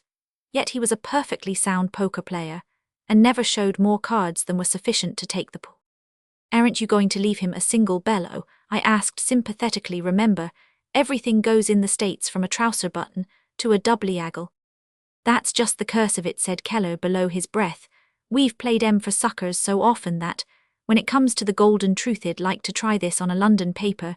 You have first call there, though. Not in the least. I am not touching the thing in our papers. I shall be happy to leave 'em all to you, but surely you'll cable it home. No, not if I can make the scoop here, and see the Britishers sit up. You won't do it with 3 columns of slushy headline, believe me. They don't sit up as quickly as some people. I am beginning to think that 2 does nothing make any difference in this country, he said, looking out of the window. How old is that farmhouse? Knew it can't be more than 200 years at the most. Fields too. That hedge there must have been clipped for about 80 years. Labour cheap, eh? Pretty much. Well, I suppose you'd like to try the Times, wouldn't you? No, said Keller, looking at Winchester Cathedral. Might as well try to electrify a haystack. And to think that the World would take 3 columns, and ask for more with illustrations too. It's sickening. But the Times, might I began? Keller flung his paper across the carriage, and it opened in its austere majesty of solid, type opened with the crackle of an encyclopedia. You might work your way through the bowplates of a cruiser. Look at that first page. It strikes you that way, does it? I said. Then I'd recommend you to try a light and frivolous journal. With a thing like this of mine off hours, it's sacred history. I showed him a paper which I conceived would be after his own heart, in that it was modelled on American lines. That's homey, he said, but it's not the real thing now. I should like one of these fat old Times columns probably. There'd be a bishop in the office though. When we reached London, Keller disappeared in the direction of the Strand. What his experiences may have been I cannot tell, but it seems that he invaded the office of an evening paper at 11 A Roman 1000 I, told him English editors were most idle at that hour, and mentioned my name as that of a witness to the truth of his story. I was nearly fired out, he said furiously at lunch. As soon as I mentioned you, the old man said that I was to tell you that they didn't want any more of your practical jokes, and that you knew the hours to call if you had anything to sell, and that they'd see you condemned before they helped to puff one of your infernal yarns in advance. Say, what record do you hold for truth in this country anyway? A beauty. You ran up against it, that's all. Why don't you leave the English papers alone, and cable to New York? Everything goes over there. Can't you see that's just why, he repeated. I saw it a long time ago. You don't intend to cable then? Yes, I do, he answered in the over-emphatic voice of one who does not know his own mind. That afternoon I walked him abroad and about over the streets that run between the pavements like channels of grooved and tongued lava, over the bridges that are made of enduring stone, through subways floored and sided with yard-thick concrete, between houses that are never rebuilt, and by river steps hewn to the eye from the living rock. A black fog chased us into Westminster Abbey, and standing there in the darkness I could hear the wings of the dead centuries circling round the head of Litchfield, a Keller journalist of Dayton, Ohio, USA, whose mission it was to make the Britishers sit up. He stumbled gasping into the thick gloom, and the roar of the traffic came to his bewildered ears. Let's go to the telegraph office and cable, I said. Can't you hear the New York World crying for news of the great sea serpent, blind white and smelling of musk, stricken to death by a submarine volcano, and assisted by his loving wife to die in mid-ocean, as visualized by an American citizen, the breezy, newsy, brainy newspaper man of Dayton, Ohio? Raw for the Buckeye State Step, lively, both gates SZZ boom. R. Keller was a Princeton man, and he seemed to need encouragement. You've got me on your own ground, said he, tugging at his overcoat pocket. He pulled out his copy with the cable forms for he had written out his telegram and put them all into my hand, groaning. I pass, if I hadn't come to your cursed country, if I'd sent it off at Southampton, if I ever get you west of the Alleghanies, if... Never mind, Keller, it isn't your fault, it's the fault of your country. If you had been 700 years older, you'd have done what I am going to do. What are you going to do? Tell it as a lie. Fiction, this, with the full-blooded disgust of a journalist for the illegitimate branch of the profession. You can call it that if you like, I shall call it a lie. And a lie it has become, for truth is a naked lady, and if by accident she is drawn up from the bottom of the sea, it behoves a gentleman either to give her a print petticoat, or to turn his face to the wall and vow that he did not see. Mowgli's brothers. Now chill the kite brings home the night. That Mang the bat sets free. The herds are shut in byre and hut. For loosed till dawn are we. This is the hour of pride and power. Talon and tush and claw. Oh, hear the call, good hunting all. That keep the jungle law. Night song in the jungle. It was 7 o'clock of a very warm evening in the Seeonee Hills, when Father Wolf woke up from his day's rest, scratched himself, yawned, and spread out his paws one after the other. To get rid of the sleepy feeling in their tips, Mother Wolf lay with her big grey nose dropped across her 4 tumbling, squealing cubs, and the moon shone into the mouth of the cave where they all lived. Ogre, said Father Wolf, it is time to hunt again, and he was going to spring downhill when a little shadow with a bushy tail crossed the threshold and whined, good luck go with you, O chief of the wolves, and good luck and strong white teeth. Go with the noble children, that they may never forget the hungry in this world. It was the jackal Tabaqui, the Dishlakaran. The wolves of India despise Tabaqui, because he runs about making mischief and telling tales and eating rags and pieces of leather from the village rubbish heaps. But they are afraid of him too, because Tabaqui, more than anyone else in the jungle, is apt to go mad, and then he forgets that he was ever afraid of anyone, and runs through the forest biting everything in his way. Even the tiger runs and hides when little Tabaqui goes mad, for madness is the most disgraceful thing that can overtake a wild creature. We call it hydrophobia, but they call it Duaneath madness. And run. Enter then and look, said Father Wolf stiffly, but there is no food here. For a wolf, no, said Tabaqui, but for so mean a person as myself a dry bone is a good feast. Who are we, the Gidderlog, the jackal people, to pick and choose? He scuttled to the back of the cave, where he found the bone of a buck with some meat on it, and sat cracking the end merrily. All thanks for this good meal, he said, licking his lips. How beautiful are the noble children, how large are their eyes, and so young too. Indeed, indeed, I might have remembered that the children of kings are men from the beginning. Now Tabaqui knew as well as anyone else that there is nothing so unlucky as to compliment children to their faces, and it pleased him to see Mother and Father Wolf look uncomfortable. Tabaqui sat still, rejoicing in the mischief that he had made, and then he said spitefully, Shere Khan, the big one, has shifted his hunting grounds. He will hunt among these hills for the next moon, so he has told me. Shere Khan was the tiger who lived near the Waingunga River, 20 miles away. He has no right, Father Wolf began angrily. By the law of the jungle, he has no right to change his quarters without due warning. He will frighten every head of game within 10 miles, and I have to kill for 2 these days. His mother did not call him Lungri, the lame one, for nothing, said Mother Wolf quietly. He has been lame in 1 foot from his birth, that is why he has only killed cattle now. The villagers of the Waingunga are angry with him, and he has come here to make our villagers angry. They will scour the jungle for him when he is far away, and we and our children must run when the grass is set alight. Indeed, we are very grateful to Shere Khan. Shall I tell him of your gratitude, said Tabaqui. Out, snapped Father Wolf, out, and hunt with thy master. Thou hast done harm enough for 1 night. I go, said Tabaqui quietly. Ye can hear Shere Khan below in the thickets. I might have saved myself the message.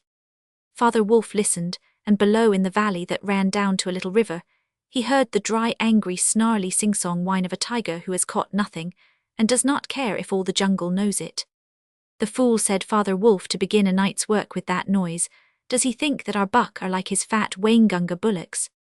HSH, it is neither bullock nor buck he hunts tonight, said Mother Wolf.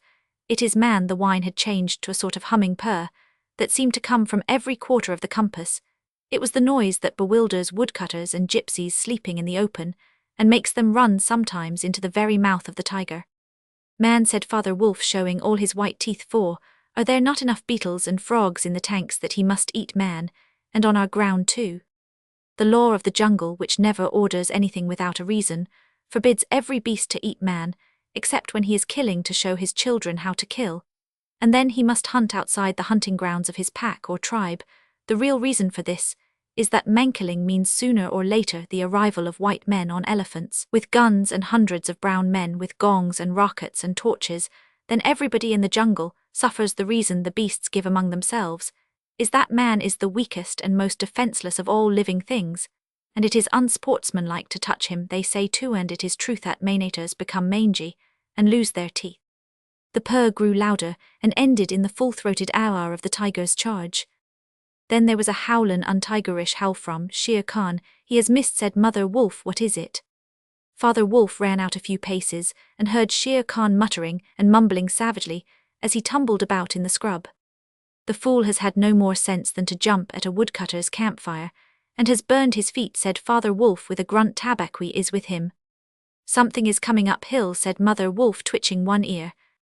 Get ready. The bushes rustled a little in the thicket, and Father Wolf dropped with his haunches under him, ready for his leap. Then, if you had been watching, you would have seen the most wonderful thing in the world. Wolf checked in mid-spring. He made his bound before he saw what it was he was jumping at, and then he tried to stop himself. The result was that he shot up straight into the air for 4 or 5 feet, landing almost where he left ground. Man, he snapped, a man's cub, look. Directly in front of him, holding on by a low branch, stood a naked brown baby who could just walk, as soft and as dimpled a little atom as ever came to a wolf's cave. At night, he looked up into Father Wolf's face and laughed. Is that a man's cub, said Mother Wolf. I have never seen one. Bring it here. A wolf accustomed to moving his own cubs can, if necessary, mouth an egg without breaking it, and though Father Wolf's jaws closed right on the child's back, not a tooth even scratched the skin, as he laid it down among the cubs. How little, how naked, and how bold, said Mother Wolf. Softly, the baby was pushing his way between the cubs to get close to the warm hide. Ahai, he is taking his meal with the others. And so this is a man's cub now. Was there ever a wolf that could boast of a man's cub among her children? I have heard now and again of such a thing, but never in our pack or in my time, said Father Wolf. He is altogether without hair, and I could kill him with a touch of my foot, but see, he looks up and is not afraid. The moonlight was blocked out of the mouth of the cave, for Shere Khan's great square head and shoulders were thrust into the entrance. Tabaqui behind him was squeaking, my lord, it went here. Shere Khan does us great honor, said Father Wolf, but his eyes were very angry. What does Shere Khan need? My quarry, a man's cub, went this way, said Shere Khan. Its parents have run off, give it to me. Shere Khan had jumped at a woodcutter's campfire, as Father Wolf had said, and was furious from the pain of his burned feet. But Father Wolf knew that the mouth of the cave was too narrow for a tiger to come in by, even where he was Shere Khan's shoulders, and 4 paws were cramped for want of room, as a man's would be if he tried to fight in a bear. The wolves are a free people, said Father Wolf. They take orders from the head of the pack, and not from any striped cattle dealer. The man's cub is our stow-kill if we choose. Ye choose, and ye do not choose. What talk is this of choosing? By the bull that I killed, am I to stand nosing into your dog's den? For my fair dues, it is I, Shere Khan, who speak. The tiger's roar filled the cave with thunder. Mother Wolf shook herself clear of the cubs, and sprang forward, her eyes like 2 green moons in the darkness, facing the blazing eyes of Shere Khan. And it is I, Raksha the demon, who answer. The man's cub is mine. Lungrameen to me. He shall not be killed. He shall live to run with the pack, and to hunt with the pack, and in the end, look, you hunter of little naked cubs, for Jatterfishkiller, shall hunt thee now. Get hence, or by the Sambhur that I killed, I eat no starved cattle back. Thou goest to thy mother, burned beast of the jungle, lamer than ever thou earnest into the world go. Father Wolf looked on amazed. He had almost forgotten the days when he had one Mother Wolf in fair fight from 5 other wolves when she ran in the pack, and was not called the demon for compliment's sake. Shere Khan might have faced Father Wolf, but he could not stand up against Mother Wolf, for he knew that, where he was, she had all the advantage of the ground, and would fight to the death. So he backed out of the cave-mouth growling, and when he was clear he shouted, Each dog barks in his own yard. We will see what the pack will say to this fostering of man-cubs. The cub is mine, and to my teeth he will come in the end, O bush-tailed thieves. Mother Wolf threw herself down panting among the cubs, and Father Wolf said to her gravely, Shere Khan speaks this much truth. The cub must be shown to the pack. Wilt thou still keep him, mother? Keep him, she gasped. He came naked by night, alone and very hungry, yet he was not afraid. Look, he has pushed one of my babes to one side already, and that lame butcher would have killed him and would have run off to the Waingunga, while the villagers here hunted through all our lairs in revenge. Keep him assuredly, I will keep him. Lie still, little frog, O thou Moglifer, Mowgli, the frog I will call Thief. Time will come when thou wilt hunt Shere Khan as he has hunted thee. But what will our pack say, said Father Wolf. The law of the jungle lays down very clearly that any wolf may, when he marries, withdraw from the pack he belongs to, but as soon as his cubs are old enough to stand on their feet, he must bring them to the pack council, which is generally held once a month at full moon, in order that the other wolves may identify them. After that inspection, the cubs are free to run where they please, and until they have killed their first buck, no excuse is accepted. If a grown wolf of the pack kills one of them, the punishment is death where the murderer can be found, and if you think for a minute, you will see that this must be so. Father Wolf waited till his cubs could run a little, and then on the night of the pack meeting took them and Mowgli and Mother Wolf to the council rock, a hilltop, covered with stones and boulders, where 100 wolves could hide. Akela, the great grey lone wolf, who led all the pack by strength and cunning, lay out at full length on his rock, and below him sat 40 or more wolves of every size and colour, from badger-coloured veterans, who could handle a buck alone, to young black 3-year-olds, who thought they could. The lone wolf had led them for a year now. He had fallen twice into a wolf trap in his youth, and once he had been beaten and left for dead, so he knew the manners and customs of men. There was very little talking at the rock. The cubs tumbled over each other in the centre of the circle, where their mothers and fathers sat, and now and again a senior wolf would go quietly up to a cub, look at him carefully, and return to his place on noiseless feet. Sometimes a mother would push her cub far out into the moonlight, to be sure that he had not been overlooked. Akela from his rock would cry, "Ye know the law, I know the law, look well, O wolves," and the anxious mothers would take up the call, "Look, look well, O wolves."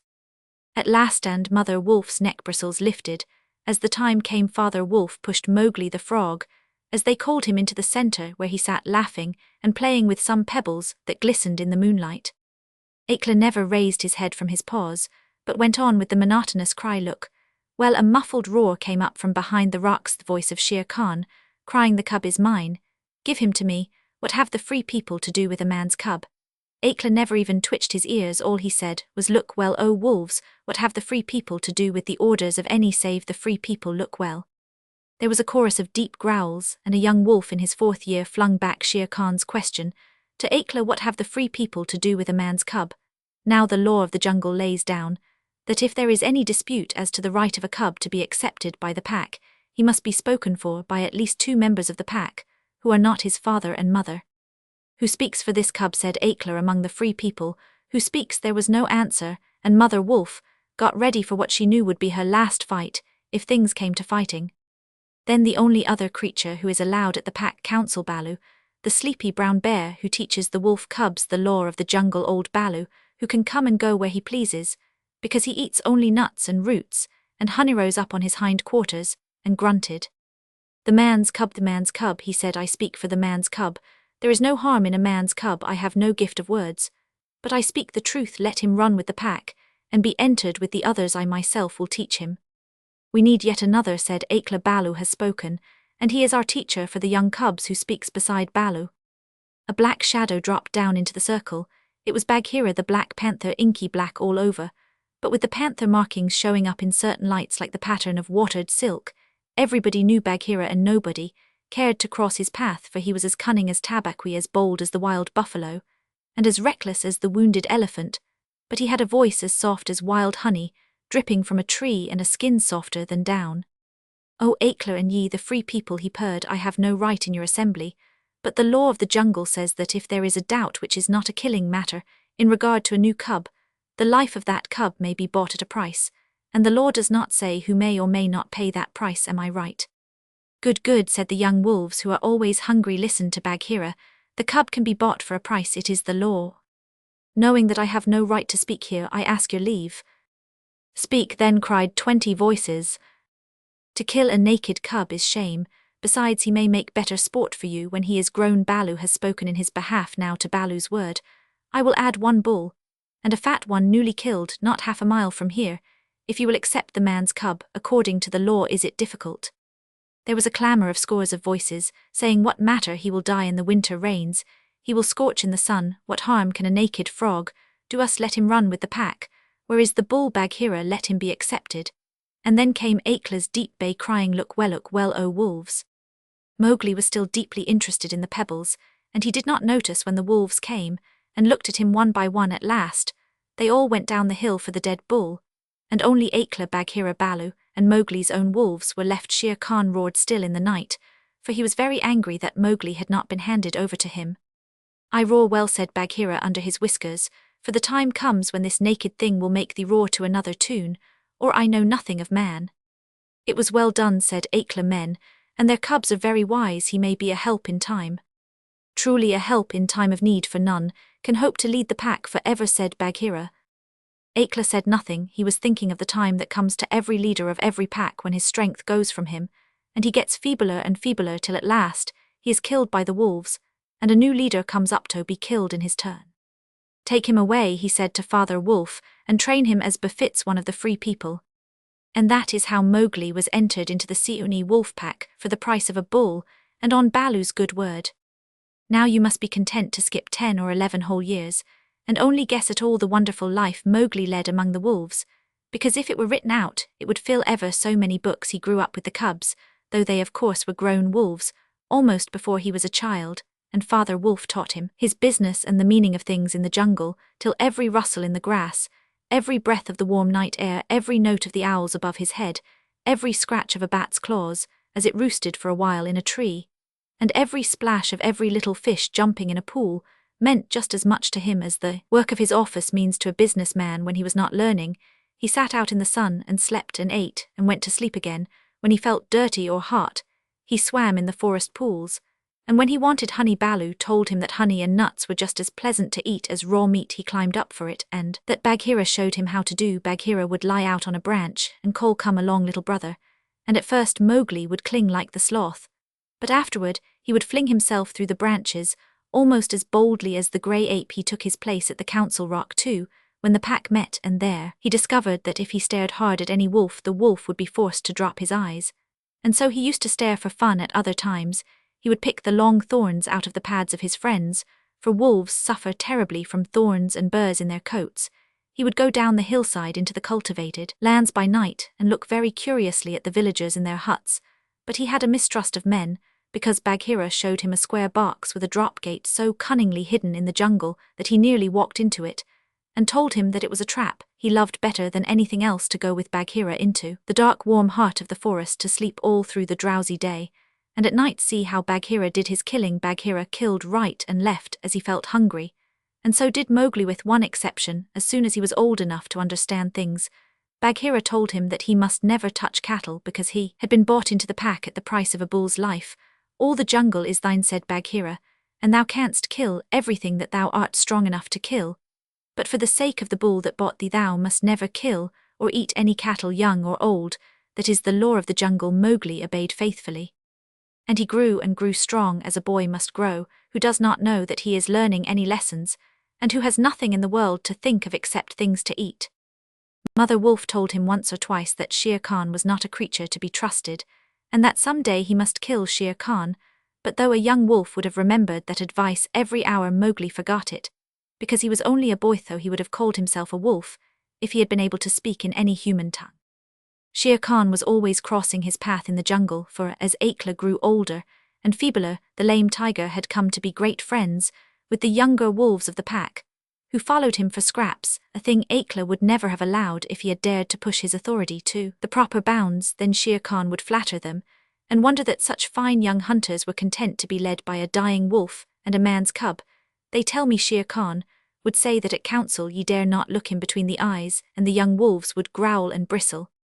Bagheera, who had eyes and ears everywhere, knew something of this, and once or twice he told Mowgli in so many words that Shere Khan would kill him some day, and Mowgli would laugh and answer, "I have the pack, and I have thee, and Baloo, though he is so lazy, might strike a blow or two for my sake. Why should I be afraid?" It was one very warm day that a new notion came to Bagheera, born of something that he had heard. Perhaps Sahai the porcupine had told him, but he said to Mowgli when they were deep in the jungle, as the boy lay with his head on Bagheera's beautiful black skin, "Little brother, how often have I told thee that Shere Khan is thy enemy?" "As many times as there are nuts on that palm," said Mowgli, who naturally could not count. "What of it? I am sleepy." Bagheera and Shere Khan is all long tail and loud talk like more the peacock.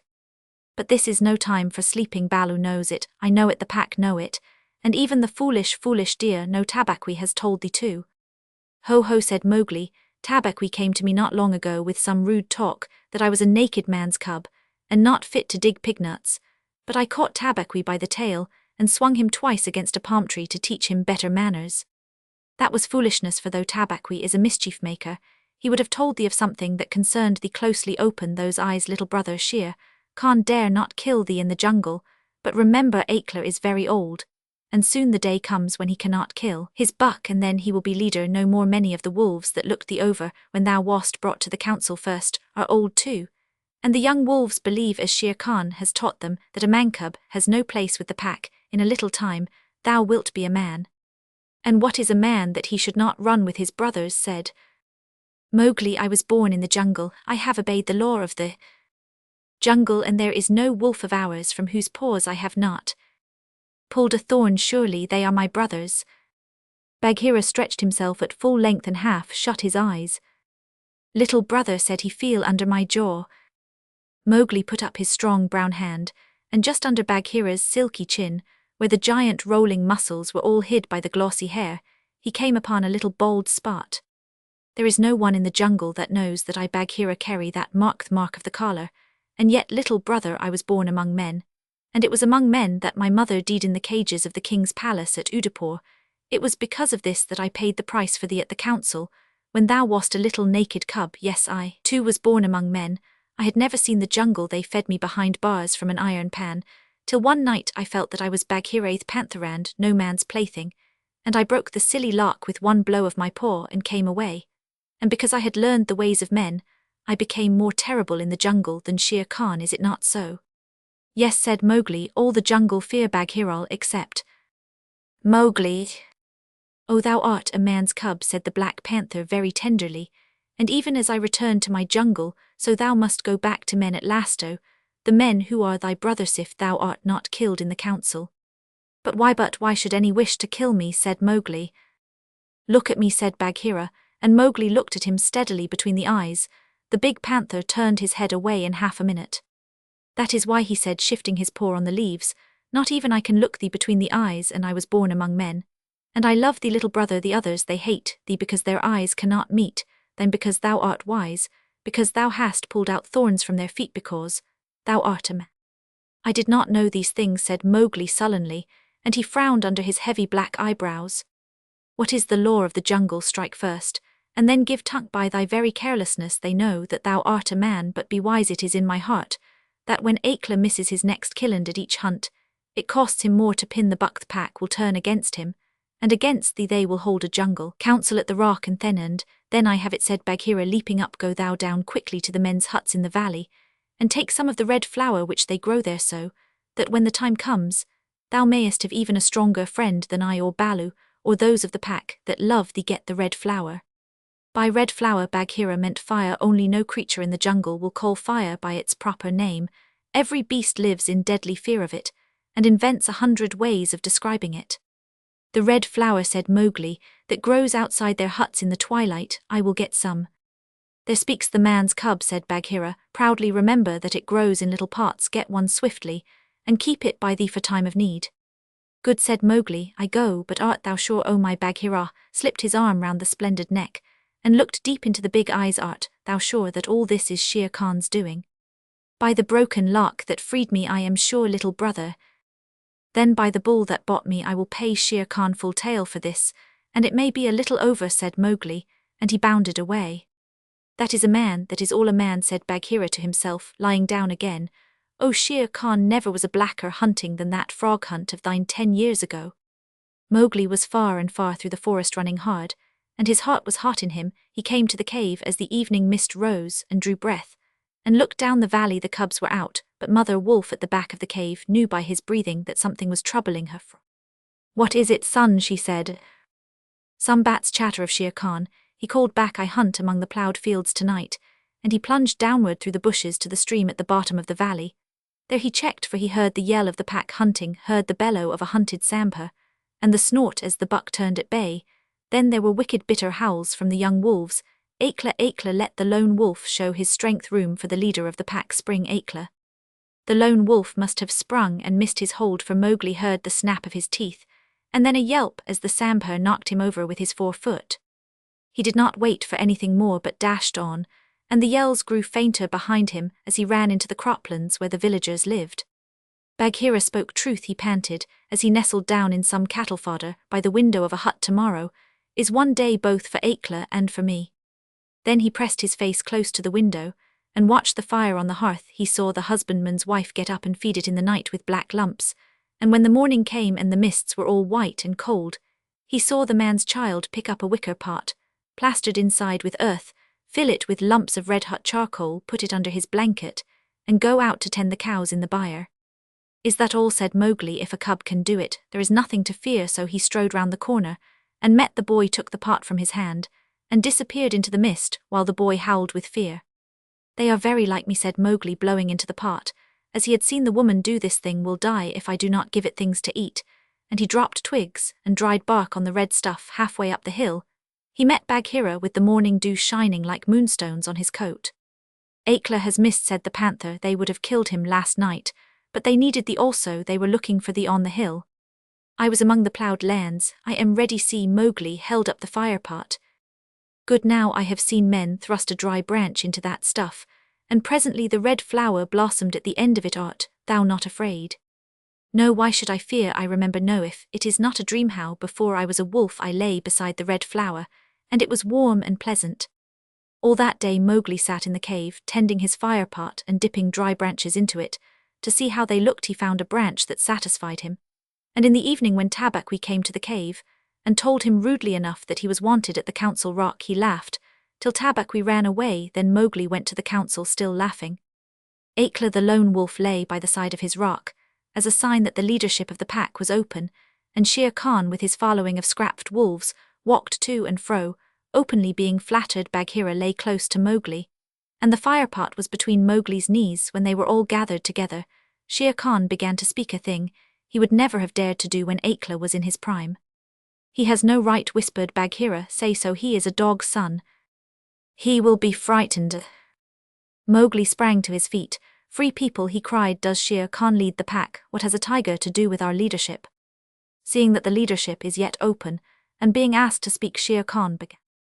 By whom, said Mowgli, are we all jackals to fawn on this cattle butcher? The leadership of the pack is with the pack alone. There were yells of silence. Thou man's cub, let him speak. He has kept our law. And at last the seniors of the pack thundered, let the dead wolf speak. When a leader of the pack has missed his kill, he is called the dead wolf as long as he lives, which is not long. Akela raised his old head wearily. Free people, and ye two jackals of Shere Khan, for 12 seasons I have led ye to and from the kill, and in all that time not one has been trapped or maimed. Now I have missed my kill. Ye know how that plot was made. Ye know how ye brought me up to an untried buck, to make my weakness known. It was cleverly done. Your right is to kill me here on the council rock. Now therefore I ask, who comes to make an end of the lone wolf? For it is my right by the law of the jungle that ye come one by one. There was a long hush, for no single wolf cared to fight Akela to the death. Then Shere Khan roared, Bah, what have we to do with this toothless fool? He is doomed to die. It is the mancub who has lived too long. Free people, he was my meat from the first. Give him to me. I am weary of this man wolf folly. He has troubled the jungle for 10 seasons. Give me the mancub, or I will hunt here always, and not give you one bone. He is a man's child, and from the marrow of my bones I hate him. Then more than half the pack yelled, a man, a man. What has a man to do with us? Let him go to his own place, and turn all the people of the villages against us, clamored Shere Khan. No, give him to me. He is a man, and none of us can look him between the eyes. Akela lifted his head again, and said, he has eaten our food, he has slept with us, he has driven game for us, he has broken no word of the law of the jungle. Also I paid for him with a bull when he was accepted. The worth of a bull is little, but Bagheera's honor is something that he will perhaps fight for, said Bagheera in his gentlest voice.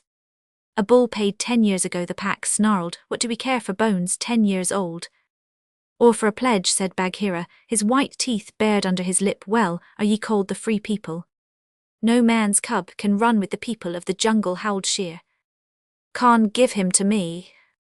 He is our brother in all but blood, Akela went on, and you would kill him here. In truth, I have lived too long. Some of ye are eaters of cattle, and of others I have heard that under Shere Khan's teaching ye go by dark night, and snatch children from the villagers' doorstep. Therefore I know ye to be cowards, and it is to cowards I speak. It is certain that I must die, and my life is of no worth, or I would offer that in the mancub's place. But for the sake of the honor of the pack, a little matter that by being without a leader ye have forgotten. I promise that if ye let the mancub go to his own place, I will not, when my time comes to die, bear one tooth against ye. I will die without fighting. That will at least save the pack 3 lives more. I cannot do. But if ye will, I can save ye the shame that comes of killing a brother against whom there is no fault, a brother spoken for and bought into the pack, according to the law of the jungle. He is a mana man, snarled the pack, and most of the wolves began to gather round Shere Khan, whose tail was beginning to switch. Now the business is in thy hands, said Bagheera to Mowgli. We can do no more except fight. Mowgli stood upright, the firepot in his hands. Then he stretched out his arms and yawned in the face of the council. But he was furious with rage and sorrow for wolf-like. The wolves had never told him how they hated him. Listen, you, he cried, there is no need for this, dogs. Jabber, ye have told me so often tonight that I am a man, and indeed I would have been a wolf with you to my life's end, that I feel your words are true, so I do not call ye my brothers any more, but sag dogs, as a man should. What ye will do, and what ye will not do, is not yours to say. That matter is with me, and that we may see the matter more plainly, I, the man, have brought here a little of the red flour which ye dogs fear. He flung the firepot on the ground, and some of the red coals lit a tuft of dried moss that flared up as all the council drew back in terror before the leaping flames. Mowgli thrust his dead branch into the fire till the twigs lit, and crackled and whirled it above his head among the cowering wolves. Thou art the master, said Bagheera in an undertone. Save Akela from the death, he was ever thy friend. Akela, the grim old wolf who had never asked for mercy in his life, gave one piteous look at Mowgli, as the boy stood all naked, his long black hair tossing over his shoulders, in the light of the blazing branch that made the shadows jump and quiver. Good, said Mowgli, staring round slowly. I see that ye are dogs. I go from you to my own peeplafe. They be Ray own people. The jungle is shut to me, and I must forget your talk and your companionship. But I will be more merciful than ye are, because I was all but your brother in blood. I promise that when I am a man among men, I will not betray ye to men as ye have betrayed me. He kicked the fire with his foot, and the sparks flew up. There shall be no war between any of us in the pack. But here is a debt to pay before I go. He strode forward to where Shere Khan sat blinking stupidly at the flames, and caught him by the tuft on his chin. Bagheera, followed in case of accidents up, dog, Mowgli cried up, when a man speaks, or I will set that coat ablaze. Shere Khan's ears lay flat back on his head, and he shut his eyes, for the blazing branch was very near. This cattle killer said he would kill me in the council, because he had not killed me when I was a cub. Thus and thus then do we beat dogs when we are men. Stir a whisker, Lungri, and I ram the red flour down thy gullet. He beat Shere Khan over the head with the branch, and the tiger whimpered and whined in an agony of fear. Pa singed jungle cat, go now, but remember, when next I come to the council rock as a man should come, it will be with Shere Khan's hide on my head. For the rest, Akela goes free to live as he pleases. Ye will not kill him, because that is not my will, nor do I think that ye will sit here any longer lolling out your tongues, as though you were somebodies, instead of dogs whom I drive out. Thus go. The fire was burning furiously at the end of the branch, and Mowgli struck right and left round the circle, and the wolves ran howling with the sparks burning their fur. At last there were only Akela, Bagheera, and perhaps 10 wolves that had taken Mowgli's part.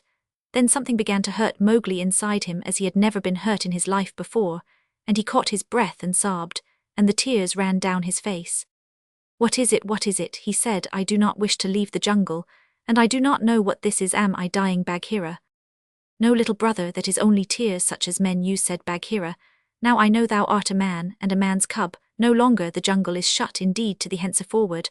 Let them fall, Mowgli. They are only tears. So Mowgli sat and cried as though his heart would break, and he had never cried in all his life before. Now he said, I will go to men, but first I must say farewell to my mother. And he went to the cave where she lived with Father Wolf, and he cried on her coat while the 4 cubs howled miserably. Ye will not forget me, said Mowgli. Never while we can follow a trail, said the cubs. Come to the foot of the hill when thou art a man, and we will talk to thee, and we will come into the croplands to play with thee by night. Come soon, said Father Wolf. O wise little frog, come again soon, for we be old, thy mother and Roman one. Come soon, said Mother Wolf, little naked son of mine, for listen, child of man, I loved thee more than ever I loved my cubs. I will surely come, said Mowgli, and when I come, it will be to lay out Shere Khan's hide upon the council rock. Do not forget me, tell them in the jungle never to forget me.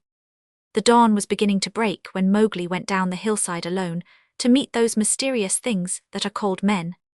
The Lost Legion.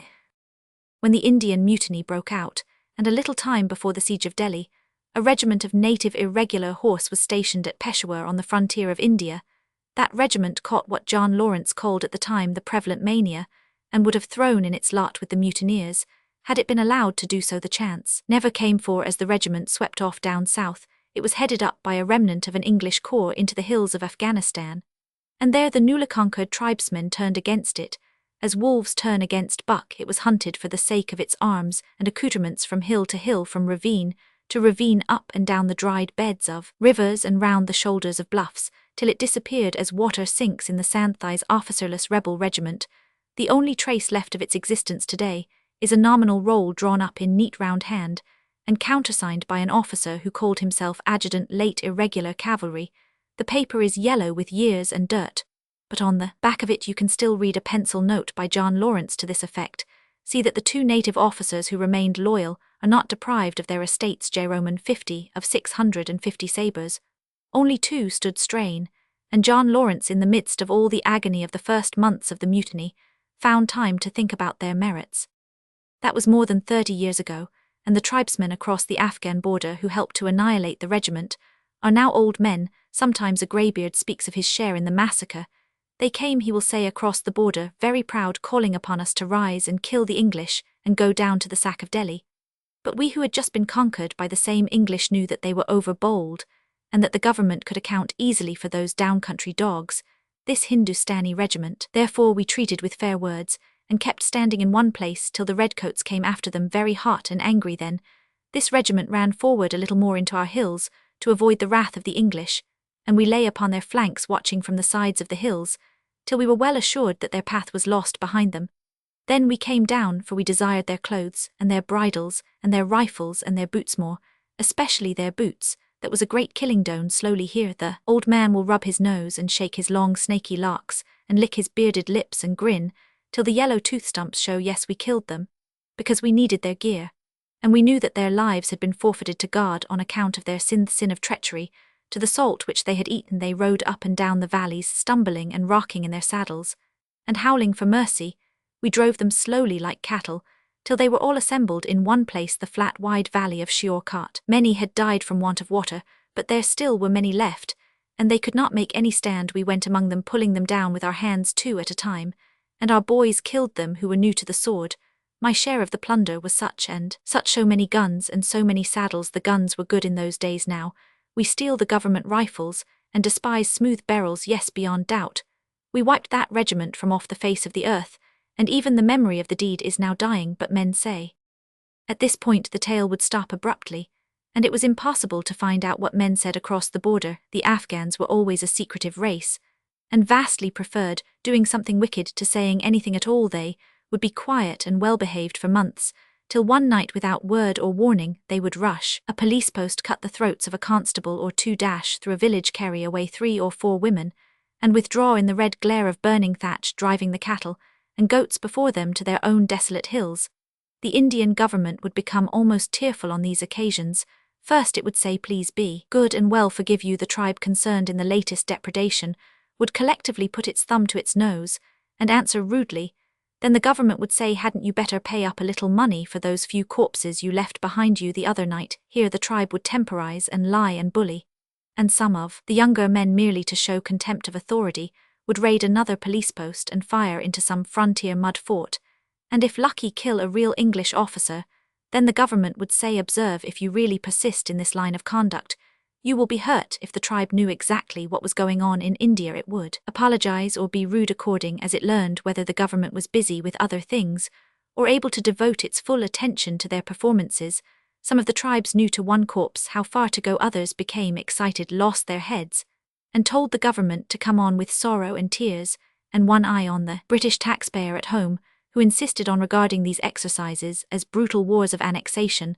The government would prepare an expensive little field brigade and some guns, and send all up into the hills to chase the wicked tribe out of the valleys, where the corn grew, into the hilltops, where there was nothing to eat. The tribe would turn out in full strength and enjoy the campaign, for they knew that their women would never be touched, that their wounded would be nursed, not mutilated, and that as soon as each man's bag of corn was spent, they could surrender and palaver with the English general, as though they had been a real enemy. Years afterwards, they would pay the blood money driblet by driblet to the government, and tell their children how they had slain the redcoats by thousands. The only drawback to this kind of picnic war was the weakness of the redcoats for solemnly blowing up with powder their fortified towers, and keeps this the tribes always considered chief among the leaders of the smaller tribes.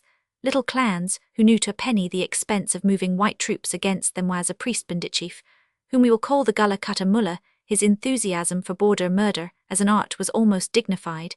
He would cut down a mail runner from pure wantonness or bombard. Mud fought with rifle fire when he knew that our men needed to sleep in his leisure moments. He would go on circuit among his neighbours and try to incite other tribes to devilry. Also, he kept a kind of hotel for fellow outlaws in his own village, which lay in a valley called Bersund. Any respectable murderer on that section of the frontier was sure to lie up at Bersund, for it was reckoned an exceedingly safe place. The sole entry to it ran through a narrow gorge which could be converted into a death trap in 5 minutes. It was surrounded by high hills reckoned inaccessible to all save born mountaineers, and here the Gullah Cutter Mullah lived in great state, the head of a colony of mud and stone huts, and in each mud hut hung some portion of a red uniform and the plunder of dead men. The government particularly wished for his capture, and once invited him formally to come out and be hanged on account of a few of the murders in which he had taken a direct part. He replied, "I am only 20 miles as the crow flies from your border. Come and fetch me." "Some day we will come," said the government, "and hanged you will be."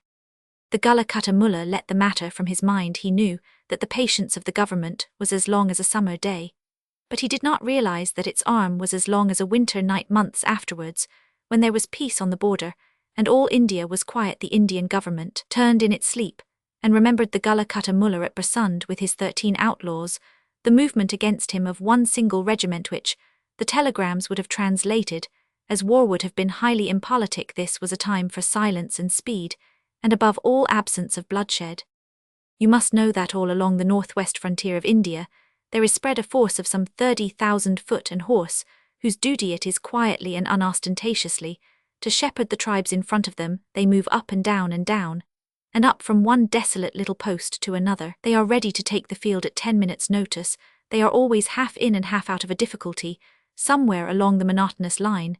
Their lives are as hard as their own muscles, and the papers never say anything about them. It was from this force that the government picked its men.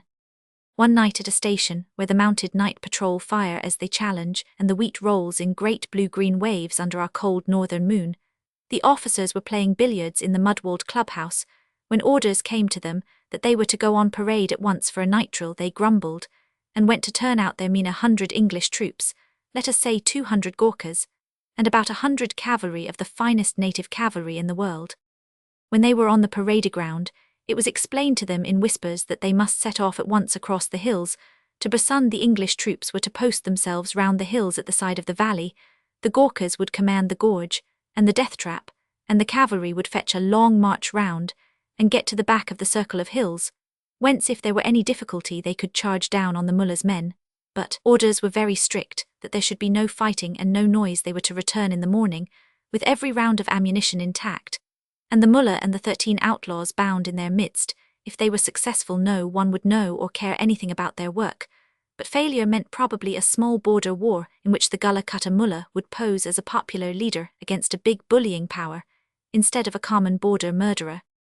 Then there was silence, broken only by the clicking of the compass needles and snapping of watch cases as the heads of columns compared bearings and made appointments for the rendezvous. 5 minutes later, the parade ground was empty. The green coats of the Gurkhas and the overcoats of the English troops had faded into the darkness, and the cavalry were cantering away in the face of a blinding drizzle.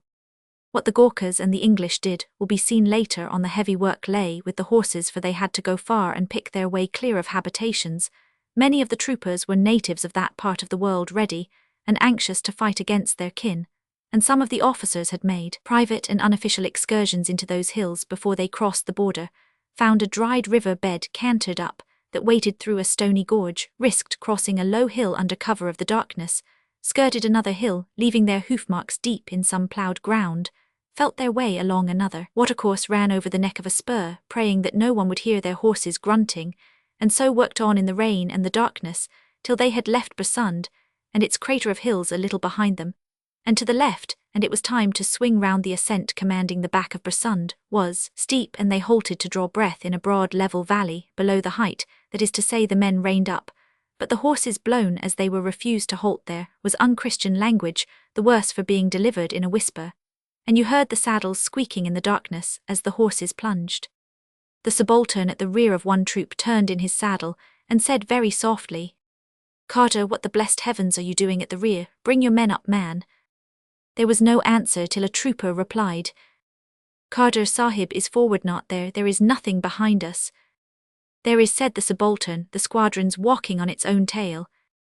Then the major in command moved down to the rear, swearing softly, and asking for the blood of Lieutenant Halith's subaltern, who had just spoken. Look after your rearguard, said the major, some of your infernal thieves have got lost there at the head of the squadron, and you are several kinds of idiot. Shall I tell off my men, sir, said the subaltern sulkily, for he was feeling wet and cold. Tell em off, said the major, whip em off, by gad, you're squandering them all over the place, there's a troop behind you now. So I was thinking, said the subaltern calmly, I have all my men here, sir, better speak to Carter.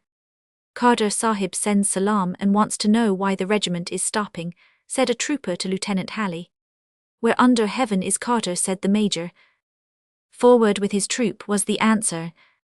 Are we walking in a ring then, or are we the centre of a blessed brigade, said the major. By this time there was silence all along the column, the horses were still, but through the drive of the fine rain men could hear the feet of many horses moving over stony ground. We're being stalked, said Lieutenant Halley. They've no horses here, besides they'd have fired before this, said the major. It's villagers' ponies. Then our horses would have neighed and spoilt the attack long ago. They must have been near us for half an hour, said the subaltern. Queer that we can't smell the horses, said the major, damping his finger and rubbing it on his nose as he sniffed up wind. Well, it's a bad start, said the subaltern, shaking the wet from his overcoat. What shall we do, sir? Get on, said the major, we shall catch it tonight. The column moved forward very gingerly for a few paces, then there was an oath, a shower of blue sparks, as shod hooves crashed on small stones, and a man rolled over with a jangle of accoutrements that would have waked the dead. Now we've gone and done it, said Lieutenant Halley, all the hillside awake, and all the hillside to climb in the face of musketry fire. This comes of trying to do nighthawk work. The trembling trooper picked himself up and tried to explain that his horse had fallen over one of the little cairns that are built of loose stones on the spot where a man has been murdered. There was no need for reasons. The major's big Australian charger blundered next, and the column came to a halt in what seemed to be a very graveyard of little cairns, all about 2 feet high. The manoeuvres of the squadron are not reported. Men said that it felt like mounted quadrilles without training and without the music. But at last the horses, breaking rank and choosing their own way, walked clear of the cairns, till every man of the squadron reformed and drew rein a few yards up the slope of the hill.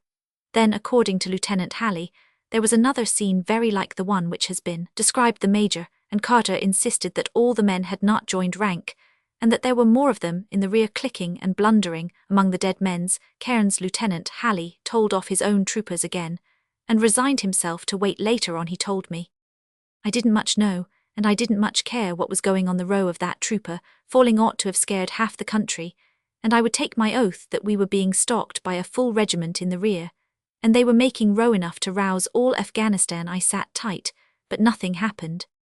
The mysterious part of the night's work was the silence on the hillside. Everybody knew that the Gullah Cutter Mullah had his outpost huts on the reverse side of the hill, and everybody expected by the time that the major had sworn himself into a state of quiet that the watchmen there would open fire. When nothing occurred, they said that the gusts of the rain had deadened the sound of the horses, and thanked Providence. At last the major satisfied himself that he had left no one behind among the cairns, and that he was not being taken in the rear by a large and powerful body of cavalry. The men's tempers were thoroughly spoiled, the horses were lathered and unquiet, and one and all prayed for the daylight. They set themselves to climb up the hill, each man leading his mount carefully, before they had covered the lower slopes, or the breastplates had begun to tighten. A thunderstorm came up behind, rolling across the low hills, and drowning any noise less than that of cannon.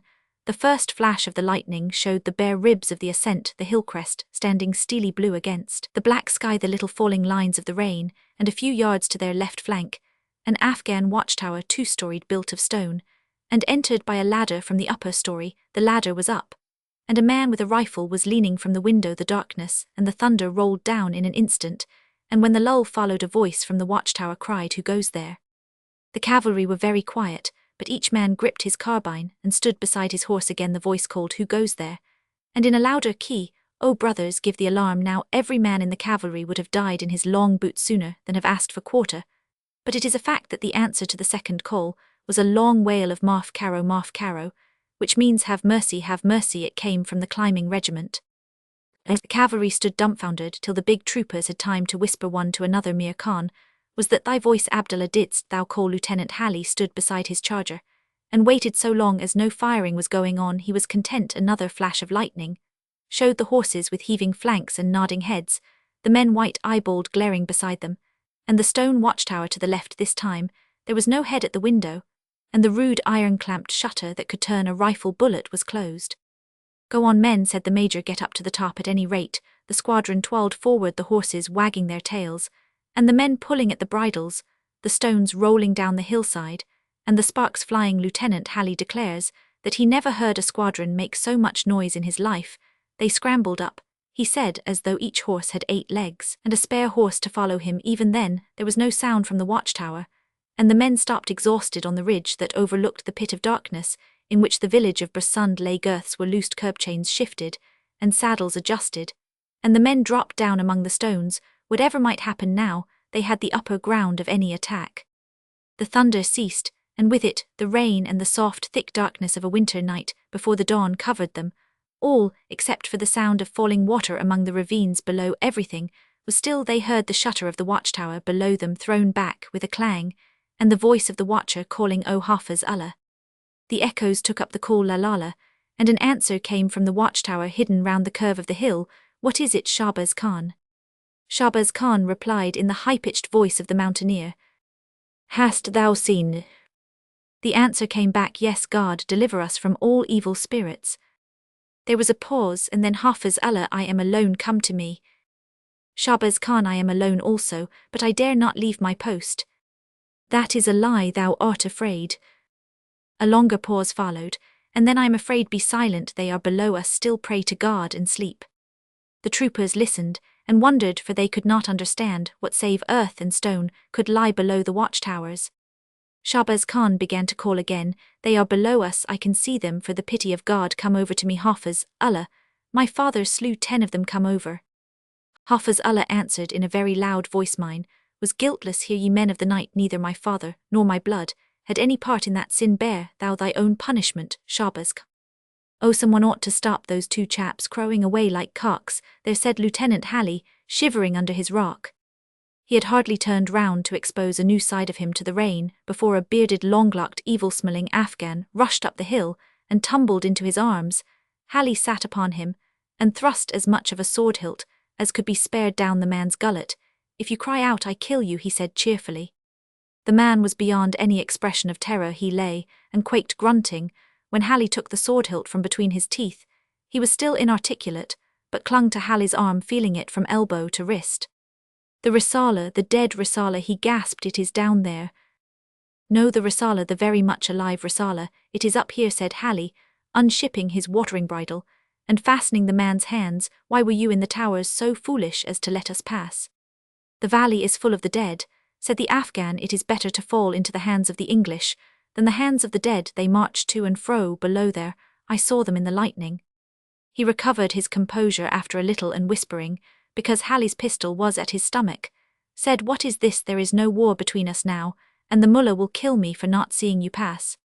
"Rest easy," said Halley, "we are coming to kill the mullah if God please. His teeth have grown too long, no harm will come to thee unless the daylight shows thee as a face which is desired by the gallows for crime done. But what of the dead regiment?" "I only kill within my own border," said the man, immensely relieved. "The dead regiment is below. The men must have passed through it on their journey. 100 dead on horses, stumbling among their own graves, among the little heaps dead men, all whom we slew." "Hugh," said Halley, "that accounts for my cursing Carter, and the major cursing me. 400 sabres, no wonder we thought there were a few extra men in the troop." "Kurruk Shah," he whispered to a grizzled native officer that lay within a few feet of him, "hast thou heard anything of a dead Risala in these hills?" "Assuredly," said Kurruk Shah with a grim chuckle. "Otherwise, why did I, who have served the Queen for 27 years, and killed many hill dogs, shout aloud for quarter when the lightning revealed us to the watchtowers? When I was a young man, I saw the killing in the valley of Shior caught there at our feet, and I know the tale that grew up therefrom. But how can the ghosts of unbelievers prevail against us, who are of the faith? Strap that dog's hands a little tighter, Sahib. An Afghan is like an eel." "But a dead Risala," said Halley, jerking his captive's wrist. "That is foolish talk, Kurruk Shah. The dead are dead. Hold, still." Sag the Afghan wriggled. "The dead are dead, and for that reason they walk at night. What need to talk, we be men, we have our eyes and ears, thou canst both see and hear them down the hillside, said Kurruk Shah composedly. Hali stared and listened long and intently. The valley was full of stifled noises, as every valley must be at night, but whether he saw or heard more than was natural Hali alone knows, and he does not choose to speak on the subject. At last, and just before the dawn, a green rocket shot up from the far side of the valley of Basund, at the head of the gorge, to show that the Ghoorkhas were in position. A red light from the infantry at left and right answered it, and the cavalry burnt a white flare. Afghans in winter are late sleepers, and it was not till full day that the Gullah Kutta Mullah's men began to straggle from their huts. Rubbing their eyes, they saw men in green and red and brown uniforms, leaning on their arms, neatly arranged all round the crater of the village of Basund, in a cordon that not even a wolf could have broken. They rubbed their eyes the more when a pink-faced young man who was not even in the army, but represented the political department, tripped down the hillside with 2 orderlies rapped at the door of the Gullah Kutta Mullah's house, and told him quietly to step out and be tied up for safe transport. That same young man passed on through the huts, tapping here one cateran and there another lightly with his cane, and as each was pointed out so he was tied up, staring hopelessly at the crowned heights around where the English soldiers looked down with incurious eyes. Only the mullah tried to carry it off with curses and high words, till a soldier who was tying his hands said, "None o' your lip, why did you come out when you was ordered instead? O keeping us awake all night, you're no better than my own barrack sweeper, you witty-aided old Polyanthus Kim up." Half an hour later the troops had gone away with the mullah and his 13 friends. The dazed villagers were looking ruefully at a pile of broken muskets and snapped swords and wondering how in the world they had come so to miscalculate the forbearance of the Indian government. It was a very neat little affair, neatly carried out, and the men concerned were unofficially thanked for their services. Yet it seems to me that much credit is also due to another regiment, whose name did not appear in the brigade orders, and whose very existence is in danger of being forgotten. Namgay Doola. There came to the beach a poor exile of Erin. The dew on his wet robe hung heavy and chill, ere the steamer that brought him had passed out of hearing. He was Alderman Mike introducing a bill. American song. Once upon a time, there was a king who lived on the road to Tibet, very many miles in the Himalayas. His kingdom was 11,000 feet above the sea, and exactly 4 miles square, but most of the miles stood on end owing to the nature of the country. His revenues were rather less than £400 yearly, and they were expended in the maintenance of 1 elephant and a standing army of 5 men. He was tributary to the Indian government, who allowed him certain sums for keeping a section of the Himalaya-Tibet road in repair. He further increased his revenues by selling timber to the railway companies, for he would cut the great deodar trees in his one forest, and they fell thundering into the Sutlej River and were swept down to the plains 300 miles away, and became railwayties now and again. This king, whose name does not matter, would mount a ring-straked horse and ride scores of miles to Simla town to confer with the lieutenant governor on matters of state, or to assure the viceroy that his sword was at the service of the Queen Empress.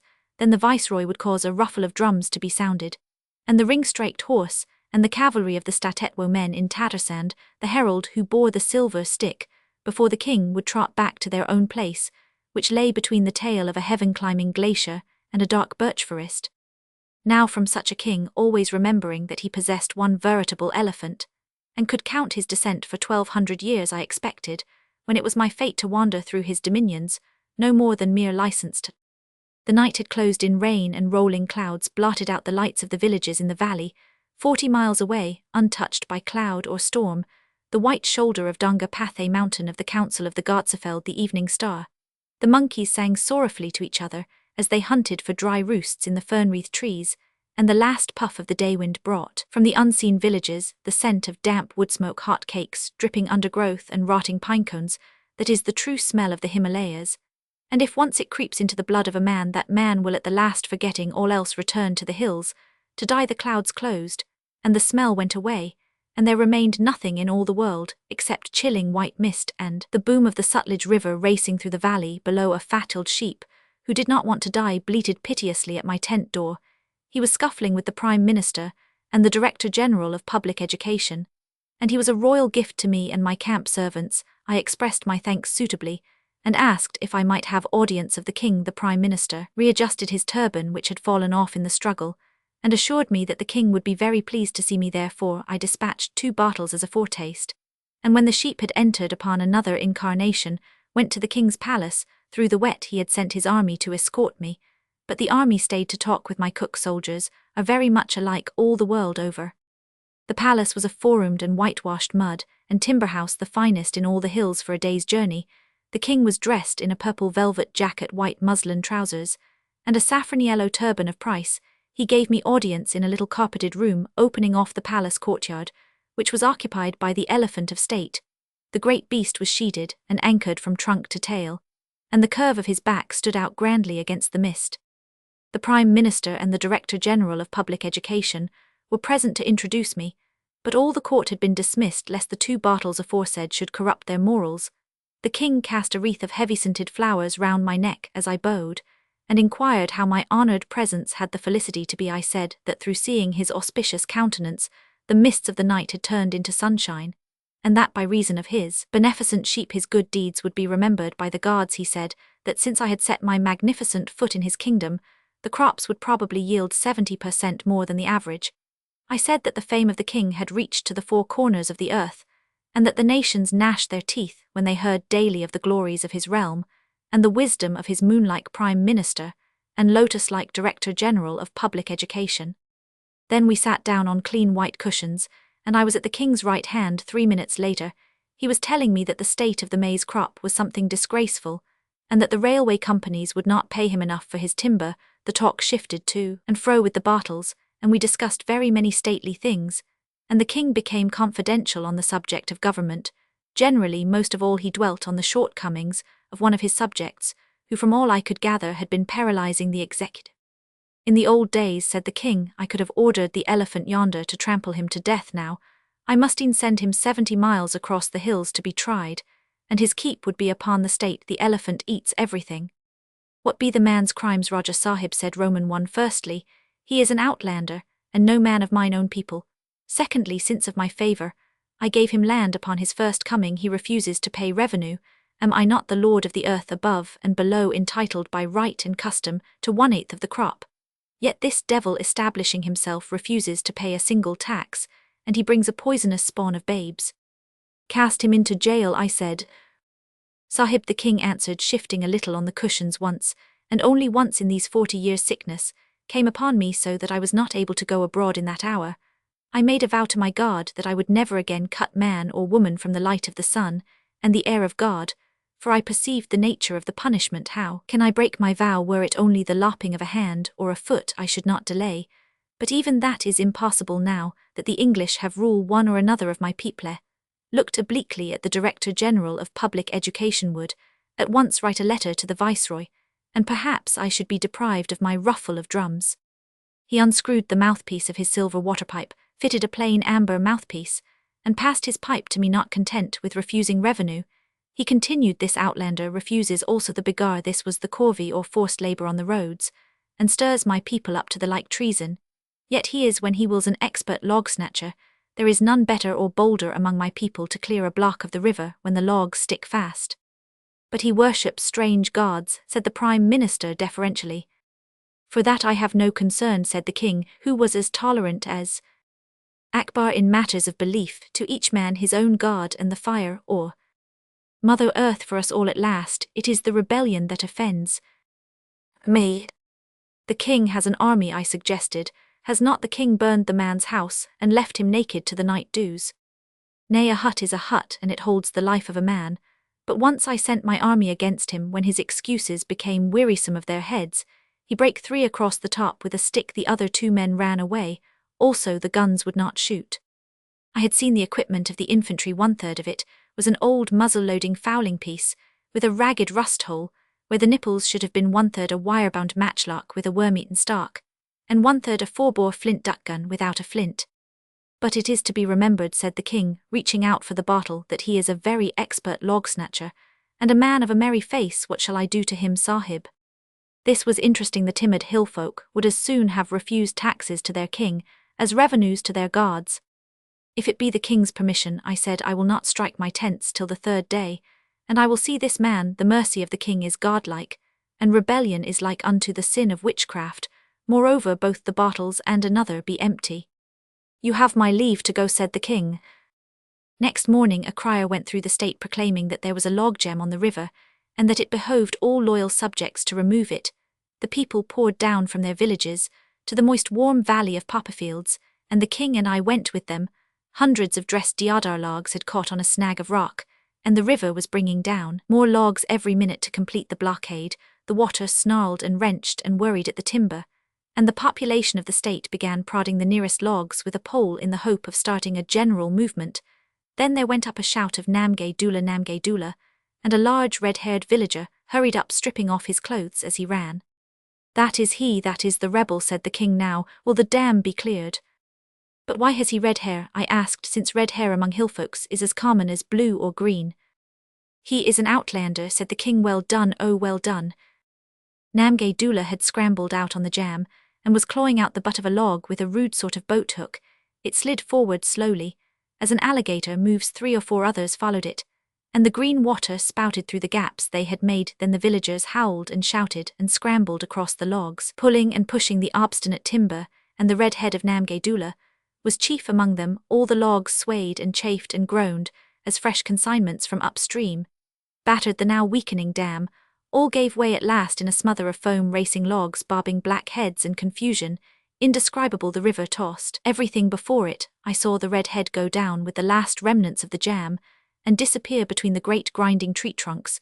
It rose close to the bank, and blowing like a grampus, Namgay Doola wrung the water out of his eyes and made obeisance to the king. I had time to observe him closely. The virulent redness of his shock head and beard was most startling, and in the thicket of hair wrinkled above high cheekbones shone 2 very merry blue eyes. He was indeed an outlander, but yet a Thibetan in language, habit, and attire.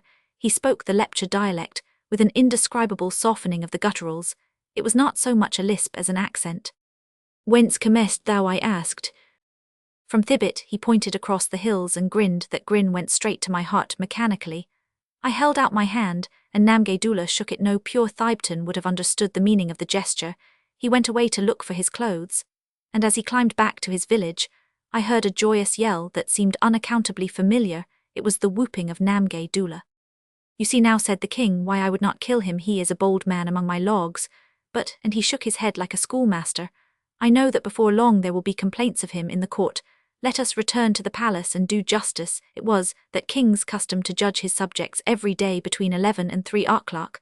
I saw him decide equitably in weighty matters of trespass, slander, and a little wife-stealing. Then his brow clouded, and he summoned me.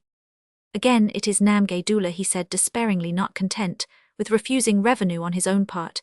He has bound half his village by an oath to the like treason. Never before has such a thing befallen me, nor are my taxes heavy.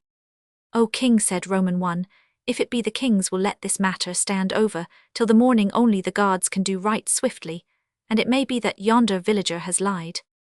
Nay, for I know the nature of Namgay Doola, but since a guest asks, let the matter remain. Wilt thou speak harshly to this red-headed outlander? He may listen to thee. I made an attempt that very evening, but for the life of me I could not keep my countenance. Namgay Doola grinned persuasively, and began to tell me about a big brown bear in a popperfield by the river. Would I care to shoot it? I spoke austerely on the sin of conspiracy and the certainty of punishment. Namgay Doola's face clouded for a moment. Shortly afterwards, he withdrew from my tent, and I heard him singing to himself softly among the pines. The words were unintelligible to me, but the tune, like his liquid, insinuating speech, seemed the ghost of something strangely familiar. Dire hain mardiem in dias, to weary elegiac, sang Namgay Doola again and again, and I racked my brain for that lost tune. It was not till after dinner that I discovered someone had cut a square foot of velvet from the center of my best camera cloth. This made me so angry that I wandered down the valley in the hope of meeting the big brown bear. I could hear him grunting like a discontented pig in the popperfield, and I waited shoulder deep in the dew-dripping Indian corn to catch him after his meal. The moon was at full, and drew out the rich scent of the tasseled crop. Then I heard the anguished bellow of a Himalayan cow, one of the little black crummies no bigger than Newfoundland dogs, 2 shadows that looked like a bear, and her cub hurried past me. I was in act to fire when I saw that. They had each a brilliant red head. The lesser animal was trailing some rope behind it that left a dark track on the path. They passed within 6 feet of me, and the shadow of the moonlight lay velvet black on their faces. Velvet black was exactly the word, for by all the powers of moonlight, they were masked in the velvet of my camera cloth. I marvelled, and went to bed next morning. The kingdom was in uproar. Namgay Doola, men said, had gone forth in the night, and with a sharp knife had cut off the tail of a cow belonging to the rabbit-faced villager who had betrayed him. It was sacrilege unspeakable against the holy cow. The state desired his blood, but he had retreated into his hut, barricaded the doors and windows with big stones, and defied the world. The king and I and the populace approached the hut cautiously.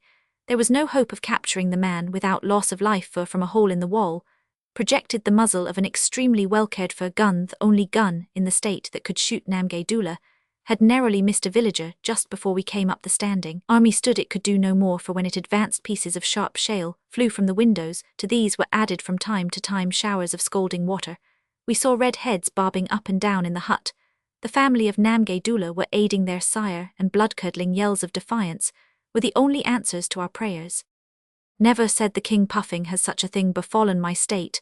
Next year I will certainly buy a little cannon. He looked at me imploringly. Is there any priest in the kingdom to whom he will listen, said I, for a light was beginning to break upon me.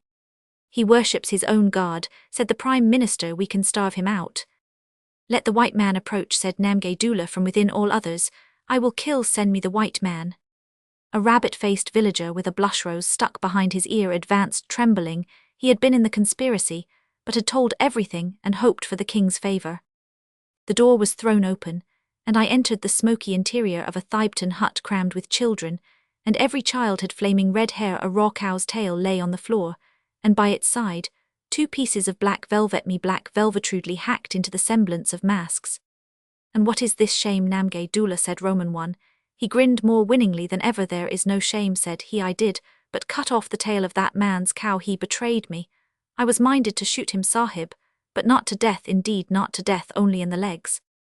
And why at all, since it is the custom to pay revenue to the king? Why at all?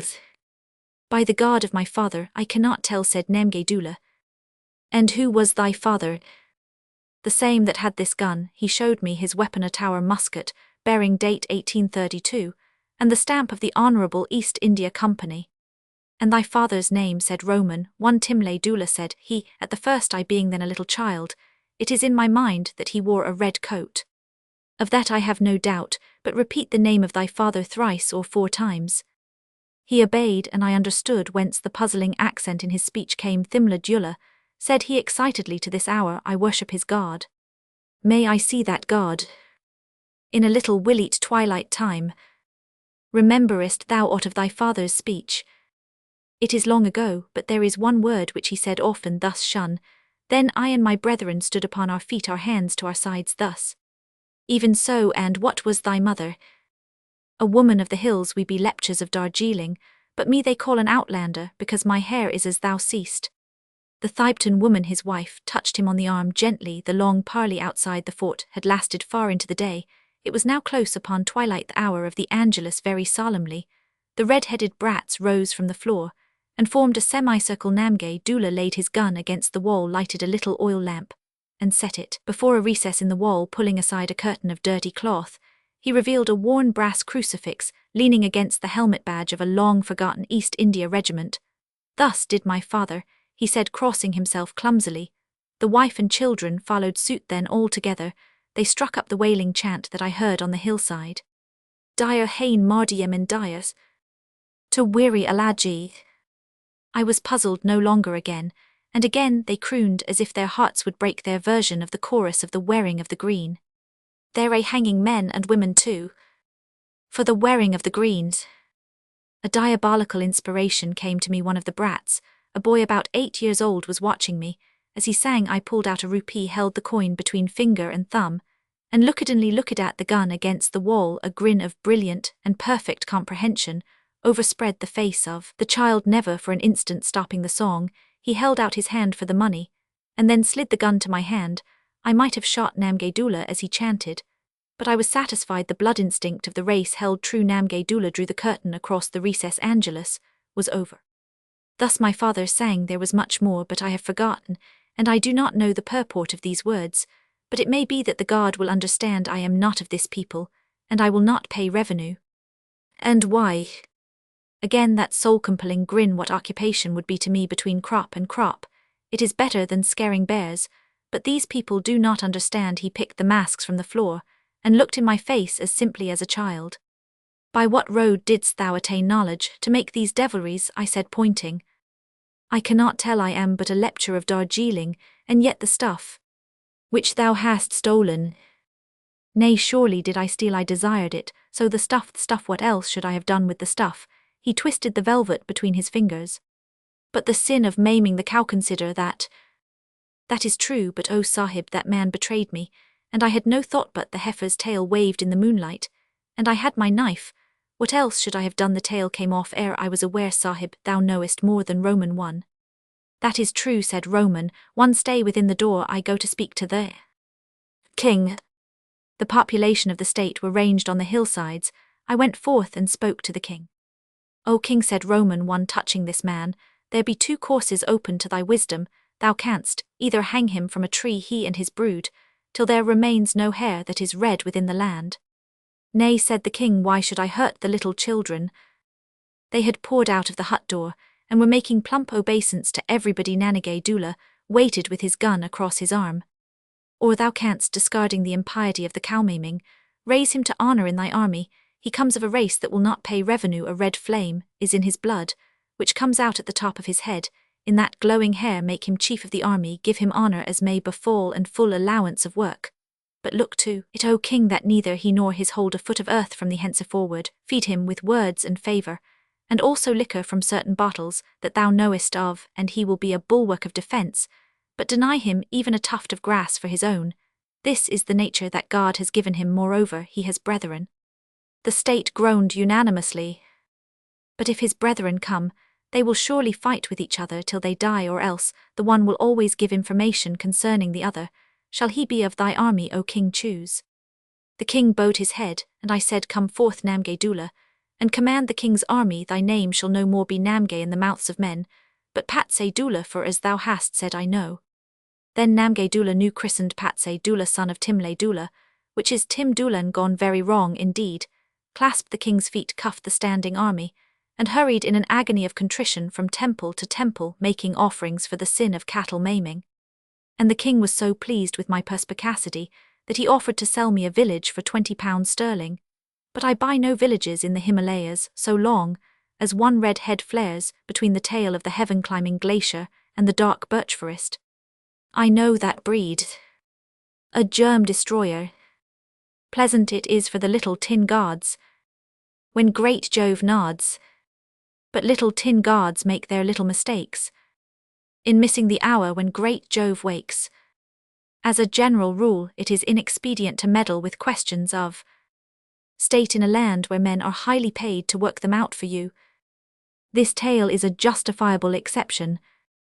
Once in every 5 years, as you know, we indent for a new viceroy, and each viceroy imports with the rest of his baggage a private secretary who may or may not be the real viceroy, just as fate ordains. Fate looks after the Indian Empire, because it is so big and so helpless. There was a viceroy once who brought out with him a turbulent private secretary, a hard man with a soft manner and a morbid passion for work. This secretary was called Wonder John Fennell. Wonder the viceroy possessed no name, nothing, but a string of counties and 2/3 of the alphabet after them. He said in confidence that he was the electroplated figurehead of a golden administration, and he watched in a dreamy, amused way Wonder's attempts to draw matters, which were entirely outside his province, into his own hands. When we are all cherubims together, said His Excellency once, my dear good friend Wonder will head the conspiracy for plucking out Gabriel's tail feathers or stealing Peter's keys. Then I shall report him. But though the viceroy did nothing to check Wonder's officiousness, other people said unpleasant things. Maybe the members of council began it, but finally all similar agreed that there was too much Wonder and too little viceroy in that rule. Wonder was always quoting His Excellency. It was His Excellency, this His Excellency, that in the opinion of His Excellency, and so on. The viceroy smiled. But he did not heed. He said that so long as his old men squabbled with his dear good Wonder, they might be induced to leave the immemorial East in peace. No wise man has a policy, said the viceroy. A policy is the blackmail levied on the fool by the unforeseen. I am not the former, and I do not believe in the latter. I do not quite see what this means unless it refers to an insurance.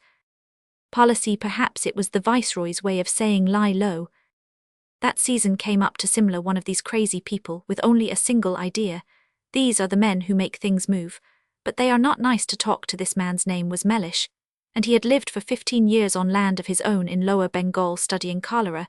He held that cholera was a germ that propagated itself as it flew through a muggy atmosphere and stuck in the branches of trees like a woolflake.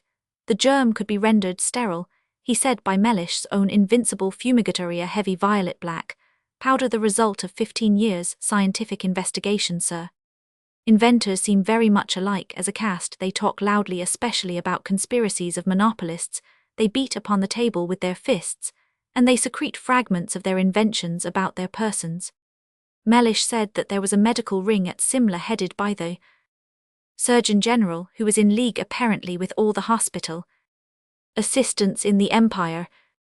I forget exactly how he proved it, but it had something to do with skulking up to the hills, and what Mellish wanted was the independent evidence of the Viceroy Steward of our most gracious Majesty, the Queen, sir. So Mellish went up to Simla with 84 pounds of fumigatory in his trunk to speak to the Viceroy, and to show him the merits of the invention.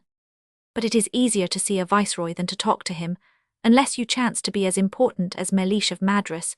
He was a 6,000 rupee man, so great that his daughters never married. They contracted alliances. He himself was not paid. He received emoluments, and his journeys about the country were tour of observation. His business was to stir up the people in Madras with a long pole as you stir up tench in a pond, and the people had to come up out of their comfortable old ways and gasp, "This is enlightenment and progress, isn't it fine?"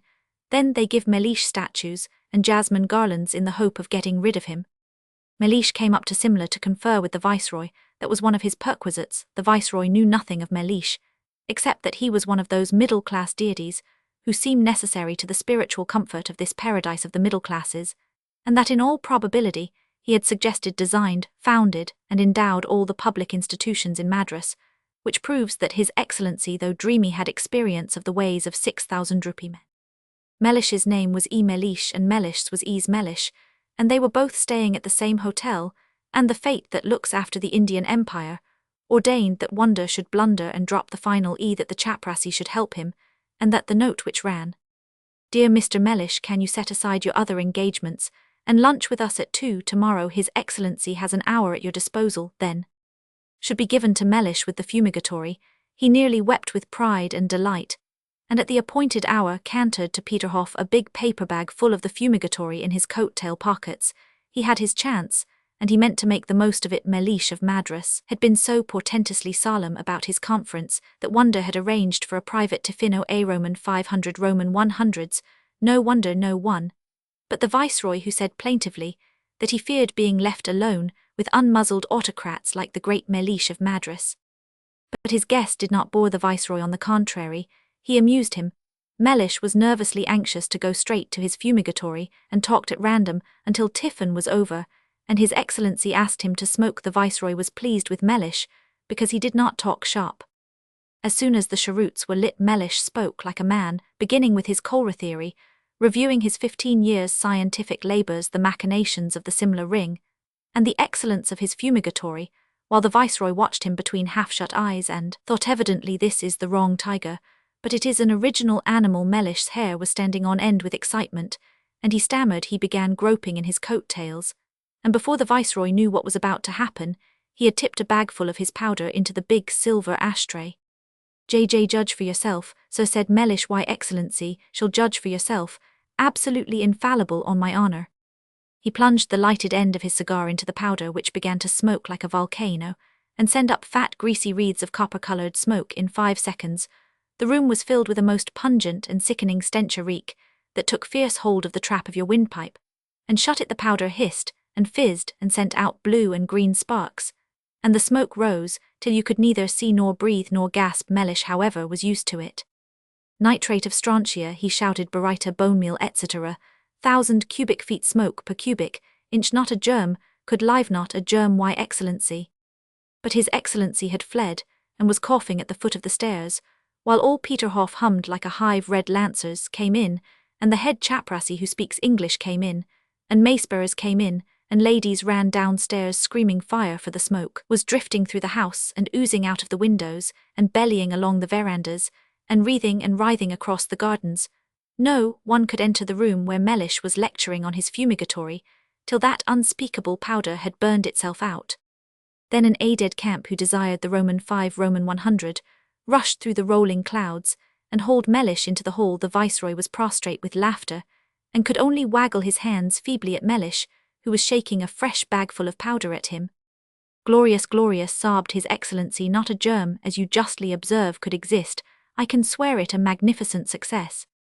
Then he laughed till the tears came, and Wonder, who had caught the real Mellish snorting on the mall, entered, and was deeply shocked at the scene, but the viceroy was delighted, because he saw that Wonder would presently depart. Mellish, with the fumigatory, was also pleased, for he felt that he had smashed the similar medical ring.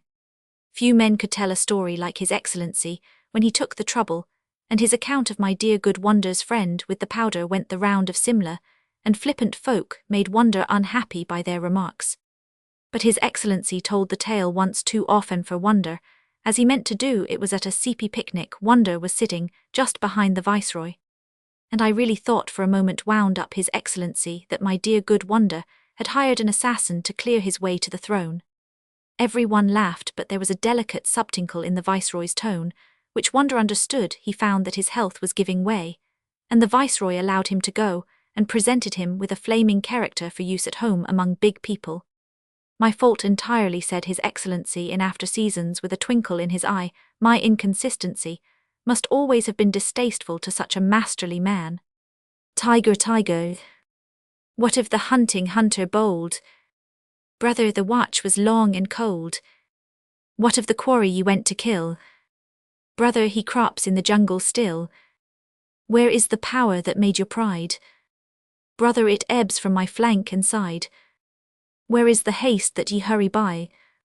Brother, I go to my lair to die. When Mowgli left the wolf's cave after the fight with the pack at the Council Rock, he went down to the ploughed lands where the villagers lived, but he would not stop there, because it was too near to the jungle, and he knew that he had made at least one bad enemy at the council. So he hurried on, keeping to the rough road that ran down the valley, and followed it at a steady jog-trot for nearly 20 miles, till he came to a country that he did not know. The valley opened out into a great plain, dotted over with rocks and cut up by ravines. At one end stood a little village, and at the other the thick jungle came down in a sweep to the grazing grounds, and stopped there as though it had been cut off with a hoe. All over the plain cattle and buffaloes were grazing, and when the little boys in charge of the herds saw Mowgli, they shouted and ran away, and the yellow pariah dogs that hang about every Indian village barked. Mowgli walked on, for he was feeling hungry, and when he came to the village gate, he saw the big thorn bush that was drawn up before the gate at twilight pushed to one side. He said, for he had come across more than one such barricade in his night rambles after things to eat. So men are afraid of the people of the jungle here. Also he sat down by the gate, and when a man came out, he stood up, opened his mouth, and pointed down it to show that he wanted food. The man stared and ran back up the one street of the village, shouting for the priest, who was a big fat man, dressed in white with a red and yellow mark on his forehead. The priest came to the gate, and with him at least 100 people who stared and talked and shouted and pointed at Mowgli. They have no manners, these men folk, said Mowgli to himself. Only the grey ape would behave as they do. So he threw back his long hair and frowned at the crowd. What is there to be afraid of, said the priest. Look at the marks on his arms and legs. They are the bites of wolves. He is but a wolf child run away from the jungle. Of course, in playing together, the cubs had often nipped Mowgli harder than they intended, and there were white scars all over his arms and legs, but he would have been the last person in the world to call these bites, for he knew what real biting meant. Said 2 or 3 women together to be bitten by wolves. Poor child. He is a handsome boy. He has eyes like red fire. By my honor, Mesua, he is not unlike thy boy that was taken by the tiger. Let me look, said a woman with heavy copper rings on her wrists and ankles, and she peered at Mowgli under the palm of her hand. Indeed he is not. He is thinner, but he has the very look of my boy. The priest was a clever man, and he knew that Mesua was wife to the richest villager in the place, so he looked up at the sky for a minute, and said solemnly, what the jungle has taken, the jungle has restored. Take the boy into thy house, my sister, and forget not to honor the priest who sees so far into the lives of men. By the bull that bought me, said Mowgli to himself, but all this talking is like another looking over by the pack. Well, if I am a man I must be. The crowd parted as the woman beckoned Mowgli to her hut, where there was a red lacquered bedstead, a great earthen grain chest with funny raised patterns on it, half a dozen copper cooking pots, an image of a Hindu god in a little alcove, and on the wall a real looking-glass such as they sell at the country fairs for 8 cents. She gave him a long drink of milk and some bread, and then she laid her hand on his head and looked into his eyes, for she thought perhaps that he might be her real son come back from the jungle where the tiger had taken him. So she said, "Nathu, O Nathu." Mowgli did not show that he knew the name. "Dost thou not remember the day when I gave thee thy new shoes?" She touched his foot, and it was almost as hard as horn. "No," she said sorrowfully, "those feet have never worn shoes, but thou art very like my Nathu, and thou shalt be my son." Mowgli was uneasy because he had never been under a roof before, but as he looked at the thatch, he saw that he could tear it out any time if he wanted to get away, and that the window had no fastenings. "What is the good of a man," he said to himself at last, "if he does not understand man's talk? Now I am as silly and dumb as a man would be with us in the jungle. I must speak their talk." He had not learned while he was with the wolves to imitate the challenge of bucks in the jungle and the grunt of the little wild pig for fun, so as soon as Meswa pronounced a word, Mowgli would imitate it almost perfectly, and before dark he had learned the name of many things in the hut. There was a difficulty at bedtime, because Mowgli would not sleep under anything that looked so like a panther trap as that hut, and when they shut the door he went through the window. "Give him his will," said Meswa's husband. "Remember, he can never till now have slept on a bed. If he is indeed sent in the place of our son, he will not run away." So Mowgli stretched himself in some long clean grass at the edge of the field, but before he had closed his eyes, a soft grey nose poked him under the chin. "Phew," said Grey Brother. He was the eldest of Mother Wolf's cubs. "This is a poor reward for following thee 20 miles. Thou smellest of wood smoke and cattle together, like a man already wake. Little brother, I bring news." "Are all well in the jungle?" said Mowgli, hugging him. "All except the wolves that were burned with the red flower. Now listen, Shere Khan has gone away to hunt far off till his coat grows again, for he is badly singed. When he returns, he swears that he will lay thy bones in the Waingunga. There are 2 words to that. I also have made a little promise, but news is always good. I am tired, tonight free tired, with new things, Grey Brother, but bring me the news always." "Thou wilt not forget that thou art a wolf. Men will not make thee forget," said Grey Brother anxiously. "Never. I will always remember that I love thee and all in our cave, but also I will always remember that I have been cast out of the pack, and that thou mayst be cast out of another pack. Men are only men, little brother, and their talk is like the talk of frogs in a pond. When I come down here again, I will wait for thee in the bamboos at the edge of the grazing ground." For 3 months after that night, Mowgli hardly ever left the village gate. He was so busy learning the ways and customs of men. First, he had to wear a cloth round him, which annoyed him horribly, and then he had to learn about money, which he did not in the least understand, and about ploughing, of which he did not see the use. Then the little children in the village made him very angry. Luckily, the law of the jungle had taught him to keep his temper, for in the jungle life and food depend on keeping your temper. But when they made fun of him because he would not play games or fly kites, or because he mispronounced some word, only the knowledge that it was unsportsmanlike to kill little naked cubs kept him from picking them up and breaking them in 2. He did not know his own strength in the least in the jungle. He knew he was weak compared with the beasts, but in the village people said that he was as strong as a bull. He certainly had no notion of what fear was, for when the village priest told him that the god in the temple would be angry with him if he ate the priest's mangoes, he picked up the image, brought it over to the priest's house, and asked the priest to make the god angry, and he would be happy to fight him. It was a horrible scandal, but the priest hushed it up, and Meswa's husband paid much good silver to comfort the god, and Mowgli had not the faintest idea of the difference that caste makes between man and man. When the potter's donkey slipped in the clay pit, Mowgli hauled it out by the tail and helped to stack the pots. For their journey to the market at Kanhiwara, that was very shocking too, for the potter is a low-caste man, and his donkey is worse. When the priest scolded him, Mowgli threatened to put him on the donkey too, and the priest told Meswa's husband that Mowgli had better be set to work as soon as possible, and the village headman told Mowgli that he would have to go out with the buffaloes next day and herd them while they grazed. No one was more pleased than Mowgli, and that night, because he had been appointed a servant of the village, as it were, he went off to a circle that met every evening on a masonry platform under a great fig tree. It was the village club, and the headman and the watchman and the barber, who knew all the gossip of the village, and old Buldio the village hunter, who had a tower musket, met and smoked the monkeys sat and talked in the upper branches, and there was a hole under the platform where a cobra lived, and he had his little platter of milk every night because he was sacred, and the old men sat around the tree, and talked and pulled at the big hukas, the water pipes, till far into the night. They told wonderful tales of gods and men and ghosts, and Buldeo told even more wonderful ones of the ways of beasts in the jungle, till the eyes of the children sitting outside the circle bulged out of their heads. Most of the tales were about animals, for the jungle was always at their door, the deer, and the wild pig grubbed up their crops, and now and again the tiger carried off a man at twilight within sight of the village gates. Mowgli, who naturally knew something about what they were talking of, had to cover his face, not to show that he was laughing, while Buldeo, the tower musket across his knees, climbed on from one wonderful story to another, and Mowgli's shoulders shook. Buldeo was explaining how the tiger that had carried away Meswa's son was a ghost tiger, and his body was inhabited by the ghost of a wicked old moneylender who had died some years ago. And I know that this is true, he said, because Purun Das always limped from the blow that he got in a riot when his account books were burned, and the tiger that I speak of, he limps too, for the tracks of his pads are unequal.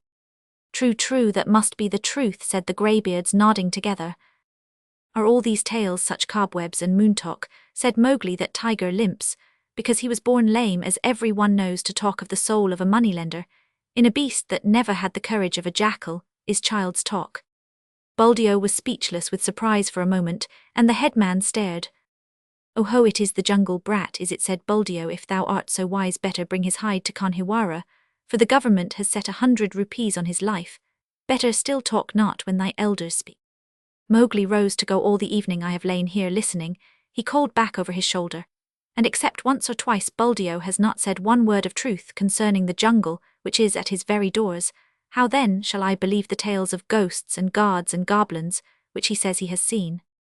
It is full time that boy went to herding, said the headman, while Buldeo puffed and snorted at Mowgli's impertinence.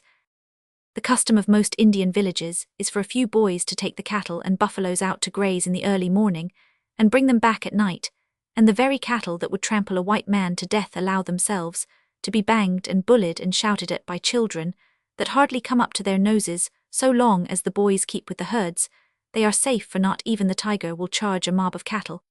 But if they straggle to pick flowers or hunt lizards, they are sometimes carried off. Mowgli went through the village street in the dawn, sitting on the back of Rama, the great herd bull, and the slatter-blue buffaloes with their long backward-sweeping horns and savage eyes rose out of their byres one by one, and followed him, and Mowgli made it very clear to the children with him that he was the master. He beat the buffaloes with a long polished bamboo, and told Kamia, one of the boys, to graze the cattle by themselves, while he went on with the buffaloes, and to be very careful not to stray away from the herd. An Indian grazing ground is all rocks and scrubs and tussocks, and little ravines among which the herds scatter and disappear. The buffaloes generally keep to the pools and muddy places, where they lie wallowing or basking in the warm mud for hours. Mowgli drove them on to the edge of the plain, where the Waingunga came out of the jungle. Then he dropped from Rama's neck, trotted off to a bamboo clump, and found Grey Brother. Ah, said Grey Brother, I have waited here very many days. What is the meaning of this cattle herding work? It is an order, said Mowgli. I am a village herd for a while. What news of Shere Khan? He has come back to this country, and has waited here a long time for thee. Now he has gone off again, for the game is scarce, but he means to kill thee. Very good, said Mowgli. So long as he is away, do thou, or one of the 4 brothers, sit on that rock, so that I can see thee as I come out of the village. When he comes back, wait for me in the ravine by the dactree in the center of the plain. We need not walk into Shere Khan's mouth. Then Mowgli picked out a shady place and lay down and slept, while the buffaloes grazed round him. Herding in India is one of the laziest things in the world. The cattle move and crunch and lie down and move on again, and they do not even low, they only grunt, and the buffaloes very seldom say anything but get down into the muddy pools one after another, and work their way into the mud, till only their noses and staring china-blue eyes show above the surface, and then they lie like logs. The sun makes the rocks dance in the heat, and the herd children hear one kite never any more whistling almost out of sight overhead, and they know that if they died or a cow died, that kite would sweep down, and the next kite miles away would see him drop and follow, and the next, and almost before they were dead, there would be a score of hungry kites come out of nowhere. Then they sleep and wake and sleep again, and weave little baskets of dried grass, and put grasshoppers in them, or catch 2 praying mantises, and make them fight, or string a necklace of red and black jungle nuts, or watch a lizard basking on a rock or a snake hunting a frog near the wallows. Then they sing long, long songs with odd native quavers at the end of them, and the day seems longer than most people's whole lives, and perhaps they make a mud castle with mud figures of men and horses and buffaloes, and put reeds into the men's hands, and pretend that they are kings and the figures are their armies, or that they are gods to be worshipped. Then evening comes, and the children call and the buffaloes lumber up out of the sticky mud with noises like gunshots going off one after the other, and they all string across the grey plain back to the twinkling village lights. Day after day Mowgli would lead the buffaloes out to their wallows, and day after day he would see Grey Brothers back 1.5 miles away across the plain, so he knew that Shere Khan had not come back. And day after day he would lie on the grass listening to the noises round him, and dreaming of old days in the jungle. If Shere Khan had made a false step with his lame paw up in the jungles by the Waingunga, Mowgli would have heard him in those long still mornings.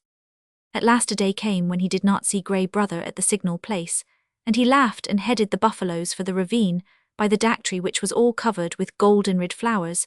There sat Grey Brother, every bristle on his back lifted. He is hidden for a month to throw thee off thy guard. He crossed the ranges last night with Tabaqui Hotfoot on thy trail, said the wolf, panting. Mowgli frowned. I am not afraid of Shere Khan, but Tabaqui is very cunning. Have no fear, said Grey Brother, licking his lips a little. I met Tabaqui in the dawn now. He is telling all his wisdom to the kites. But he told me everything before I broke his back. Shere Khan's plan is to wait for thee at the village gate this evening, for thee, and for no one else. He is lying up now in the big dry ravine of the Waingunga. Has he eaten today, or does he hunt empty? Said Mowgli, for the answer meant life and death to him. He killed at dawn a pig, and he has drunk too. Remember, Shere Khan could never fast even for the sake of revenge. Oh fool, fool, what a cub's cub it is, eaten and drunk too. And he thinks that I shall wait till he has slept now. Where does he lie up? If there were but 10 of us we might pull him down. As he lies, these buffaloes will not charge unless they wind him, and I cannot speak their language. Can we get behind his track, so that they may smell it?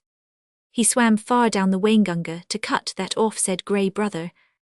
Tabaqui told him that. I know he would never have thought of it alone. Mowgli stood with his finger in his mouth, thinking the big ravine of the Waingunga that opens out on the plain not 1/2 mile from here. I can take the herd round through the jungle to the head of the ravine, and then sweep down, but he would slink out at the foot. We must block that end. Grey Brother, canst thou cut the herd in two for me? Not I, perhaps, but I have brought a wise helper. Grey Brother trotted off and dropped into a hole. Then there lifted up a huge grey head that Mowgli knew well, and the hot air was filled with the most desolate cry of all the jungle, the hunting howl of a wolf at mid. Akla, Akla, said Mowgli, clapping his hands. I might have known that thou wouldst not forget me. We have a big work in hand. Cut the herd in two. Akla, keep the cows and calves together, and the bulls and the ploughbuffaloes by themselves. The two wolves ran Lady Eshane fashion in and out of the herd, which snorted and threw up its head, and separated into 2 clumps. In one the cowbuffaloes stood with their calves in the centre and glared, and pawed ready if a wolf would only stay still to charge down and trample the life out of him. In the other the bulls, and the young bulls snorted and stamped, but though they looked more imposing they were much less dangerous, for they had no calves to protect. No 6 men could have divided the herd so neatly. What orders? Panted Akla. They are trying to join again. Mowgli slipped on to Rama's back. Drive the bulls away to the left. Akla, Grey Brother. When we are gone, hold the cows together and drive them into the foot of the ravine. How far? Said Grey Brother, panting and snapping. Till the sides are higher than Shere Khan can jump, shouted Mowgli. Keep them there till we come down. The bulls swept off as Akla bade, and Grey Brother stopped in front of the cows. They charged down on him, and he ran just before them to the foot of the ravine, as Akla drove the bulls far to the left. Well done, another charge, and they are fairly started. Careful, no careful, Akla, a snap too much, and the bulls will charge huger. This is wilder work than driving blackbuck. Didst thou think these creatures could move so swiftly? Mowgli called. I have hunted these two in my time, gasped Akla in the dust. Shall I turn them into the jungle?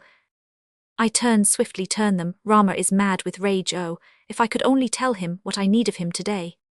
The bulls were turned to the right this time, and crashed into the standing thicket. The other herd children, watching with the cattle 1/2 mile away, hurried to the village, as fast as their legs could carry them, crying that the buffaloes had gone mad and run away. But Mowgli's plan was simple enough. All he wanted to do was to make a big circle uphill and get at the head of the ravine, and then take the bulls down it, and catch Shere Khan between the bulls and the cows, for he knew that after a meal and a full drink Shere Khan would not be in any condition to fight or to clamber up the sides of the ravine. He was soothing the buffaloes now by voice, and Akela had dropped far to the rear, only whimpering once or twice to hurry the rearguard. It was a long, long circle, for they did not wish to get too near the ravine and give Shere Khan warning. At last Mowgli rounded up the bewildered herd at the head of the ravine on a grassy patch that sloped steeply down to the ravine itself. From that height you could see across the tops of the trees down to the plain below, but what Mowgli looked at was the sides of the ravine, and he saw with a great deal of satisfaction that they ran nearly straight up and down, while the vines and creepers that hung over them would give no foothold to a tiger who wanted to get out. "Let them breathe, Akela," he said, holding up his hand. "They have not winded him. Yet I must tell Shere Khan who comes we have him in a trap." He put his hands to his mouth and shouted down the ravine. It was almost like shouting down a tunnel, and the echoes jumped from rock to rock. After a long time there came back the drawling, sleepy snarl of a full-fed tiger just wakened. "Who calls?" said Shere Khan, and a splendid peacock fluttered up out of the ravine screeching. "I'm Mowgli, cattle thief. It is time to come to the council rock. Down, hurry them down, Akela, down, Rama, down." The herd paused for an instant at the edge of the slope, but Akela gave tongue in the full hunting yell, and they pitched over one after the other just as steamers shoot rapids, the sand and stones spurting up round them. Once started there was no chance of stopping, and before they were fairly in the bed of the ravine Rama winded Shere Khan and bellowed. "Ha ha," said Mowgli, "on his back now thou knowest," and the torrent of black horns, foaming muzzles, and staring eyes whirled down the ravine, just as boulders go down in flood time, the weaker buffaloes being shouldered out to the sides of the ravine, where they tore through the creepers. They knew what the business was before them, terrible charge of the buffalo herd against which no tiger can hope to stand. Shere Khan heard the thunder of their hoofs, picked himself up, and lumbered down the ravine, looking from side to side for some way of escape. But the walls of the ravine were straight, and he had to hold on heavy with his dinner, and drink, willing to do anything rather than fight. The herd splashed through the pool he had just left, bellowing, till the narrow cut rang. Mowgli heard an answering bellow from the foot of the ravine, saw Shere Khan turn. The tiger knew, if the worst came to the worst, it was better to meet the bulls than the cows with their calves. And then Rama tripped and stumbled and went on again over something soft, and with the bulls at his heels crashed full into the other herd, while the weaker buffaloes were lifted clean off their feet by the shock of the meeting. That charge carried both herds out into the plain, goring and stamping and snorting. Mowgli watched his time and slipped off Rama's neck, laying about right and left with his stick. "Quick, Akela, break them up, scatter them, or they will be fighting one another. Drive them away, Akela. Hi, Rama, hi, hi, hi, my children. Softly now, softly, it is all over." Akela and Grey Brother ran to and fro, nipping the buffalo's legs, and though the herd wheeled once to charge up the ravine again, Mowgli managed to turn Rama, and the others followed him to the wallows. Shere Khan needed no more trampling. He was dead, and the kites were coming for him already. "Brothers, that was a dog's death," said Mowgli, feeling for the knife he always carried in a sheath round his neck now that he lived with men, but he would never have shown fight. "Walla, his hide will look well on the council rock. We must get to work swiftly." A boy trained among men would never have dreamed of skinning a 10-foot tiger alone, but Mowgli knew better than anyone else how an animal's skin is fitted on, and how it can be taken off. But it was hard work, and Mowgli slashed and tore and grunted for an hour, while the wolves lolled out their tongues, or came forward and tugged as he ordered them. Presently a hand fell on his shoulder, and looking up he saw Buldeo with the Tower musket. The children had told the village about the buffalo stampede, and Buldeo went out angrily, only too anxious to correct Mowgli for not taking better care of the herd. The wolves dropped out of sight as soon as they saw the man coming. "What is this folly?" said Buldeo angrily. "To think that thou canst skin a tiger. Where did the buffaloes kill him? It is the lame tiger too, and there is 100 rupees on his head. Well, well, we will overlook thy letting the herd run off, and perhaps I will give thee one of the rupees of the reward when I have taken the skin to Kanhiwara." He fumbled in his waistcloth for flint and steel, and stooped down to singe Shere Khan's whiskers. Most native hunters always singe a tiger's whiskers to prevent his ghost from haunting them. Said Mowgli half to himself as he ripped back the skin of a forepaw. "So thou wilt take the hide to Kanhiwara for the reward, and perhaps give me 1 rupee now. It is in my mind that I need the skin for my own use. Heh, old man, take away that fire. What talk is this to the chief hunter of the village? Thy luck and the stupidity of thy buffaloes have helped thee to this kill. The tiger has just fed, or he would have gone 20 miles by this time. Thou canst not even skin him. Properly, little beggar brat, and forsooth I, Buldeo, must be told not to singe his whiskers, Mowgli. I will not give thee one honor of the reward, but only a very big beating, leave the carcass. By the bull that bought me, said Mowgli, who was trying to get at the shoulder, must I stay babbling to an old ape all noon here, Akela? This man plagues me. Buldeo, who was still stooping over Shere Khan's head, found himself sprawling on the grass with a grey wolf standing over him, while Mowgli went on skinning as though he were alone in all India. Yees, he said between his teeth, thou art altogether right, Buldeo. Thou wilt never give me one honor of the reward. There is an old war between this lame tiger and myself, a very old war, and I have won. To do Buldeo justice, if he had been 10 years younger, he would have taken his chance with Akela had he met the wolf in the woods, but a wolf, who obeyed the orders of this boy who had private wars with mane-eating tigers, was not a common animal. It was sorcery magic of the worst kind, thought Buldeo, and he wondered whether the amulet round his neck would protect him. He lay as still, expecting every minute to see Mowgli turn into a tiger too. Maharaj, great king, he said at last in a husky whisper. Yes, said Mowgli without turning his head, chuckling a little. I am an old man. I did not know that thou wast anything more than a herdsboy. May I rise up and go away, or will thy servant tear me to pieces? Go, and peace go with thee. Only another time. Do not meddle with my game. Let him go, Akela. Buldeo hobbled away to the village as fast as he could, looking back over his shoulder in case Mowgli should change into something terrible when he got to the village. He told a tale of magic and enchantment and sorcery that made the priest look very grave. Mowgli went on with his work, but it was nearly twilight before he and the wolves had drawn the great grey skin clear of the body. Now we must hide this and take the buffaloes home. Help me to herd them, Akela. The herd rounded up in the misty twilight, and when they got near the village, Mowgli saw lights and heard the conches and bells in the temple blowing and banging. Half the village seemed to be waiting for him by the gate. That is because I have killed Shere Khan, he said to himself, but a shower of stones whistled about his ears, and the villagers shouted, Sorcerer, wolf's brat, jungle demon, go away, get hence quickly, or the priest will turn thee into a wolf again. Shoot, Buldeo, shoot. The old tower musket went off with a bang, and a young buffalo bellowed in pain. More sorcery, shouted the villagers. He can turn bullets, Buldeo. That was thy buffalo. Now what is this, said Mowgli, bewildered, as the stones flew thicker. They are not unlike the pack, these brothers of thine, said Akela, sitting down composedly. It is in my head that if bullets mean anything, they would cast thee out. Wolf, wolf's cub, go away, shouted the priest, waving a sprig of the sacred tulsi plant. Again, last time it was because I was a man, this time it is because I am a wolf. Let us go, Akela. A woman, it was Messuaran, across to the herd, and cried, O my son, they say thou art a sorcerer who can turn himself into a beast. At will I do not believe, but go away, or they will kill thee. Buldeo says thou art a wizard, but I know thou hast avenged Nathu's death. Come back, Messua, shouted the crowd, come back, or we will stone thee. Mowgli laughed a little short, ugly laugh, for a stone had hit him in the mouth. Run back, Messua. This is one of the foolish tales they tell under the big tree at dusk. I have at least paid for thy son's life. Farewell. And run quickly, for I shall send the herd in more swiftly than their brickbats. I am no wizard, Messua. Farewell. Now once more, Akela, he cried, bring the herd. The buffaloes were anxious enough to get to the village. They hardly needed Akela's yell, but charged through the gate like a whirlwind, scattering the crowd right and left. Keep count, shouted Mowgli scornfully.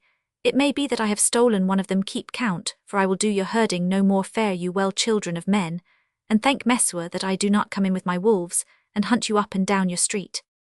He turned on his heel and walked away with the lone wolf, and as he looked up at the stars, he felt happy. No more sleeping in traps for me.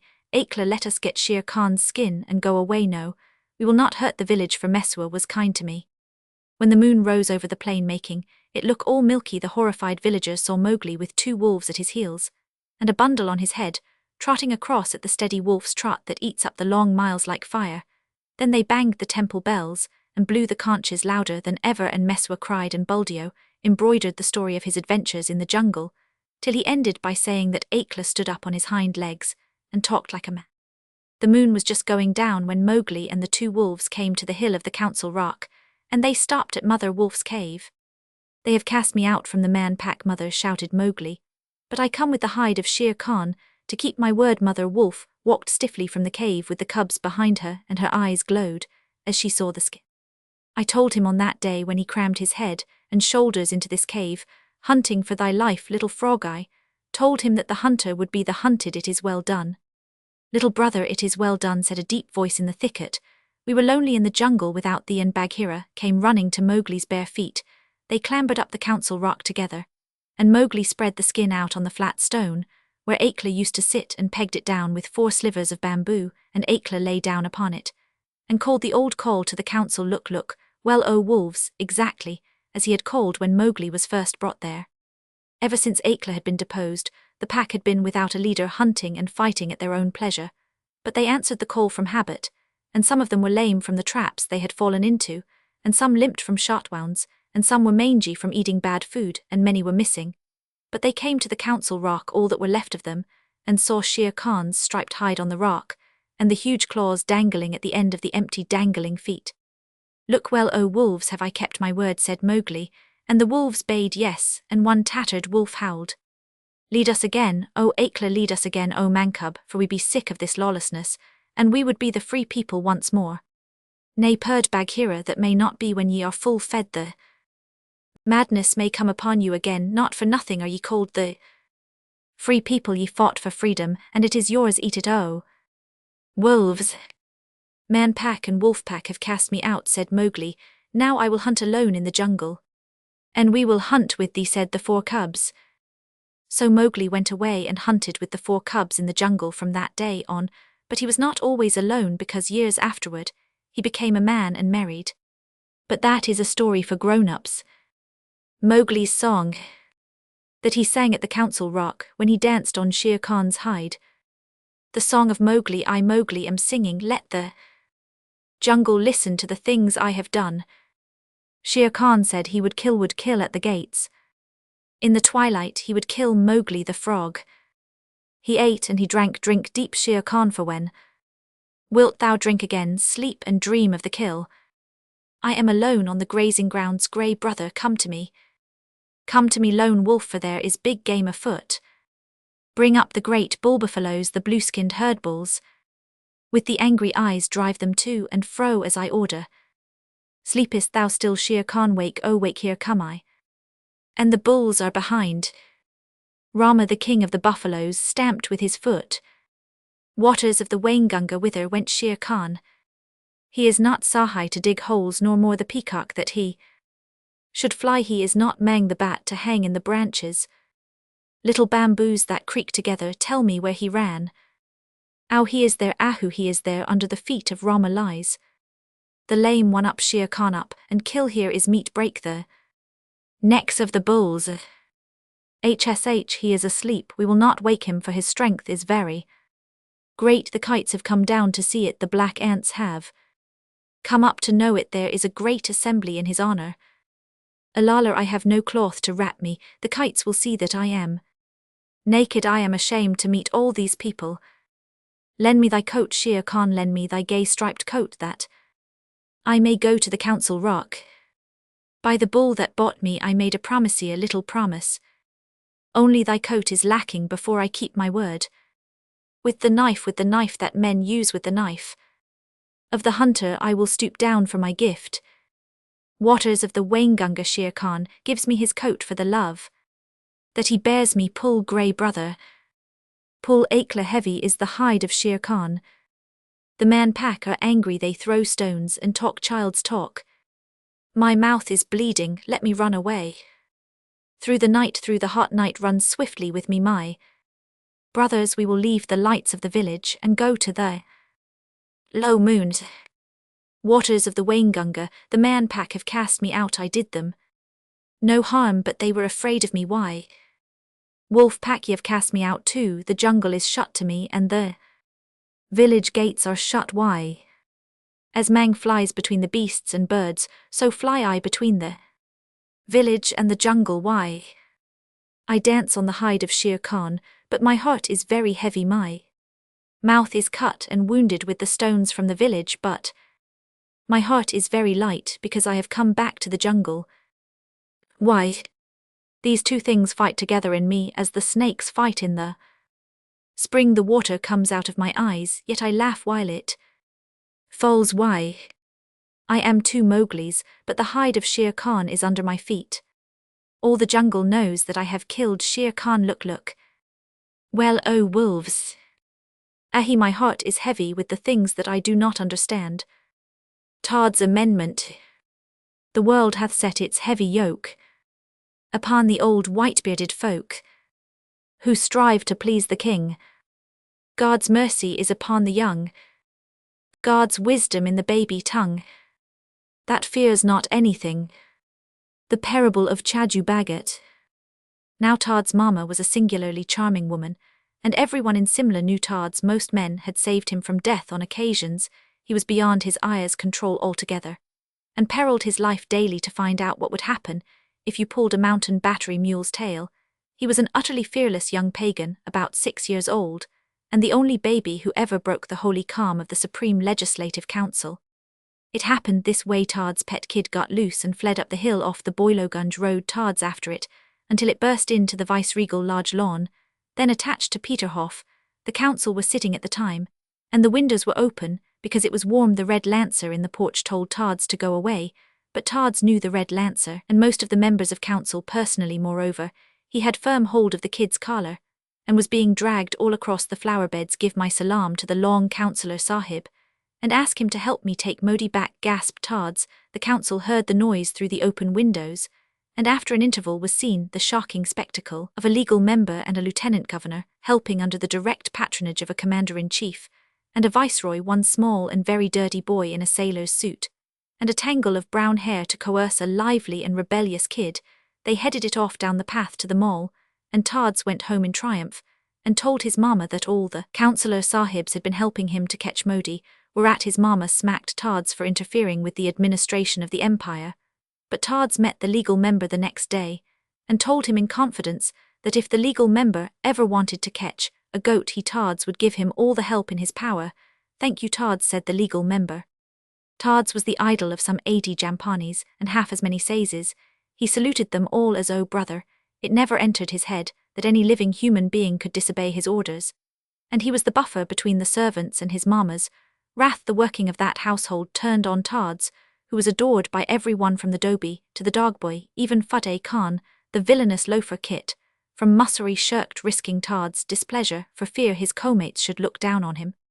So Todd's had honour in the land from Boilogunj to Chota Simla, and ruled justly according to his lights. Of course, he spoke Urdu, but he had also mastered many queer side speeches like the Chodi Boli of the women, and held grave converse with shopkeepers and hillcoolies alike. He was precocious for his age, and his mixing with natives had taught him some of the more bitter truths of life. The meanness and the sordidness of it he used over his bread and milk, to deliver solemn and serious aphorisms translated from the vernacular into the English that made his mama jump, and vow that Todd's must go home next hot weather. Just when Todd's was in the bloom of his power, the Supreme Legislature were hacking out a bill for the submontane tracts, a revision of the then act smaller than the Punjab Land Bill, but affecting a few 100,000 people. None the less the legal member had built and bolstered and embroidered and amended that bill till it looked beautiful on paper.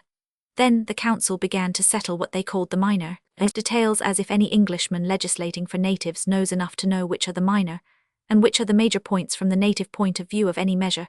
That bill was a triumph of safeguarding the interests of the tenant. One clause provided that land should not be leased on longer terms than 5 years at a stretch, because if the landlord had a tenant bound down for, say, 20 years, he would squeeze the very life out of him.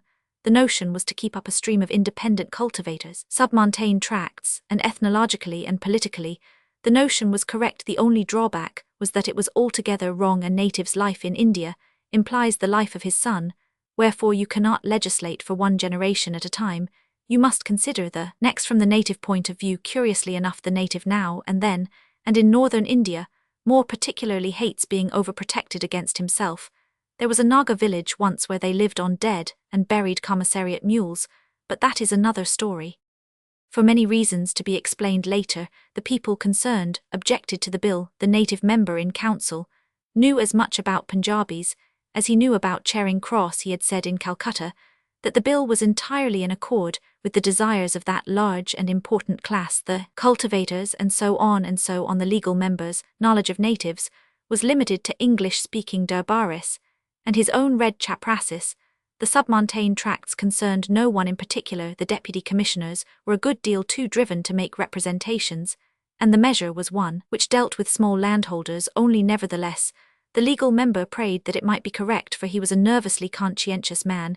He did not know that no man can tell what natives think unless he mixes with them with the varnish off, and not always then, but he did the best he knew, and the measure came up to the Supreme Council for the final touches, while Tods patrolled the Burra Simla Bazaar in his morning rides, and played with the monkey belonging to Ditta Mull the Bunya, and listened as a child listens to all the stray talk about this new freak of the Lord Sahib's. One day there was a dinner party at the house of Todd's mamma, and the legal member came. Tods was in bed, but he kept awake till he heard the bursts of laughter from the men over the coffee. Then he paddled out in his little red flannel dressing gown and his nightsuit, and took refuge by the side of his father, knowing that he would not be sent back. See the miseries of having a family, said Todd's father, giving Tods 3 prunes some water in a glass that had been used for claret, and telling him to sit still. Tods sucked the prunes slowly, knowing that he would have to go when they were finished, and sipped the pink water like a man of the world, as he listened to the conversation. Presently, the legal member, talking sharp to the head of a department, mentioned his bill by its full name, the Submontane Tracts Riotary Revised Enactment. Tods caught the one native word, and lifting up his small voice said, "Oh, I know all about that. Has it been murmutted yet?" "Councillor Sahib." "How much?" said the legal member. "Murmutted, mended, put thick, you know, made nice to please Ditta Mull." The legal member left his place and moved up next to Tods. "What do you know about riotwary, little man?" he said. "I'm not a little man, I'm Tods, and I know all about it. Ditta Mull and Choga Lol, and Amir Nath Ando, locks of my friends, tell me about it in the bazaars when I talk to them." "Oh, they dodo, they what do they say?" Tods tucked his feet under his red flannel dressing gown and said, "I must think." The legal member waited patiently, then Tods, with infinite compassion, "You don't speak my talk, do you, Councillor Sahib?" "No, I am sorry to say, I do not," said the legal member. "Very well," said Tods, "I must think in English." He spent a minute putting his ideas in order, and began very slowly translating in his mind from the vernacular to English, as many Anglo-Indian children do. You must remember that the legal member, helped him on by questions when he halted for Tods, was not equal to the sustained flight of oratory that follows. "Ditta Mull says this thing is the talk of a child, and was made up by fools, but I don't think you are a fool, Councillor Sahib," said Tods hastily. "You caught my goat. This is what Ditta Mull says. I am not a fool. And why should the Sarkar say I am a child? I can see if the land is good. And if the landlord is good, if I am a fool, the sin is upon my own head. For 5 years I take my ground for which I have saved money, and a wife I take too, and a little son is born. Ditta Mull has 1 daughter now, but he says he will have a son soon, and he says at the end of 5 years, by this new bundobust, I must go. If I do not go, I must get fresh seals and tacker-stamps on the papers, perhaps in the middle of the harvest. And to go to the law courts once is wisdom, but to go twice is Jehannam." "That is quite true," explained Tods gravely. "All my friends say so, and Ditta Mull says always fresh takas, and paying money to vackals and chaprasis, and law courts every 5 years, or else the landlord makes me go. Why do I want to go? Am I a fool? If I am a fool, and do not know after 40 years good land, when I see it let me die. But if the new bundobust says for 15 years, that is good, and wise. My little son is a man, and I am burnt, and he takes the ground or another ground, paying only once for the tacker-stamps on the papers, and his little son is born, and at the end of 15 years is a man too. But what profit is there in 5 years, and fresh papers? Nothing but Dick, trouble Dick. We are not young men who take these lands, but old once, not farmers, but tradesmen with a little money, and for 15 years we shall have peace, nor are we children that the Sarkar should treat us so." Here Tods stopped short, for the whole table were listening. The legal member said to Tods, "Is that all?" "All I can remember," said Tods, "but you should see Ditta Mull's big monkey, it's just like a Councillor Sahib." "Tods, go to bed," said his father. Tods gathered up his dressing-gown tail and departed. The legal member brought his hand down on the table with a crash. "By Jove," said the legal member, "I believe the boy is right. The short tenure is the weak point." He left early, thinking over what Tods had said now. It was obviously impossible for the legal member to play with a bunnia's monkey by way of getting understanding. But he did better. He made inquiries, always bearing in mind the fact that the real native are not the hybrid university-trained muleys, as timid as a colt, and little by little He coaxed some of the men whom the measure concerned most intimately to give in their views, which squared very closely with Todd's evidence. So the bill was amended in that clause, and the legal member was filled with an uneasy suspicion that native members represent very little, except the orders they carry on their bosoms, but he put the thought from him as illiberal. He was a most liberal man. After a time, the news spread through the bazaars that Todd's had got the bill recast in the tenure clause, and if Todd's mamma had not interfered, Todd's would have made himself sick on the baskets of fruit, and pistachio nuts, and cabuli grapes and almonds, that crowded the veranda, till he went home. Todd's ranked some few degrees before the viceroy in popular estimation, but for the little life of him Todd's could not understand why. In the legal member's private paper box still lies the rough draft of the Submontane Tracts Riotory revised enactment, and opposite the 22nd clause penciled in blue chalk, and signed by the legal member, are the words Todd's amendment. The story of Mohammed Din. Who is the happy man he that sees in his own house at home little children, crowned with dust, leaping and falling and crying? Munishundra, translated by Professor Peterson. The parlour bowl was an old one, scarred, chipped and dinted. It stood on the mantelpiece among the pipe stems, which Imam Din Kitmatgar was cleaning for me. "Does the heaven-born want this bowl?" said Imam Din deferentially. The heaven-born set no particular store by it, but of what use was a parlour bowl to a Kitmatgar?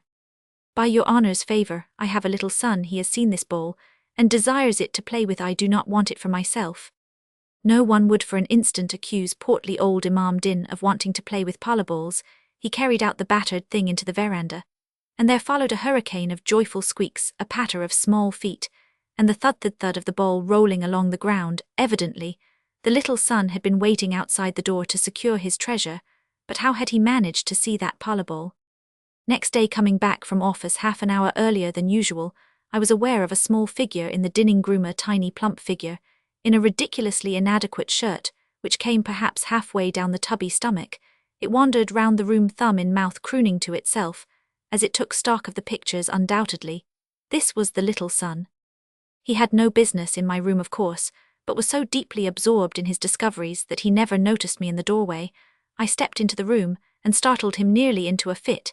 He sat down on the ground with a gasp, his eyes opened, and his mouth followed suit. I knew what was coming and fled, followed by a long dry howl, which reached the servants' quarters far more quickly than any command of mine had ever done in 10 seconds. Imam Din was in the dinning room.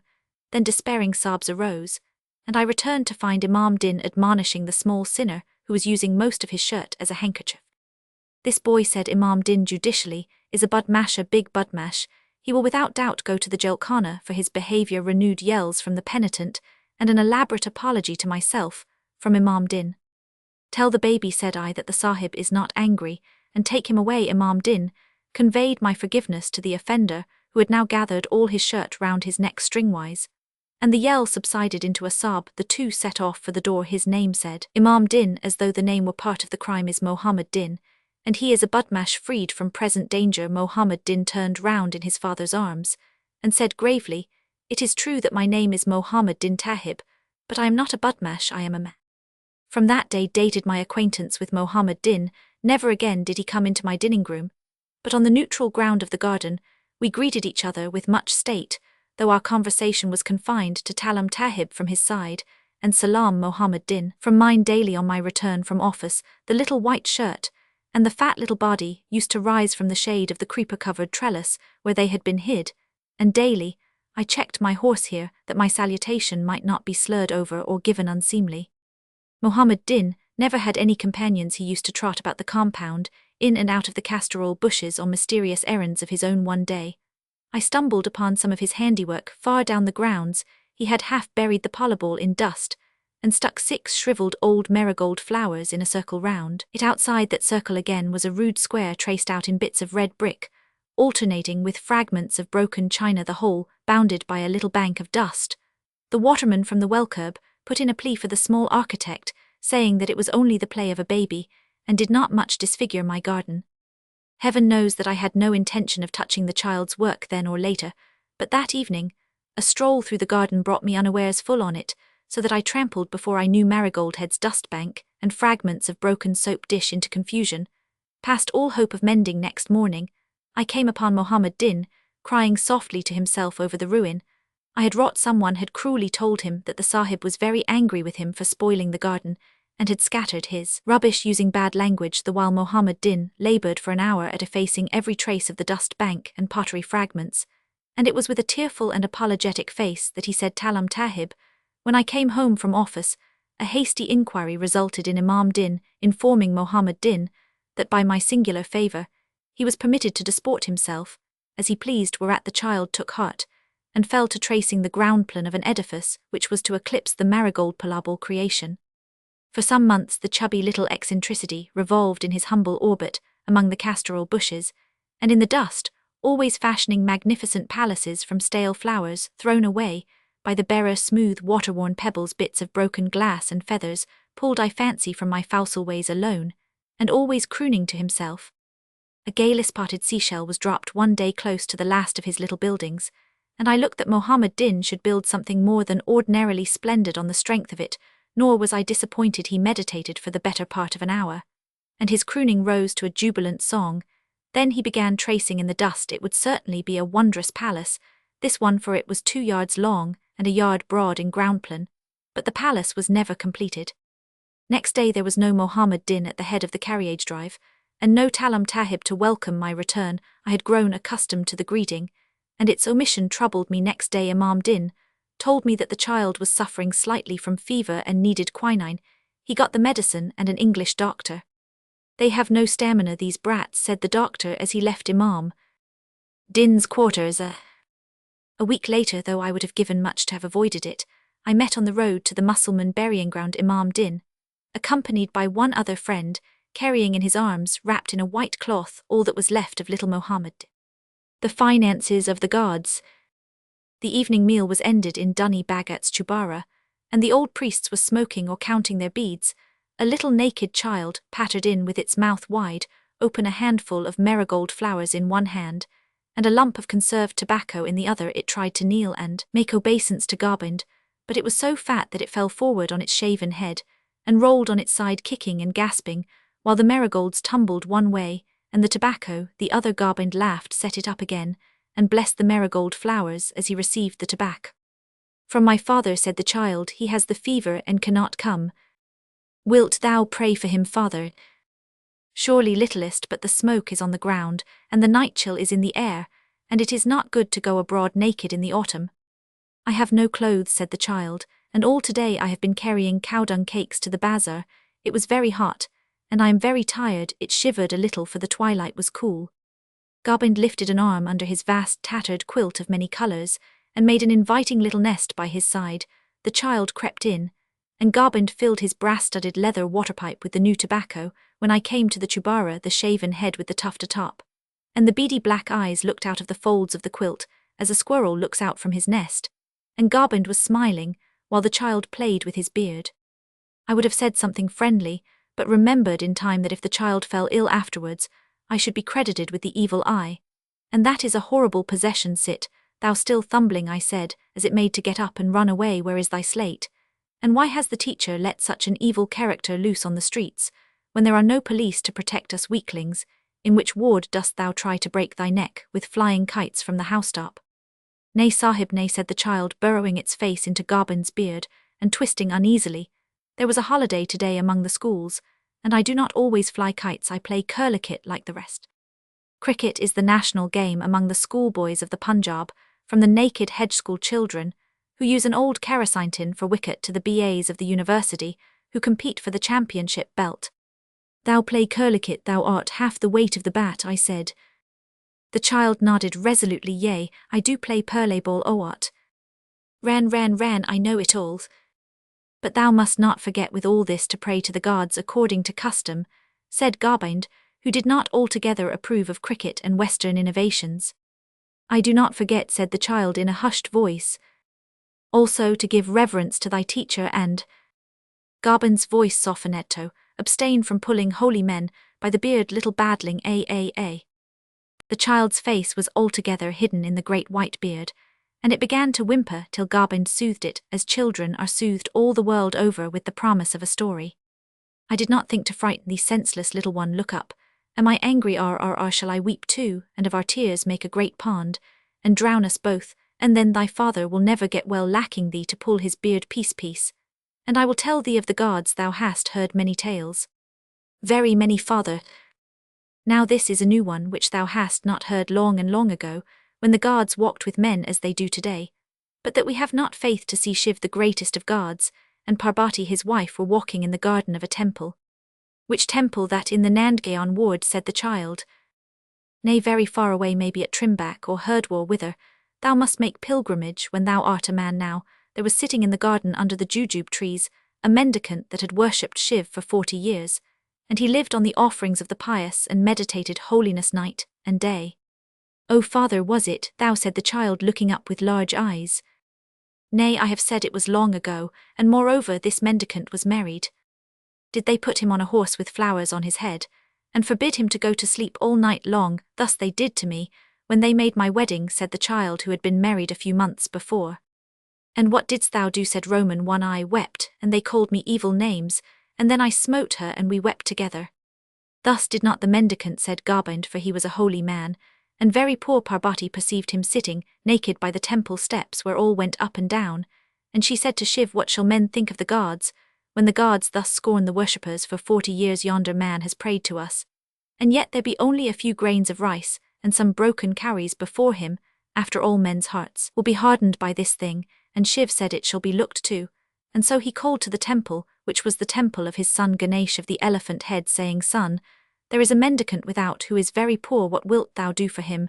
Then that great elephant-headed one awoke in the dark, and answered, In 3 days, if it be thy will, he shall have 1 lakh of rupees. Then Shiv and Parbati went away. But there was a moneylender in the garden, hidden among the marigolds. The child looked at the bowl of crumpled blossoms in its hand, say, among the yellow marigolds, and he heard the gods talking. He was a covetous man, and of a black heart, and he desired that lakh of rupees for himself. So he went to the mendicant, and said, O brother, how much do the pious give thee daily? The mendicant said, I cannot tell, sometimes a little rice, sometimes a little pulse and a few cowries, and it has been pickled mangoes and dried fish. That is good, said the child, smacking its lips. Then said the moneylender, because I have long watched thee, and learned to love thee and thy patience, I will give thee now 5 rupees for all thy earnings of the 3 days to come. There is only a bond to sign on the matter. But the mendicant said, Thou art mad. In 2 months I do not receive the worth of 5 rupees. And he told the thing to his wife that evening. She, being a woman, said, When did moneylender ever make a bad bargain? The wolf runs the corn for the sake of the fat deer. Our fate is in the hands of the gods. Pledge it not even for 3 days. So the mendicant returned to the moneylender, and would not sell. Then that wicked man sat all day before him, offering more and more for those 3 days' earnings, first 10, 50, and 100 rupees. And then, for he did not know when the gods would pour down their gifts, rupees by the 1,000, till he had offered 1/2 lakh of rupees upon this sum. The mendicant's wife shifted her counsel, and the mendicant signed the bond, and the money was paid in silver great white bullocks, bringing it by the cartload. But saving only all that money, the mendicant received nothing from the gods at all. And the heart of the moneylender was uneasy on account of expectation. Therefore at noon of the 3rd day, the moneylender went into the temple to spy upon the counsels of the gods, and to learn in what manner that gift might arrive. Even as he was making his prayers, a crack between the stones of the floor gaped, and closing caught him by the heel.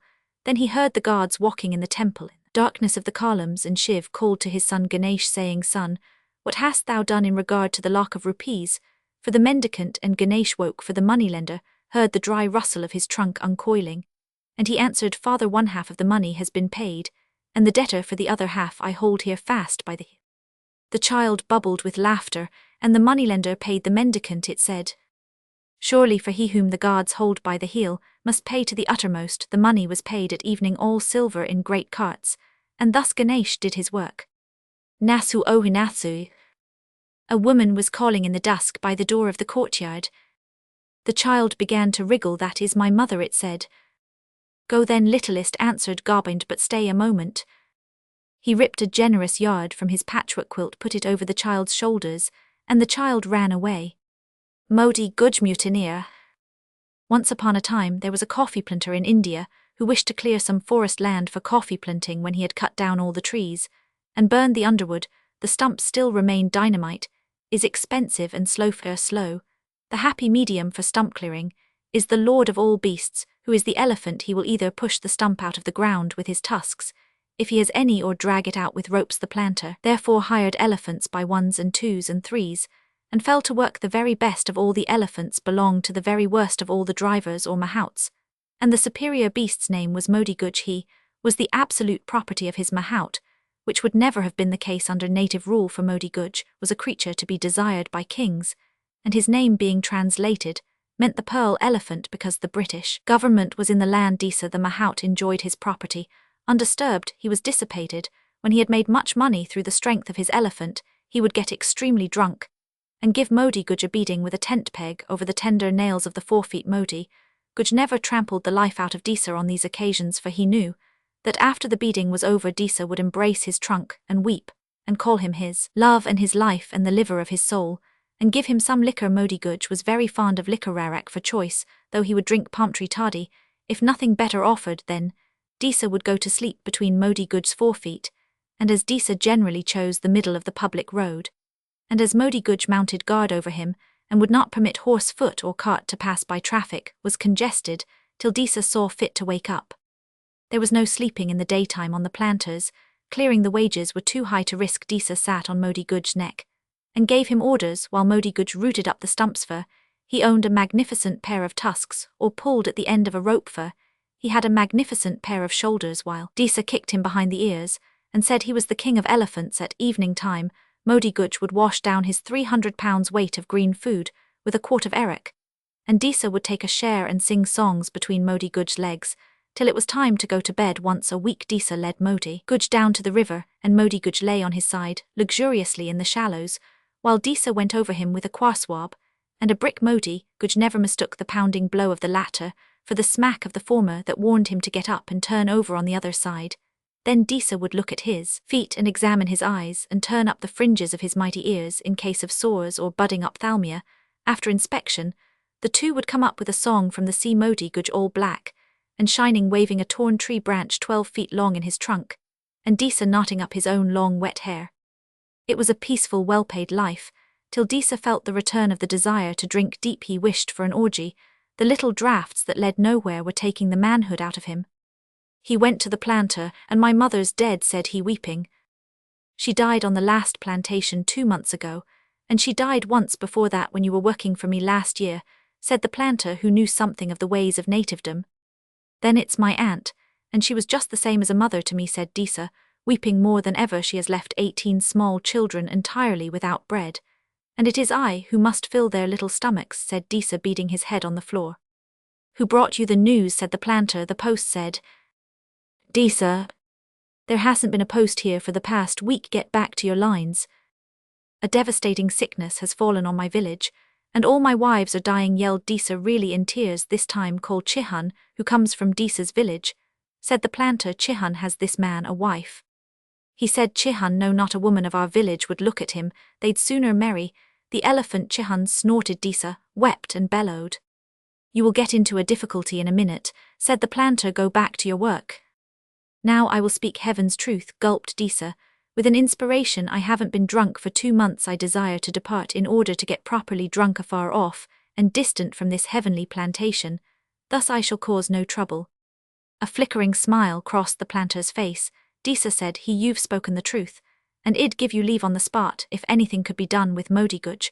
While you're away, you know that he will only obey your orders.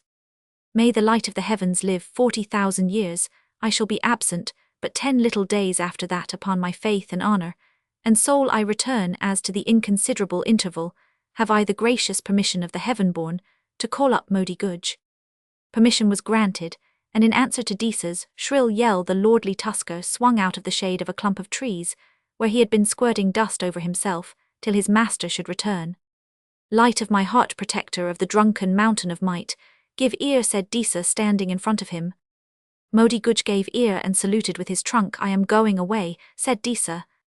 Modi Guj's eyes twinkled. He liked jaunts as well as his master. One could snatch all manner of nice things from the roadside then. "But you fubsy old pig, must stay behind and work." The twinkle died out as Modi Guj tried to look delighted. He hated stump falling on the plantation. It hurt his teeth.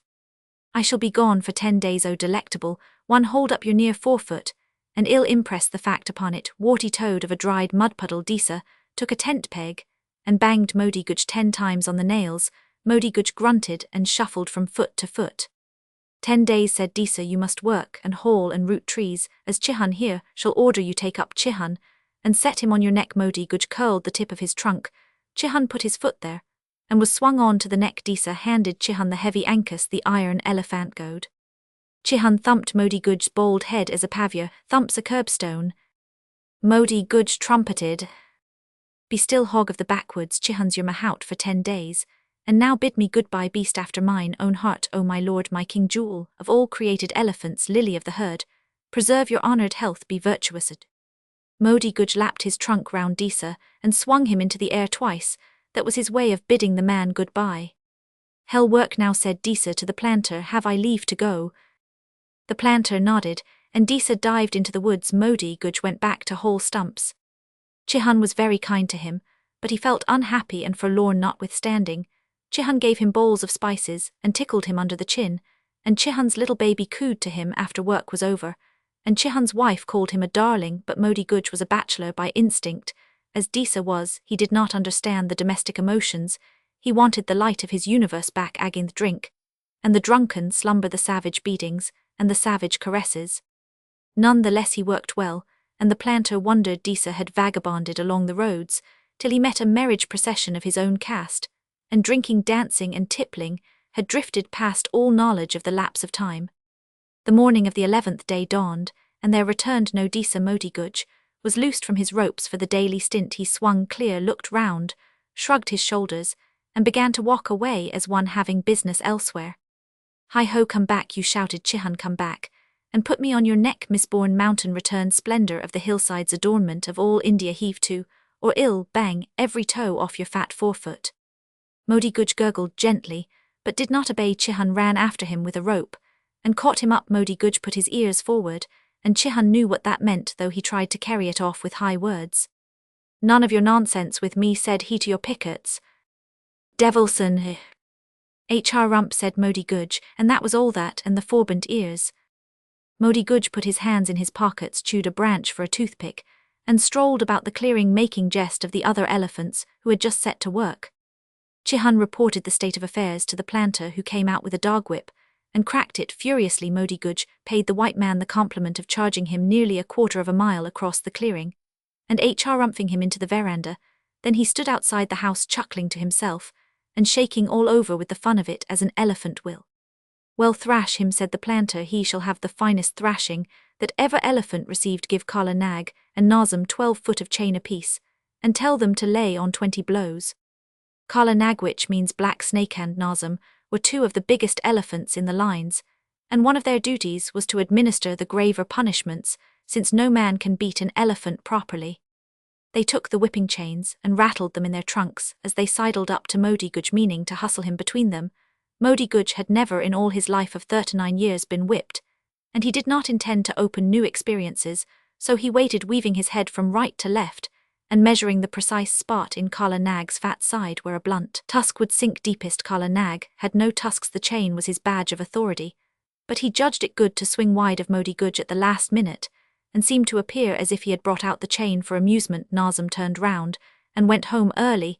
He did not feel fighting fit that morning, and so Modi Guj was left standing alone with his ears cocked. That decided the planter to argue no more, and Modi Guj rolled back to his inspection of the clearing. An elephant who will not work, and is not tied up, is not quite so manageable as an 81-ton gun loose in a heavy seaway. He slapped old friends on the back and asked them if the stumps were coming away easily. He talked nonsense concerning labour and the inalienable rights of elephants to a long nooning and wandering to and fro, thoroughly demoralised the garden until sundown, when he returned to his pickets for food. If you want work you shan't eat, said Chihan angrily. You're a wild elephant and no educated animal at all. Go back to your jungle. Chihan's little brown baby, rolling on the floor of the hut, stretched its fat arms to the huge shadow in the doorway. Modi Guj knew well that it was the dearest thing on earth to Chihan. He swung out his trunk with a fascinating crook at the end, and the brown baby threw itself shouting upon it.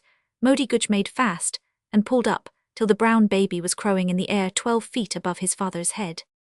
Great chief, said Chihan, flour cakes of the best 12 in number 2 feet across, and soaked in rum, shall be yours on the instant, and 200 pounds weight of fresh-cut young sugar cane, therewith Dane, only to put down safely that insignificant brat, who is my heart and my life to me.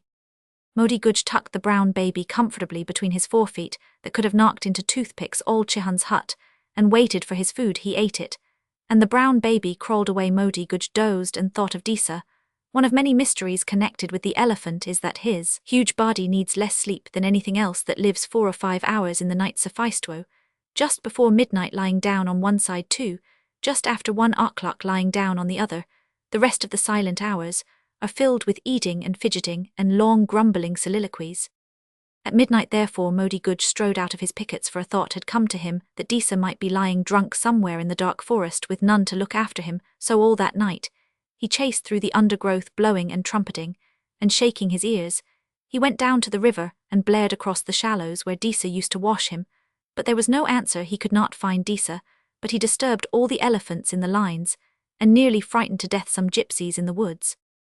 At dawn Disa returned to the plantation. He had been very drunk indeed, and he expected to fall into trouble for outstaying his leave. He drew a long breath when he saw that the bungalow and the plantation were still uninjured, for he knew something of Modi Guj's temper, and reported himself with many lies and salams. Modi Guj had gone to his pickets for breakfast. His night exercise had made him hungry. "Call up your beast," said the planter, and Disa shouted in the mysterious elephant language that some Mahouts believe came from China at the birth of the world, when elephants and not men were masters. Modi Guj heard. And came elephants do not gallop, they move from spots at varying rates of speed. If an elephant wished to catch express train, he could not gallop, but he could catch the train. Thus Modi Guj was at the planter's door almost before Chihan noticed that he had left his pickets. He fell into Disa's arms, trumpeting with joy, and the man and beast wept and slobbered over each other, and handled each other from head to heel, to see that no harm had befallen. "Now we will get to work," said Disa. "Lift me up, my son and my joy." Modi Guj swung him up, and the two went to the coffee clearing to look for irksome stumps. The planter was too astonished to be very angry. "Poetry. The native airborne. We've drunk to the Queen, God bless her. We've drunk to our mother's land. We've drunk to our English brother. But he does not understand. We've drunk to the wide creation. And the cross swings low for the morn. Last toast and of obligation. A health to the native airborne. They change their skies above them, but not their hearts that roam. We learned from our wistful mothers to call old England home. We read of the English skylark, of the spring in the English lanes, but we screamed with the painted lorries as we rode on the dusty plains. They passed with their old-world legends, their tales of wrong and dearth. Our fathers held by purchase, but we by the right of births. Our hearts where they rocked our cradle, our love where we spent our toil, and our faith and our hope and our honour, we pledge to our native soil. I charge you your glasses. I charge you drink with me. To the men of the 4 new nations, and the islands of the sea, to the last least lump of coral, that none may stand outside, and our own good pride shall teach us to praise our comrades' pride. To the hush of the breathless morning, oh the thin tin crackling roofs, to the haze of the burned backranges, and the dust of the shoeless hoof, to the risk of a death by drowning, to the risk of a death by drooth, to the men of 1,000,000 acres, to the sons of the golden south, to the sons of the golden south, stand up, and the life we live and know. Let a fellow sing, oh, the little things he cares about. If a fellow fights for the little things he cares about, with the weight of a single blow, to the smoke of 100 coasters, to the sheep on 1,000 hills, to the sun that never blisters, to the rain that never chills, to the land of the waiting springtime, to our 5-meal meat men, to the tall deep-bosomed women, and the children 9 and 10, and the children 9 and 10 stand up, and the life we live and know. Let a fellow sing, oh, the little things he cares about. if a fellow fights for the little things he cares about, with the weight of a twofold blow, to the far-flung fenceless prairie, where the quick cloud shadows trail, to our neighbour's barn in the offing, and the line of the new-cut rail, to the plough in her league-long furrow, with the grey lake gulls behind, to the weight of a half-year's winter, and the warm wet western wind, to the home of the floods and thunder, to her pale dry healing blue, to the lift of the great Cape combers, and the smell of the baked carrew, to the growl of the sluicing stamfed, to the reef and the water gold, to the last and the largest empire, to the map that is half unrolled, to our dear dark foster mothers, to the heathen songs they sung, to the heathen speech we babbled,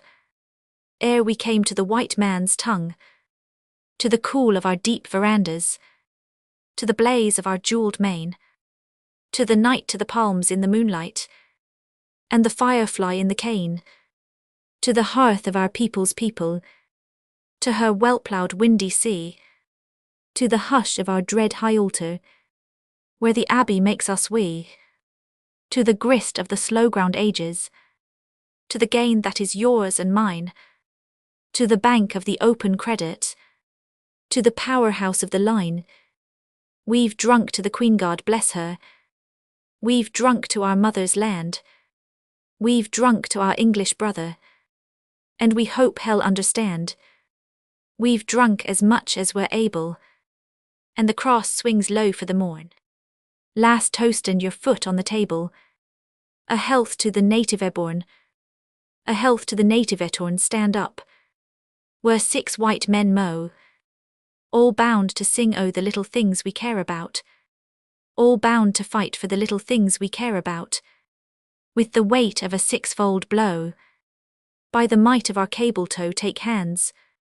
From the Orkneys to the Horn. All round the world and a little loop to pull it by. All round the world and a little strap to buckle it. A health to the native airborne. The flowers. To our private taste, there is always something a little exotic, almost artificial in songs which, under an English aspect and dress, are yet so manifestly the product of other skies, they affect us like translations.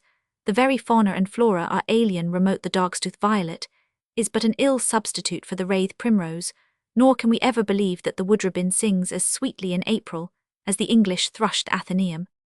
By my English posies, Kent and Surrey May, violets of the undercliff, wet with Channel spray, cowslips from a Devon coombe, Midland firs afire, by my English posies, and ill sell your heart's desire, by my English posies, you that scorn the May, want you greet a friend from home, half the world away, green against the draggled drift, faint and frail and first, by my northern bloodroot, and ill know where you were nursed. Robin down the logging grode whistles come to me. Spring has found the maple grove, the sap is running free. All the winds of Canada call the ploughing grain. Take the flower and turn the hour and kiss your love again. By my English posies, here's to match your need. By a tuft of royal heaths, by a bunch of weed, white as sand of Meisenberg, spun before the gale, by my heath and lilies, and ill tell you whence you hail. Under hot Constantia broad the vineyards lie, throned and thorned the Achingberg props the speckless sky, slow below the Winburg firs trails the tilted wain. Take the flower arid, turn the hour and kiss your love again. By my English posies, you that will not turn, by my hotwood clematis, by a frond o' fern, gathered where the Erskine leaps, down the road to Lorne, by my Christmas creeper, and ill say where you were born. West away from Melbourne dust holidays begin. They that market paradise woo at Cora Lynn. Through the great South Otway gums sings the great South Main. Take the flower and turn the hour and kiss your love again. By my English posies, Here's your choice unsold. Buy a blood-red myrtle bloom. Buy the cowhie's gold, flung for gift on Topo's face. Sign that spring is come. Buy my clinging myrtle, and ill give you back your home. Broom behind the windy town, pollen o' the pine. Bellbird in the leafy deep where the rotters twine. Fern above the saddlebow, flax upon the play. Take the flower and turn the hour and kiss your love again. Buy my English posies, ye that have your owns. Buy them for a brother's sake. Overseas alone, weed ye trample underfoot. Floods his heart abrim. Bird ye never heeded. Oh, she calls his dead to him. Far and far our homes are set round the seven seas. Woe for us if we forget we that hold by these. Unto each his mother beach, bloom and bird and land. Masters of the seven seas, oh love and understand. Municipal. Why is my district death rate low? Said Binks of Hezabad. Wells, drains and sewage outfalls are my own peculiar fad. I learnt a lesson once, it ran. Thus quoth that most veracious man. It was an August evening, and in snowy garments clad, I paid a round of visits in the lines of Hezabad, when presently my whaler saw, and did not like at all, a commissariat elephant careering down the mole. I couldn't see the driver, and across my mind it rushed, that commissariat elephant had suddenly gone must. I didn't care to meet him, and I couldn't well get down. So I let the whaler have it, and we headed for the town. The buggy was a new one, and praise dikes it stood the strain, till the whaler jumped a bullock just above the city drain. And the next that I remember was a hurricane of squeals, and the creature making toothpicks of my 5-foot patent wheels.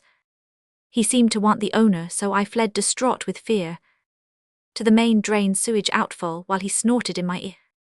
Reached the 4-foot drainhead safely, and in darkness and despair felt the brute's proboscis fingering my terror-stiffened hair. Heard it trumpet on my shoulder-tread to crawl a little higher. Found the main drain sewage outfall blocked some 8 feet up with mires. And for 20 reeking minutes, sir, my very marrow froze, while the trunk was feeling blindly for a purchase on my toes. It missed me by a fraction, but my hair was turning grey. Before they called the drivers up, Erod dragged the brute away. Then I sought the city elders, and my words were very plain. They flushed that 4-foot drainhead, and it never choked again. You may hold with surface drainage and the sun for garbage cure, till you've been a periwinkle shrinking, coyly up a sewer. I believe in well-flushed culverts. This is why the death rate's small, and if you don't believe me, get shikard yourself, that's all. The coastwise lights. Our brows are bound with spindrift, and the weed is on our knees. Our loins are battered neath us by the swinging smoking seas. From reef and rock and skerry over headland, ness and voe, the coastwise lights of England watch the ships of England go. Through the endless summer evenings on the lineless level floors. Through the yelling channel tempest when the siren hoots and roars. By day the dipping house flag, and by night the rockets trail. As the sheep that graze behind us, so we know them where they hail. We bridge across the dark and bid the helmsman have a care. The flash that wheeling inland wakes his sleeping wife to prayer. From our vexed Irie's head to gale we bind in burning chains. The lover from the Sirim drawn highs love in English lanes. We greet the clippers Wingandwing that race the southern wool. We warn the crawling cargo tanks of Bremen, Leith and Hull. To each and all our equal lamp at peril of the sea. The white wall-sided warships or the whalers of Dundee. Come up, come in from eastward, from the guard ports of the morn. Beat up, beat in from southerly, O gypsies of the Horn. Swift shuttles of an empire's loom that weave us main to main. The coastwise lights of England give you welcome back again. Go get you gone up channel with the sea crust on your plates. Go get you into London with the burden of your freights. Haste, for they talk of empire there, and say if any seek. The lights of England sent you, and by silence shall ye speak. The English flag. Above the portico, a flagstaff bearing the Union Jack remained fluttering in the flames for some time, but ultimately when it fell the crowds rent the air with shouts, and seem to see significance in the incidentally papers. Winds of the world give answer, they are whimpering to and fro. And what should they know of England who only England know? The poor little street-bred people that vapour and fume and brag. They are lifting their heads in the stillness to yelp at the English flag. Must we borrow a clout from the Boato plaster, anew with dirt? An Irish liar's bandage or an English coward's shirt? We may not speak of England her flags to sell or share.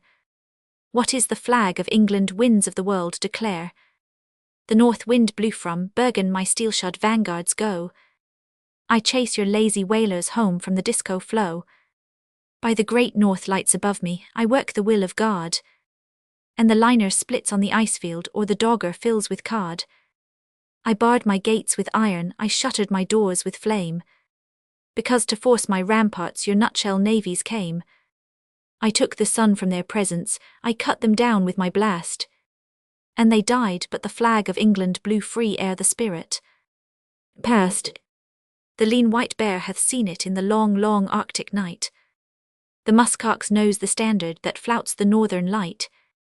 What is the flag of England? Ye have but my bergs to dare. Ye have but my drifts to conquer, go forth for it is there. The south wind sighed from the Virgins, my midsea course was teen. Over 1,000 islands lost in an idle main, where the sea egg flames on the coral and the long-backed breakers croon their endless ocean legends to the lazy locked lagoon. Strayed amid lonely islets, mazed amid outer keys. I waked the palms to laughter, I tossed the scud in the breeze. Never was isle so little, never was sea so lone. But over the scud and the palm trees an English flag was flown. I have wrenched it free from the halyard to hang for a wisp on the horn. I have chased it north to the lizard riband and rolled and torn. I have spread its fold o'er the dying adrift in a hopeless sea. I have hurled it swift on the slaver and seen the slave set free. My basking sunfish know it and wheeling albatross, where the lone wave fills with fire beneath the southern cross.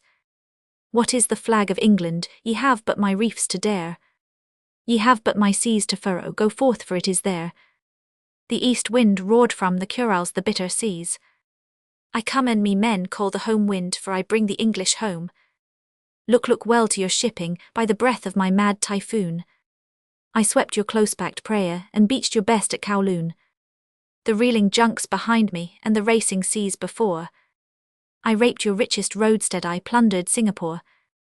I set my hand on the Hooghly as a hooded snake she rose. And I flung your stoutest steamers to roost with the startled crows. Never the lotus closes, never the wildfowl wake. But a soul goes out on the east wind that died for England's sake. Man or woman or suckling mother or bride or maid. Because on the bones of the English flag is stayed. The desert dust hath dimmed it, the flying wilderness knows. The scared white leopard winds it across the taintless snows. What is the flag of England? Ye have but my sun to dare. Ye have but my sands to travel, go forth for it is there. The west wind cold in squadrons the thoughtless galleons fly, that bear the wheat and cattle lest street-bred people die. They make my might their porter, they make my house their path, till I loose my neck from their rudder and whelm them all in my wrath. I draw the gliding fogbank as a snake is drawn from the. They bellow one to the other, the frighted ship bells. For day is a drifting terror, till I raise the shroud with my breath. And they see strange bows above them, and the two go locked to death. But whether in calm or rackreath, whether by dark or day, I heave them whole to the conger, or rip their plates away. First of the scattered legions under a shrieking sky, dipping between the rollers, the English flag goes by. The dead dumb fog hath wrapped it, the frozen dews have kissed. The naked stars have seen it, the fellow star in the mist. What is the flag of England? Ye have but my breath to dare. Ye have but my waves to conquer, go forth for it is there. England's answer. Truly ye come of the blood slower to bless than to ban. Little used to lie down at the bidding of any man. Flesh of the flesh that I bred, bone of the bone that I bear. Stark as your sons shall be, stern as your fathers were. Deeper than speech our love, stronger than life our tether. But we do not fall on the neck nor kiss when we come together. My arm is nothing weak, my strength is not gone by. Sons, I have borne many sons, but my breasts are not dry. Look, I have made ye a place, and opened wide the doors, that ye may talk together, your barons and counsellors, wards of the outer march, lords of the lower seas.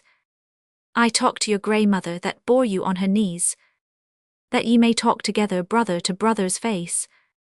Thus for the good of your peoples, thus for the pride of the race. Also we will make promise so long as the blood endures. I shall know that your good is mine, ye shall feel that my strength is yours. In the day of Armageddon, at the last great fight of all, that our house stand together, and the pillars do not fall. Draw now the threefold knot firm on the ninefold bands, and the law that ye make shall be law after the rule of your lands. This for the waxen heath, and that for the wattle bloom, this for the maple leaf, and that for the southern broom. The law that ye make shall be law, and I do not press my because ye are sons of the blood, and call me mother still. Now must ye speak to your kinsmen, and they must speak to you, after the use of the English in straight-flung words and few. Go to your work and be strong, halting not in your ways, balking the end half won for an instant dole of praise. Stand to your work and be wise, certain of sword and pen, who are neither children nor gods but men in a world of men. The overland mail. Foot service to the hills. In the name of the Empress of India, make way. O lords of the jungle, wherever you roam, the woods are astir at the close of the day. We exiles are waiting for letters from home. Let the robber retreat, let the tiger turn tail. In the name of the Empress, the overland mail.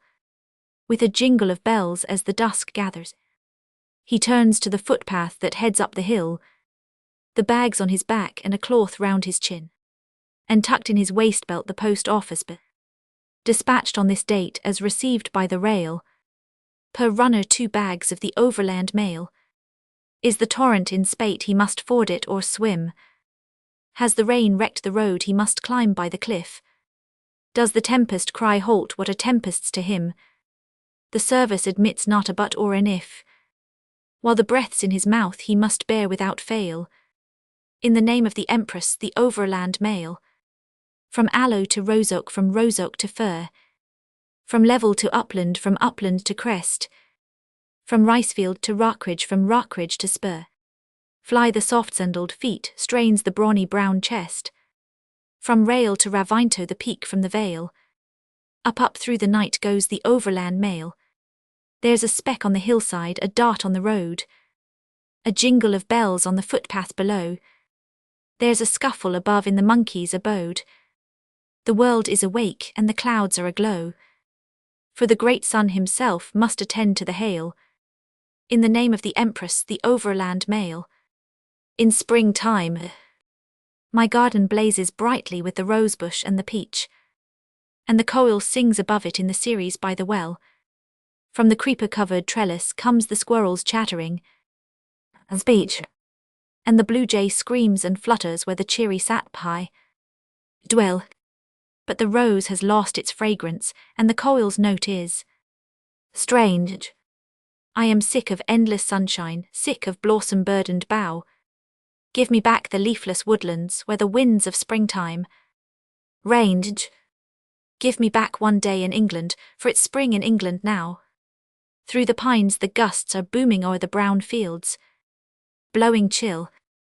From the furrow of the ploughshare streams the fragrance of the loam, and the hawk nests on the cliffside and the jackdaw in the hill. And my heart is back in England, mid the sights and sounds of home. But the garland of the sacrifice, this wealth of rose and peach is our koel, little koel, singing on the Ceres bough. In my ears the knell of exile, your ceaseless bell-like speech is. Can you tell me aught of England, or of spring in England now?